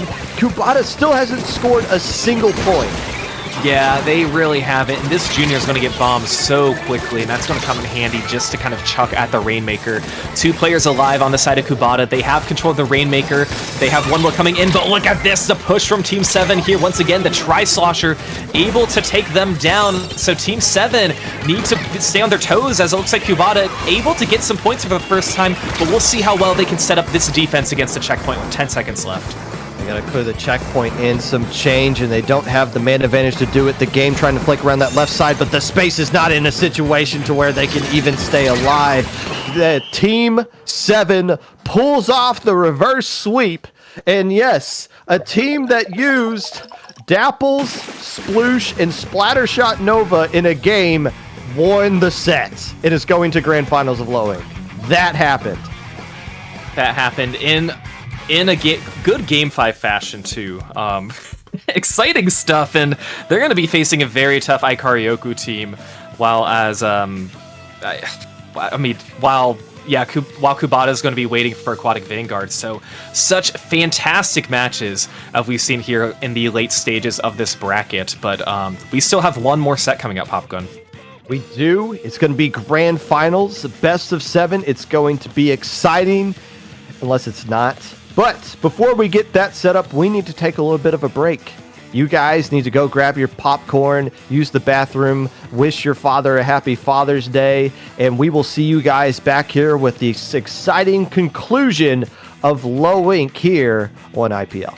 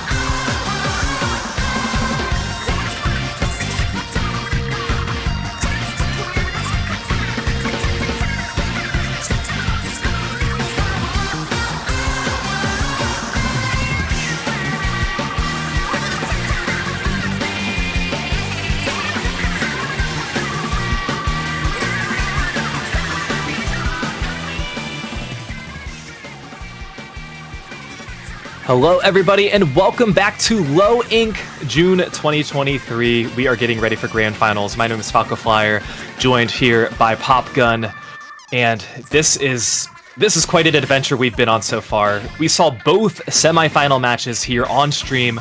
One of them going to Game 4 with Ikaryoku defeating Aquatic Vanguard. One of them going to Game 5, Team 7 defeating Kubata 2 Euros, and now these two are going head-to-head. The team that won the first ever Low Ink many, many moons ago was known simply as Team E. The team who could win the last ever Low Ink if aliens come down and enslave us all between now and the next month could be known simply as Team 7. How poetic would that be? Ikaryoku, though, the household name, the team that has played in more Low Inks than you can count on your fingers and toes, that has been grinding every single tournament that they've been allowed to sign up for, trying to become a Low Ink champion this time around. A best of 7 set starting off at where else than Splatoon's at Makeup Mark. I've said it before, I feel like it's the final destination of Splatoon 2, Splatoon 3, wow, and Splatoon 2, honestly. So I made no mistakes there. So very good starting point for these two. Like we mentioned about Ikaryoku, we saw them last low ink going down in the semifinals against a now low ink banned Secret Elixir in a Game 5. And Ikaryoku, they've been waiting for quite some time now for this match, since they had to watch or sit through all 5 of these matches that Team 7 had to face here. But yeah, so keeping their hands warm, their controllers hot, hopping into this first match. How poetic is this? This is a rematch from round 1 of yesterday.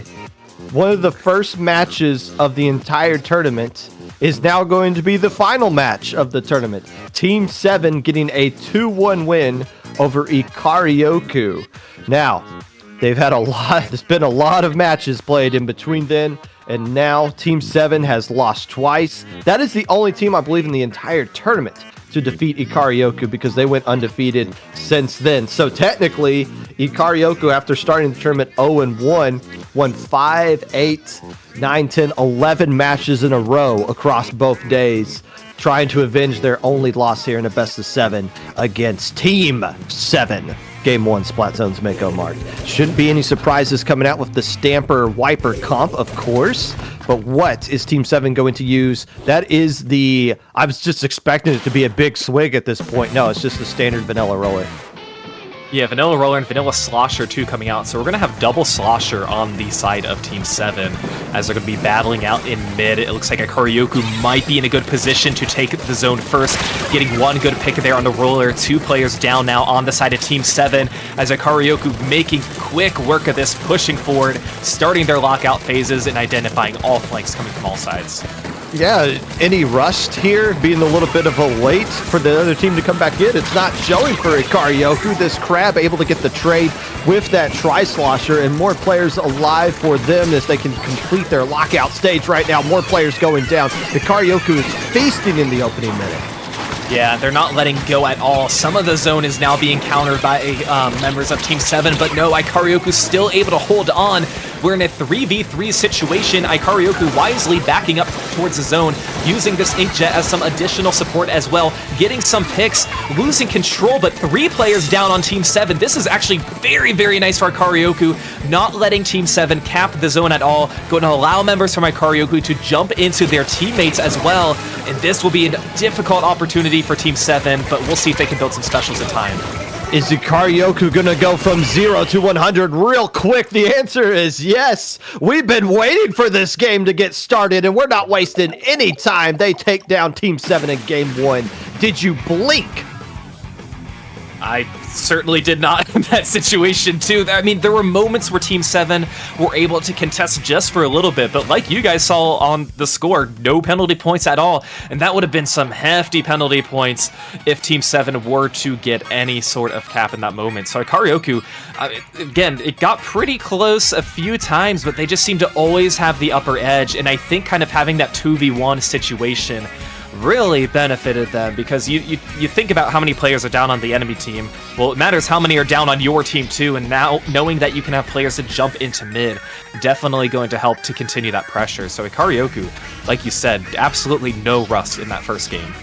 They are on a grind to try to eliminate this tournament right now. They want to be the champions, but now they're going to survive some counter picks coming out from Team 7. Now, if you're curious, let's look up real quick the round 1 maps from yesterday. It was Clamblitz, Manta Maria, Splat Zones at Barnacle and Dime, and Tower Control at Eeltail Alley. We didn't know which one of those 2 maps were picked and won yesterday by Team 7, but I wouldn't be surprised if we saw some of them make an appearance at some point in this set. Instead, they're going back to Rainmaker at Humpback Pump Track. Dynamo fans, get those sodas out. We know what's coming. And Ikaryoku, here they have obviously the benefit of being able to watch literally this entire set. That's one of the advantages you don't normally have in any other low ink is, you kind of do your set. You're not paying attention to what's on stream if you're not being streamed, but also knowing that you faced these players yesterday too can kind of give you a little bit of advantage. But if the other team also had that same advantage, not sure how that really plays into your favor. So I think what you said, Dynamo might be coming back in this situation. Another popular, I'd say maybe try Slosher coming out to just kind of take advantage of the height that you have in mid. But we do see a few players on the side of Team 7 readying up pretty quickly, while Ikaryoku's taking a little bit more time. I wonder if Ikaryoku's going to keep using that ballpoint, or if they're going to opt to use the machine here that they showed against Aquatic Vanguard. That would be the only thing I expect would be different. Other than that, they should still use that same wiper there, the same stamper, or maybe even the wiper deco. We saw them use wiper deco at the Undertow Rainmaker game that they use as well. By the way, the last time Ikaryoku played Rainmaker was a squeaker of a win at the Undertow against Aquatic Vanguard, so they're riding more momentum on this mode as well. But something's got to give here. It's Dynamo versus Now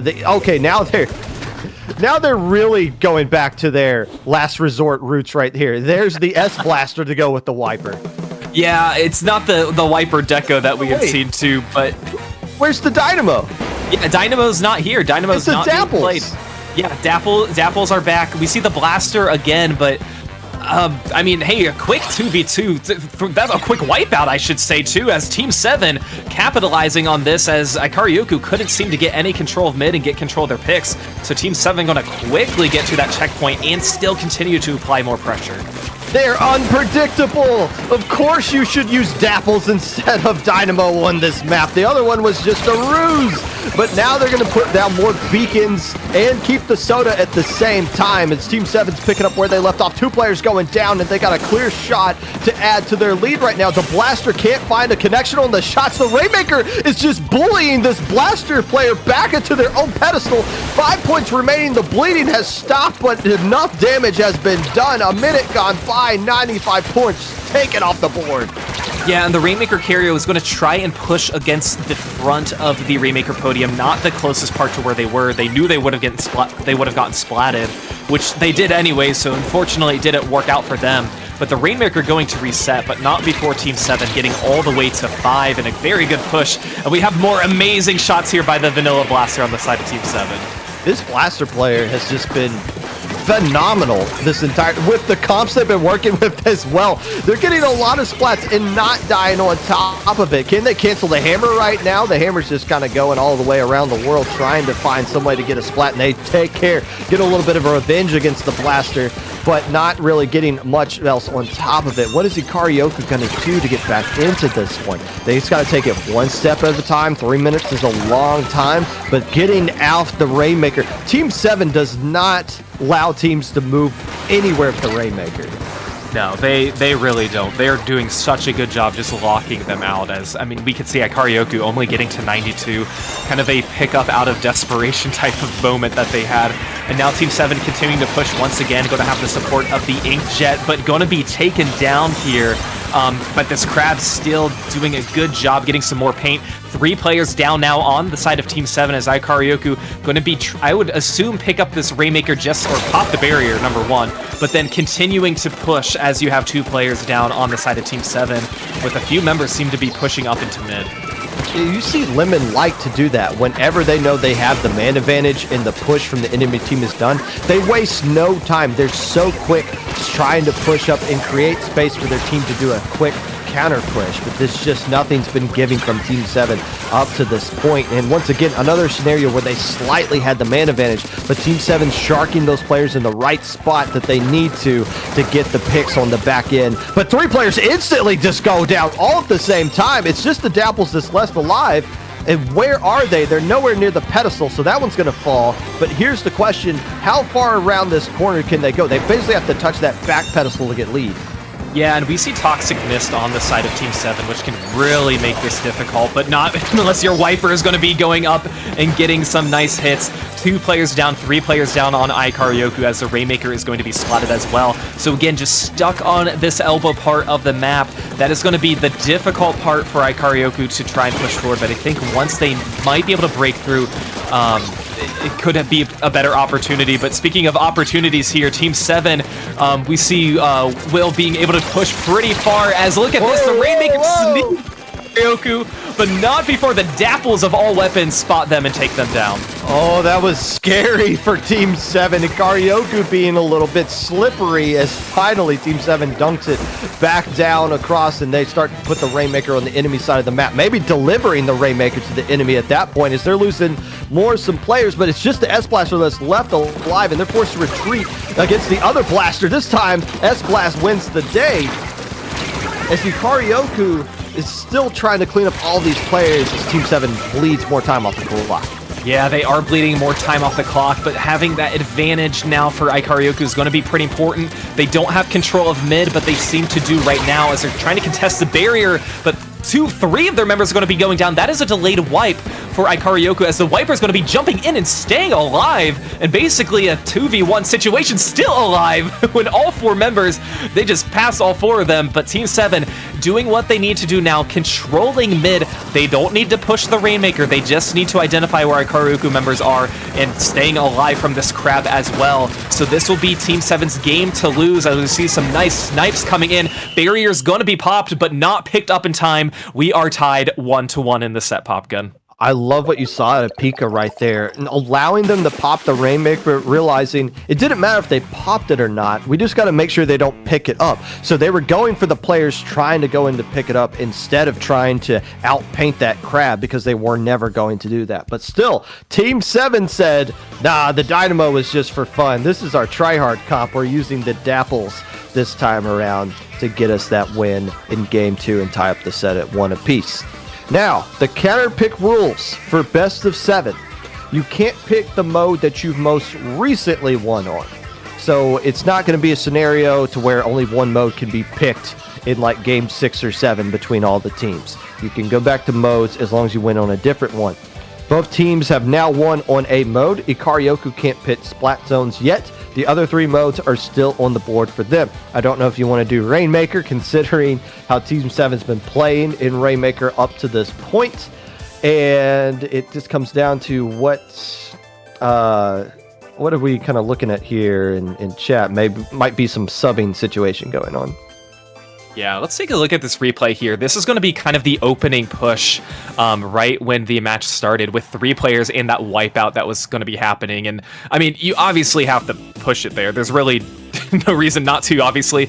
But, you know, that's kind of the difficult part about this being in Splatoon 3 and having checkpoints, because you want to push it even further. But this was the Blaster player who was able to push it all the way to 5 at this moment to get a good lead. But here was the sneaky part from Ikaryoku, who just hopped in and was just trying to hop on the ledge. But of course, the Dapples being able to take them out. Again, the weapon with the shortest range, you're trying to play catch up. I think the Dapples got very lucky in that situation with identifying and stopping the Rainmaker, but that could have ended very differently. Counter pick is in. We are going to claim Blitz on Scorch Gorge. You know, I don't know how chat feels. So Ikaryoku is the name brand low ink team. We saw them make a deep run last month. We've been seeing them playing low ink for such a long time. They're the traditional blue blood as far as this tournament is concerned. Team 7 is the nobody, the team that has no pressure, flying underneath the radar, somebody that nobody knew anything about until this tournament got up and running. But they've been using so many silly weapons, so many silly comps, and getting away with it, that it makes them easy to root for, just as far as refreshing things are concerned. So going into this game 3, and again, we are counting every time JPEG does not go to the correct basket. So when that happens, keep a count in chat. If you think let's put the over-under at 4.5 this time around. Last time was a little bit better for JPEG, still not perfect.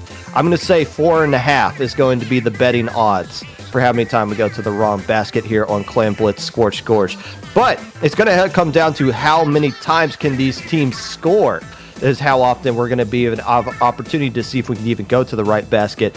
Both times these two teams played on Clan Blitz, they lit up the scoreboard early and often. I want to give JPEG a little bit of credit there, and obviously he's very passionate about this in chat, because he only did it one time in the previous set. I'd say he did very, very well. I want to lower that to 3. But you guys can do whatever. We'll commentate. You guys count how many times he flicks to the wrong basket. I'm going to give him 3 there. Game 3 of this best of 7. Somebody's going to go up 2-1 at the end of this one. No surprises coming out from Ikaryoku. And that is a heavy deco to go with the Dapples. And that's not the same blaster, is it? That's the range blaster this time around. It is. Yep, that's a range blaster. We're going to have Kraken and Wavebreaker now. We haven't seen a ton of Kraken yet today. We saw it with Mark when the Jelly Squids and Aquatic Vanguard faced off, but that was pretty much it as far as our commentary block.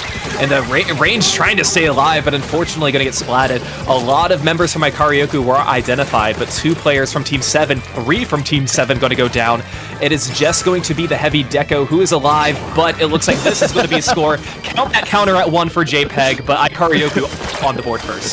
0 for 1, but 1-0 for Ikaryoku as they're able to get the basket popped, and Lemon able to feast on some players. Look how blue the paint is on the enemy side of the map. This could be potentially a slow KO right here if Ikaryoku can just keep getting the picks, which they are, but somebody's got to go back and get some clams. It looks like one person has to go all the way back to get a ton of those clams. Will they slowly keep this push going? It looks like yes. They still have the man advantage, and I think the only thing that's going to save Team 7 in this scenario is the clam spawn, because everything else Ikaryoku did was perfect. Yeah, absolutely. I love that range blaster double, by the way. That was a perfectly timed double. And preemptively getting to the basket. Good job, JPEG. We're waiting for it. That way you won't mess it up whenever they score. But looks like it's not necessary here as we see Lemon doing Lemon things. And we saw them do this in the set against Aquatic Vanguard as 1 member down now on Ikaryoku, but Team 7 still getting some of their specials out, trying to get some clams, and they have 18 clams at the ready with their heavy holding power clam. Yeah, they got a Kraken holding that power clam, basically, as they do lose their Dapple player, and they do have control of mid, however, and just trying to build up a crab that they can fire from that mid area. What is Ikaryoku going to do on the defensive side of things? They got a fantastic lead, and they can just kind of use their specials right now and get some great inkjet shots and force that Kraken off a little bit early. What's the Kraken trying to do? I think they were hoping some of their teammates would be left alive and jump to them like the old baller play, but now you're just kind of stuck there by yourself. You can't come back and defend, and all of these points are going to open up right now. Ikaryoku might just end it if they can find a few more clams. This one was just not close at any point. All Ikaryoku. And that's again, this is what we saw kind of during that Aquatic Vanguard set too. Again, pointing out Lemon in particular of knowing how to respond and how quickly to get to the enemy basket to apply some pressure. And Ikaryoku, they've just done such a good job once they open the basket to keep applying pressure and scattering players and using Zipcaster and literally all their specials and knowing who should go in and gather clams to throw in. So a 10 out of 10 counter pick and a 9 out of 10 for JPEG for only getting 1 wrong basket flip. No, that's a 1 out of 2. That's a 50%. Why are you giving a 9 out of 10 rating? I was going to start at 10 and move down from there. But, you're rewarding mediocrity. That is not what Low Ink is about. We want winners only. Ikaryoku's still the winner right here as we move on to game 4. So Team 7 can't pick Rainmaker going into this one. They can't pick Humpback for the rest of the... You can never go back to a map you won on, regardless of what happens over the course of this set. But it's still the counter pick coming out from the side of Team 7 with what they want to do here. Yeah, it will be. Again, kind of what you said with a different style of counter picks here going into Grands. Not that Team 7 is really in that situation now where they're thinking about what they need to do in particular regarding how counter picks work in Grands rather than in other traditional counter picks, but again, we are going to be seeing some player swaps as well. And Majiro looks like will be hopping in. It's kind of hard to tell when people hop in and leave because they don't always join in at the bottom, so I don't know for sure. I could be making up people's names.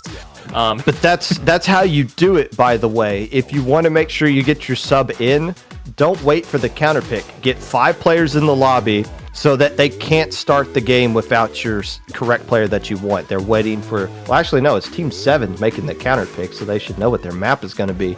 It's going to be Tower Control at Sturgeon Shipyard. is what they're going with here. I think they're going to keep that blaster that they've been using so far.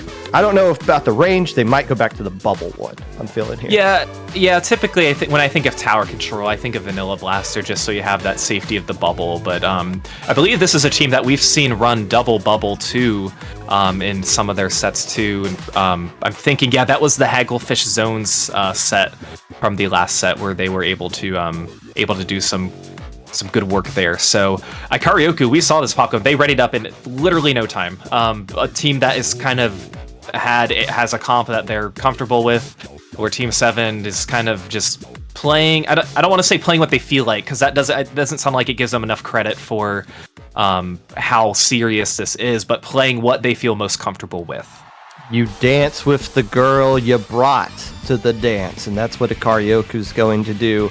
But Team 7, they don't, from what Team 7's shown, they can use different comps for the same exact map and mode. They can switch up a bunch of different things if they feel like it. Are they going to double down and go with the Dapples yet again?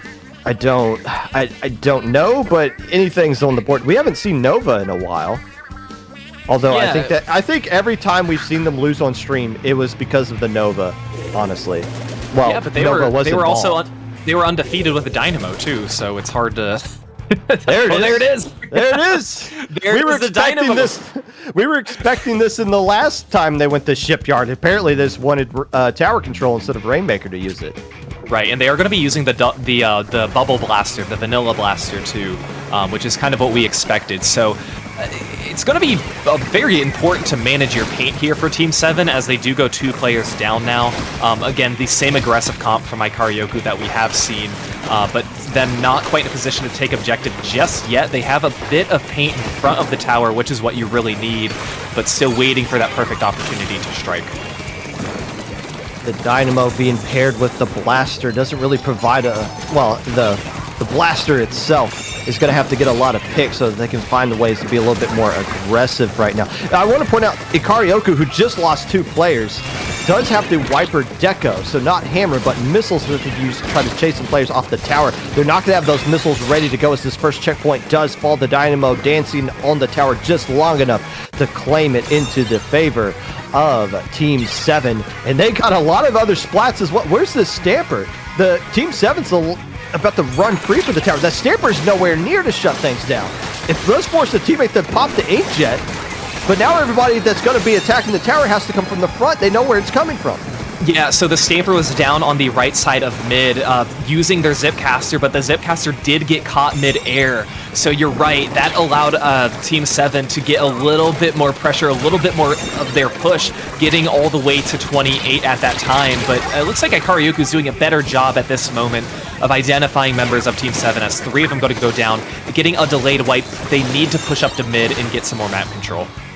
And you know they're not going to waste any time to doing it. Lemon's usually the one leading away. This time it is Vanta who has the Stamper that is trying to create some space for them to move with as the ball point hops onto the tower, and Ikaryoku takes their first stab at the first checkpoint. The Tri-Slosher gets eliminated as the Crab finds a way to knock out the Blaster as well.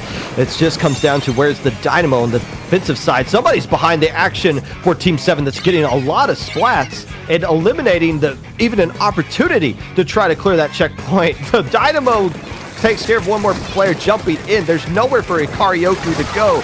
A good opportunity to get a push going, shut down by Team 7. Yeah, they are doing a very good job, but Ikaryoku still has a little bit of a player advantage, but slowly gaining control of mid. With just about halfway through this match with time remaining, again, we've just seen a ton of 1v1s, which in this case is just going to benefit Team 7, but Ikaryoku still needs this first checkpoint, which is going to be a longer one before they can get to the second checkpoint, but they are doing a good job, once again, getting more and more map control. It's all about identifying where Pika is coming up the side too. Are they going to be able to take out that ball point? No, the ball point's going to win that 1v1, and this push is not over yet for Ikaryoku. Yeah, but nobody's on the tower. The player that was riding it was one that was using the Zipcaster. Luckily for them, though, they got the double splats. That Dynamo's not going to be able to get in position unless they can cancel the Inkjet, which they do as it lands, but still, the checkpoint falls into Ikaryoku's favor. The Dynamo's doing a fantastic job of cleaning up here. Can they save the lead? How does the Dynamo not die and get all of those picks? Nobody else can do that with the Dynamo. No, it's just finesse of how well that they are using that Dynamo is unparalleled to anything that I could do or ever really seen. So, look at this, Popgun. 3 players down now on the side of Team 7 with a minute and a half remaining. Ikaryoku trying to extend this push that they had once again. We see members already pushed up pretty far. Take a look what up here on the top right. That is going to be this Wiper Deco getting some nice picks. This could be an opportunity for a lead change with 2 players down, but Ikaryoku needs to get back in control of the tower. It looks like they do, and they are able to take the lead. And they might get a whole heck of a lot more on top of it as well. The crab being popped onto the tower, getting bullied by the Dynamo, ultimately getting eliminated. But yeah, lead into Ikaryoku's favor. Also, they got the checkpoint, so Team 7 has to ride it up all the way through the checkpoint if they want to tie up this set. Otherwise, Ikaryoku's going to have a commanding 3-1 lead as we go into the final 40 seconds here. Yeah, and that was such a push that Ikaryoku needed here. Now Team 7, unfortunately, in a scramble position, as once again, the Dynamo's still alive for much longer than I would expect. Lemon taking them down. And now here's where some of these splats are going to come in handy for Ikaryoku as they try and keep up some of this pressure. Pika doing a good job trying to flank every single time, but it just seems to get caught, and Ikaryoku's just been able to hold on to mid and hold on to the map, and I think that's what they're going to be banking on for these last 10 seconds. Ikaryoku trying to get the splats to close this one out. It just comes down to the Tri-Slosher, who did find a way onto the tower, but there's no way they're going to survive all of this unless they do, providing jumps for their teammates. The enemy ballpoint cleaning up everybody. Probably a quad from that ballpoint as Ikaryoku goes up 3-1. One more win, and the tournament is theirs. Yeah, a very, very good win for Ikaryoku. And like you mentioned, it was really the ballpoint at the very end of knowing how much they needed to back up to allow themselves not to get splatted, but still to be close enough where your accuracy, and a nice fist bump there for Vanta and their teammate, to be able to get that win. So Ikaryoku, like you said, on the doorsteps, knocking at the door of winning Low Inc. June 2023, with Team 7 coming in with another counter pick. Now, they've been on this door before, maybe not in grand finals, but last month, one went away from going to grand finals until Secret Elixir pulled off 3 straight wins. Team 7 pulled off 3 straight wins against Cubata in the set before this. They've been in this scenario before. They've beaten Ikaryoku in a best of 3 in the set earlier yesterday. Can they get 3 straight? They just got to get 1 win right now. They have to make a counter pick that's absolutely going to work. They can't go to Rainmaker. They can go back to tower control if they want, but we've gone through all 4 modes, so they're going to have to pick a mode they have not won on so far in this set. What are they going to do? I have absolutely no idea. And they're going to take a little bit of time to come up with a counter pick. We're not going to give them a crazy amount of time, but they have a wide variety of comps that they can use. They could cook up something here. Yeah, and, you know, I don't really know how, if you're Ikaryoku, what you can expect, and I think Ikaryoku knows that too. They know that this Team 7 team could just have anything up their sleeve. We will be moving on to Tower Control Museum d'Alfonsino, so honestly, like, I would say this is a more conventional map mode choice where you're not going to expect anything too crazy or anything to spiral out of control with any crazy flanks too.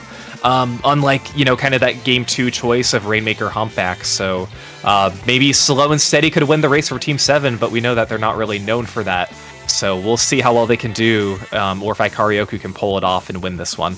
Yeah, Ikaryoku needs to treat this like it's Game 7. They need to make sure they get this win right here. You don't want to let Team 7 start to get momentum. You don't want them to get established in a different comp that's going to make them feel comfortable here. And again, on the ready up screen, Ikaryoku immediately readied up. It might be a question of did they switch off of Wiper Deco and went to the vanilla Wiper. But other than that, you're going to see pretty much the same exact comp they've been using up to this point. But what is Team 7 going to do here? Do they have another plan, like a plan Q that they can throw out here? Something they haven't shown anybody yet. Could they bring the sploosh back out? Could the dapples come back out so they get some beacons up on this map? Is it going to be that GooTuber that you've been dying to see, Falco? It's like, I wouldn't be surprised if we just see something completely crazy here. Or is since it's push comes to shove, if we're going to see them finally go back to something more meta. Game 5, match point for Ikaryoku. No surprises for their comp there. Dapples, they have 0 range on their comp. They have 0 range. They have beacons, but you're right. They're going to have to rely, I think, on Pika's Zuka as far as their range. But yeah, Ikaryoku definitely has the upper hand on that regard. But the 2 are going to go down pretty quickly here on Team 7 as Ikaryoku's now on the tower, but a few of their players are also going to go down.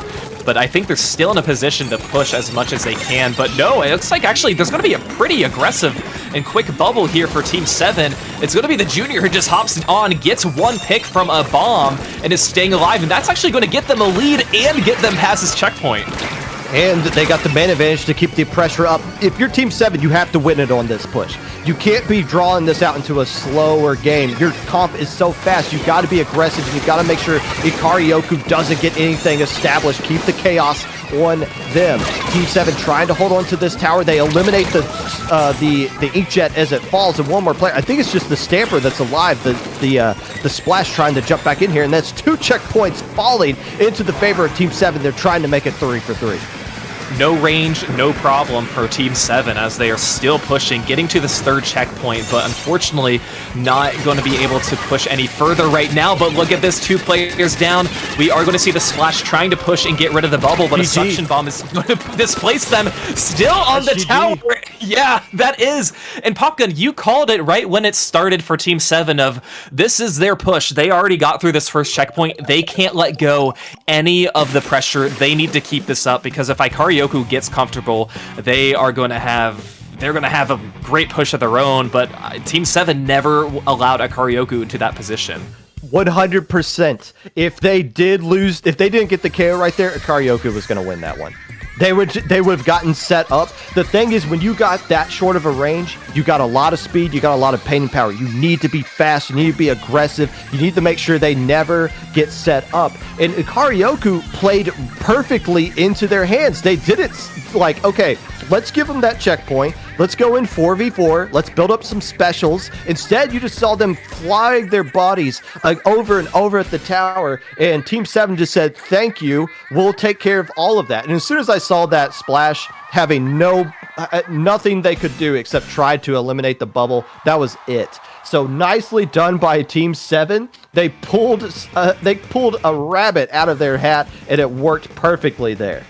Yeah, and this is the moment where the bubble started and really started it all for Team 7. And Ikaryoku struggling to find a way to break in with a few of their members going down. It was really just a Splash who was alive in that moment, but you got to take down the bubble before you drop in, or else you are going to get splatted too. So, man, a very impressive win for Team 7. And, you know, we talk about their unpredictability, and I think one of the things that we just didn't expect is to have a comp really with no range, and I don't think Ikaryoku really expected that either.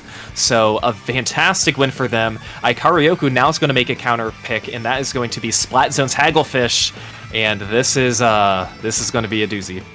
You can only pick the mode you haven't most recently won on. So Ikaryoku can't pick Shipyard. That's it.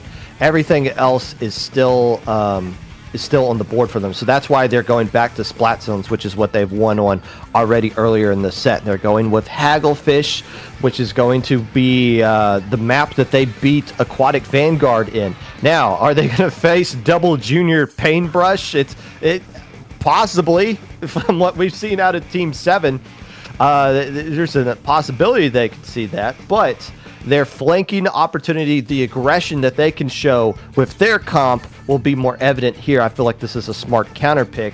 But Team 7, I'm not readying up. I'm wasting every single time. I want to make sure that my comp going into this one is perfect. And they're going to do exactly that, I bet you. Yeah, and of course, because this is a do or die situation for them, you know, it's match point for Ikaryoku, and you know, if Team 7 wins this, they're gonna have to, you know, not that you're thinking about what Ikaryoku could counterpick for Game 7. You literally, that is not something that should cross your mind at all right now. I think, yeah, having your comp lined up is going to be more important. And again, talk about the unpredictability of these teams with Team 7 and how well that they have been able to do. We mentioned the double bubble that we had saw, or the double bubble with the paintbrush too. So again, all sorts of unpredictability here, but I think, like you said, this is going to be a good counter pick for Ikaryoku because it's a more patient mode. It's a mode that, yes, things can, kind of spiral out of control if your opponents are going to be pushing up too much, but not in a way where the objective is moving, and that's how I think Team 7 benefited because they had the speed in that previous game. Ooh. This is a great tournament so far. We've had so many crazy sets since you and I have started commentating here, except for the first one, it was a 3-0. But still, this is, we're getting down to the nitty-gritty.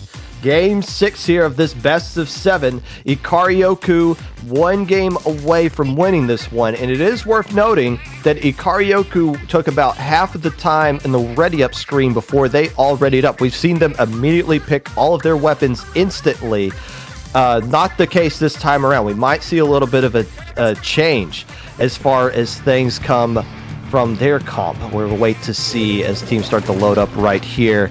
That is no real change coming out from Ikaryoku. That's a Wiper. Wiper Yep. Deco to go out from the side of Team 7. Gonna have a little more range, and gonna have those missiles too. So it's going to be better for displacement for members of to displace members of Ikaryoku. As Ikaryoku quickly takes control of the zone, we see a quick crab coming out too. 1 member going down on both sides, 2 members, 3 members down on Team 7. Ikaryoku now in control once again, and Lemon doing Lemon things. Doing Lemon things, what they've been doing all tournament long to carry Ikaryoku to this point, get up into the enemy side of the map and be an absolute menace on top of here, taking care of one player, getting 2 and eating a bomb on top of it. Lemon is playing like they want to end the tournament right now.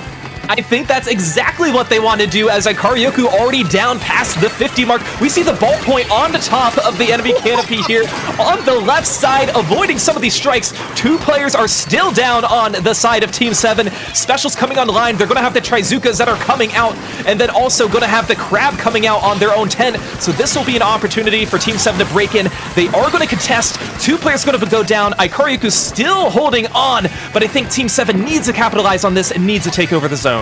Surely they're going to do just that, right? Yes, they finally got all the splats, but Ikaryoku with a statement. It looked like they were about to run Team 7 off the map with how they did things there.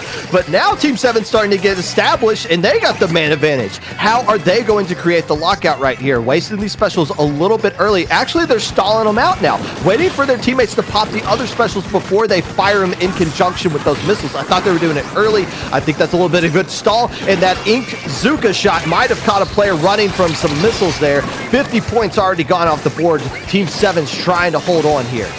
Yeah, and I think this might be where their cap might end, as Ikaryoku is doing such a good job. Yes, getting 3 players down, getting it once again. 69 penalty points, a delayed wipe as well. So Lemon is going to once again push up. They have identified Pika in this, I'll say 1v... Lemon gets themselves in 1v3s, 1v4s all the time, and seemingly at least takes down one of their members. So doing such a great job with that. Trizuka's coming out once again for Team 7, aiming towards the zone. That's going to be one of the players going down. That is going to be the Stamper, but the Crab coming out on the side of Ikaryoku. We're going to see the Flight come out too. 2 players down. Pika trying to push up, but Ikaryoku still holding onto the zone pop gun. It's not a Lemon 1v1. It's just Lemon versus whoever poor soul wants to take that fight.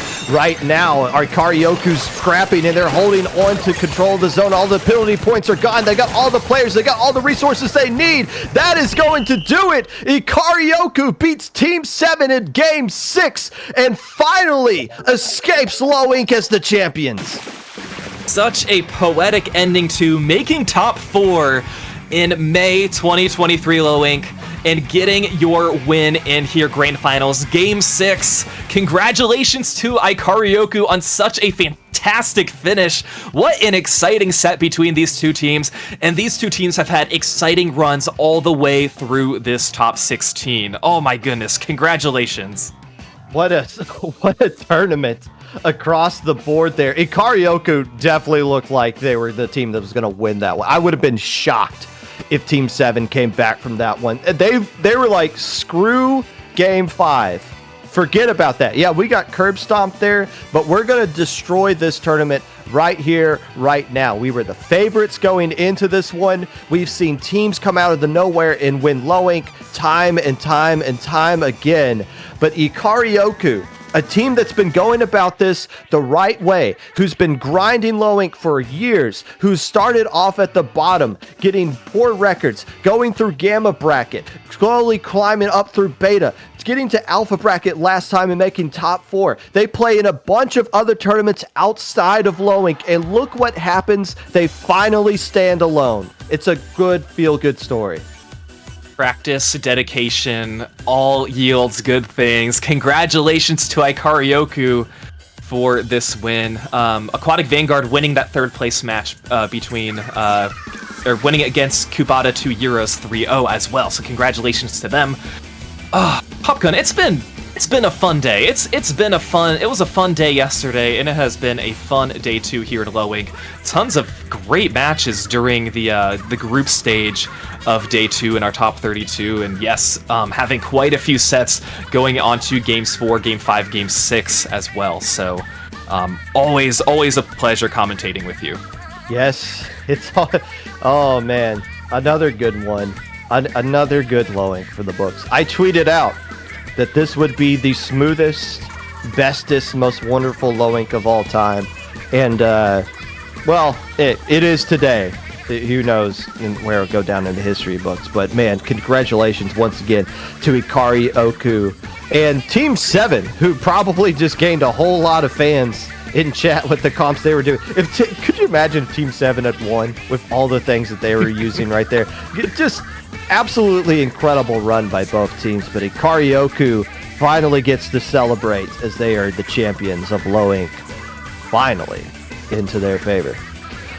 Let's start wrapping this up. It's been a long day. It's been a long weekend. Falco, thank you for coming on yet again. We commentated Mother's Day together. Now we're commentating Father's Day together. Where can people find you? Yeah, you can find me on twitch.tv/FalcoFlyer and Twitter, FalcoFlyer11. Popgun, unfortunately, this time we're not in person, but I hope that you can spend some good quality family time today on Father's Day. Where can we find you? You can find me, I think I'm going to take a bike ride after this, honestly. I've viewed how other fathers do their Father's Day. I like the ones that just kind of take some time to themselves and relax and have some peace as I go bike around the neighborhood in toxic air that's going to eventually kill us all. You can also find me recapping everything you've seen here this past weekend on the Popcast tomorrow, Twitch Popgun 25 at 6 p.m. Eastern Standard Time. From all of us here at IPL, our producer Ink Fair, the person who deserves a big pat on the back for running the spec cam this time around, JPEG, of course, the head TOs for this event, Hoenn Hero, myself, and JPEG, all of the staff behind the scenes that will be broadcasted in the credits after this. We thank you guys for watching, playing. We'll see you back next month in July for the next edition of Low Ink here on IPL.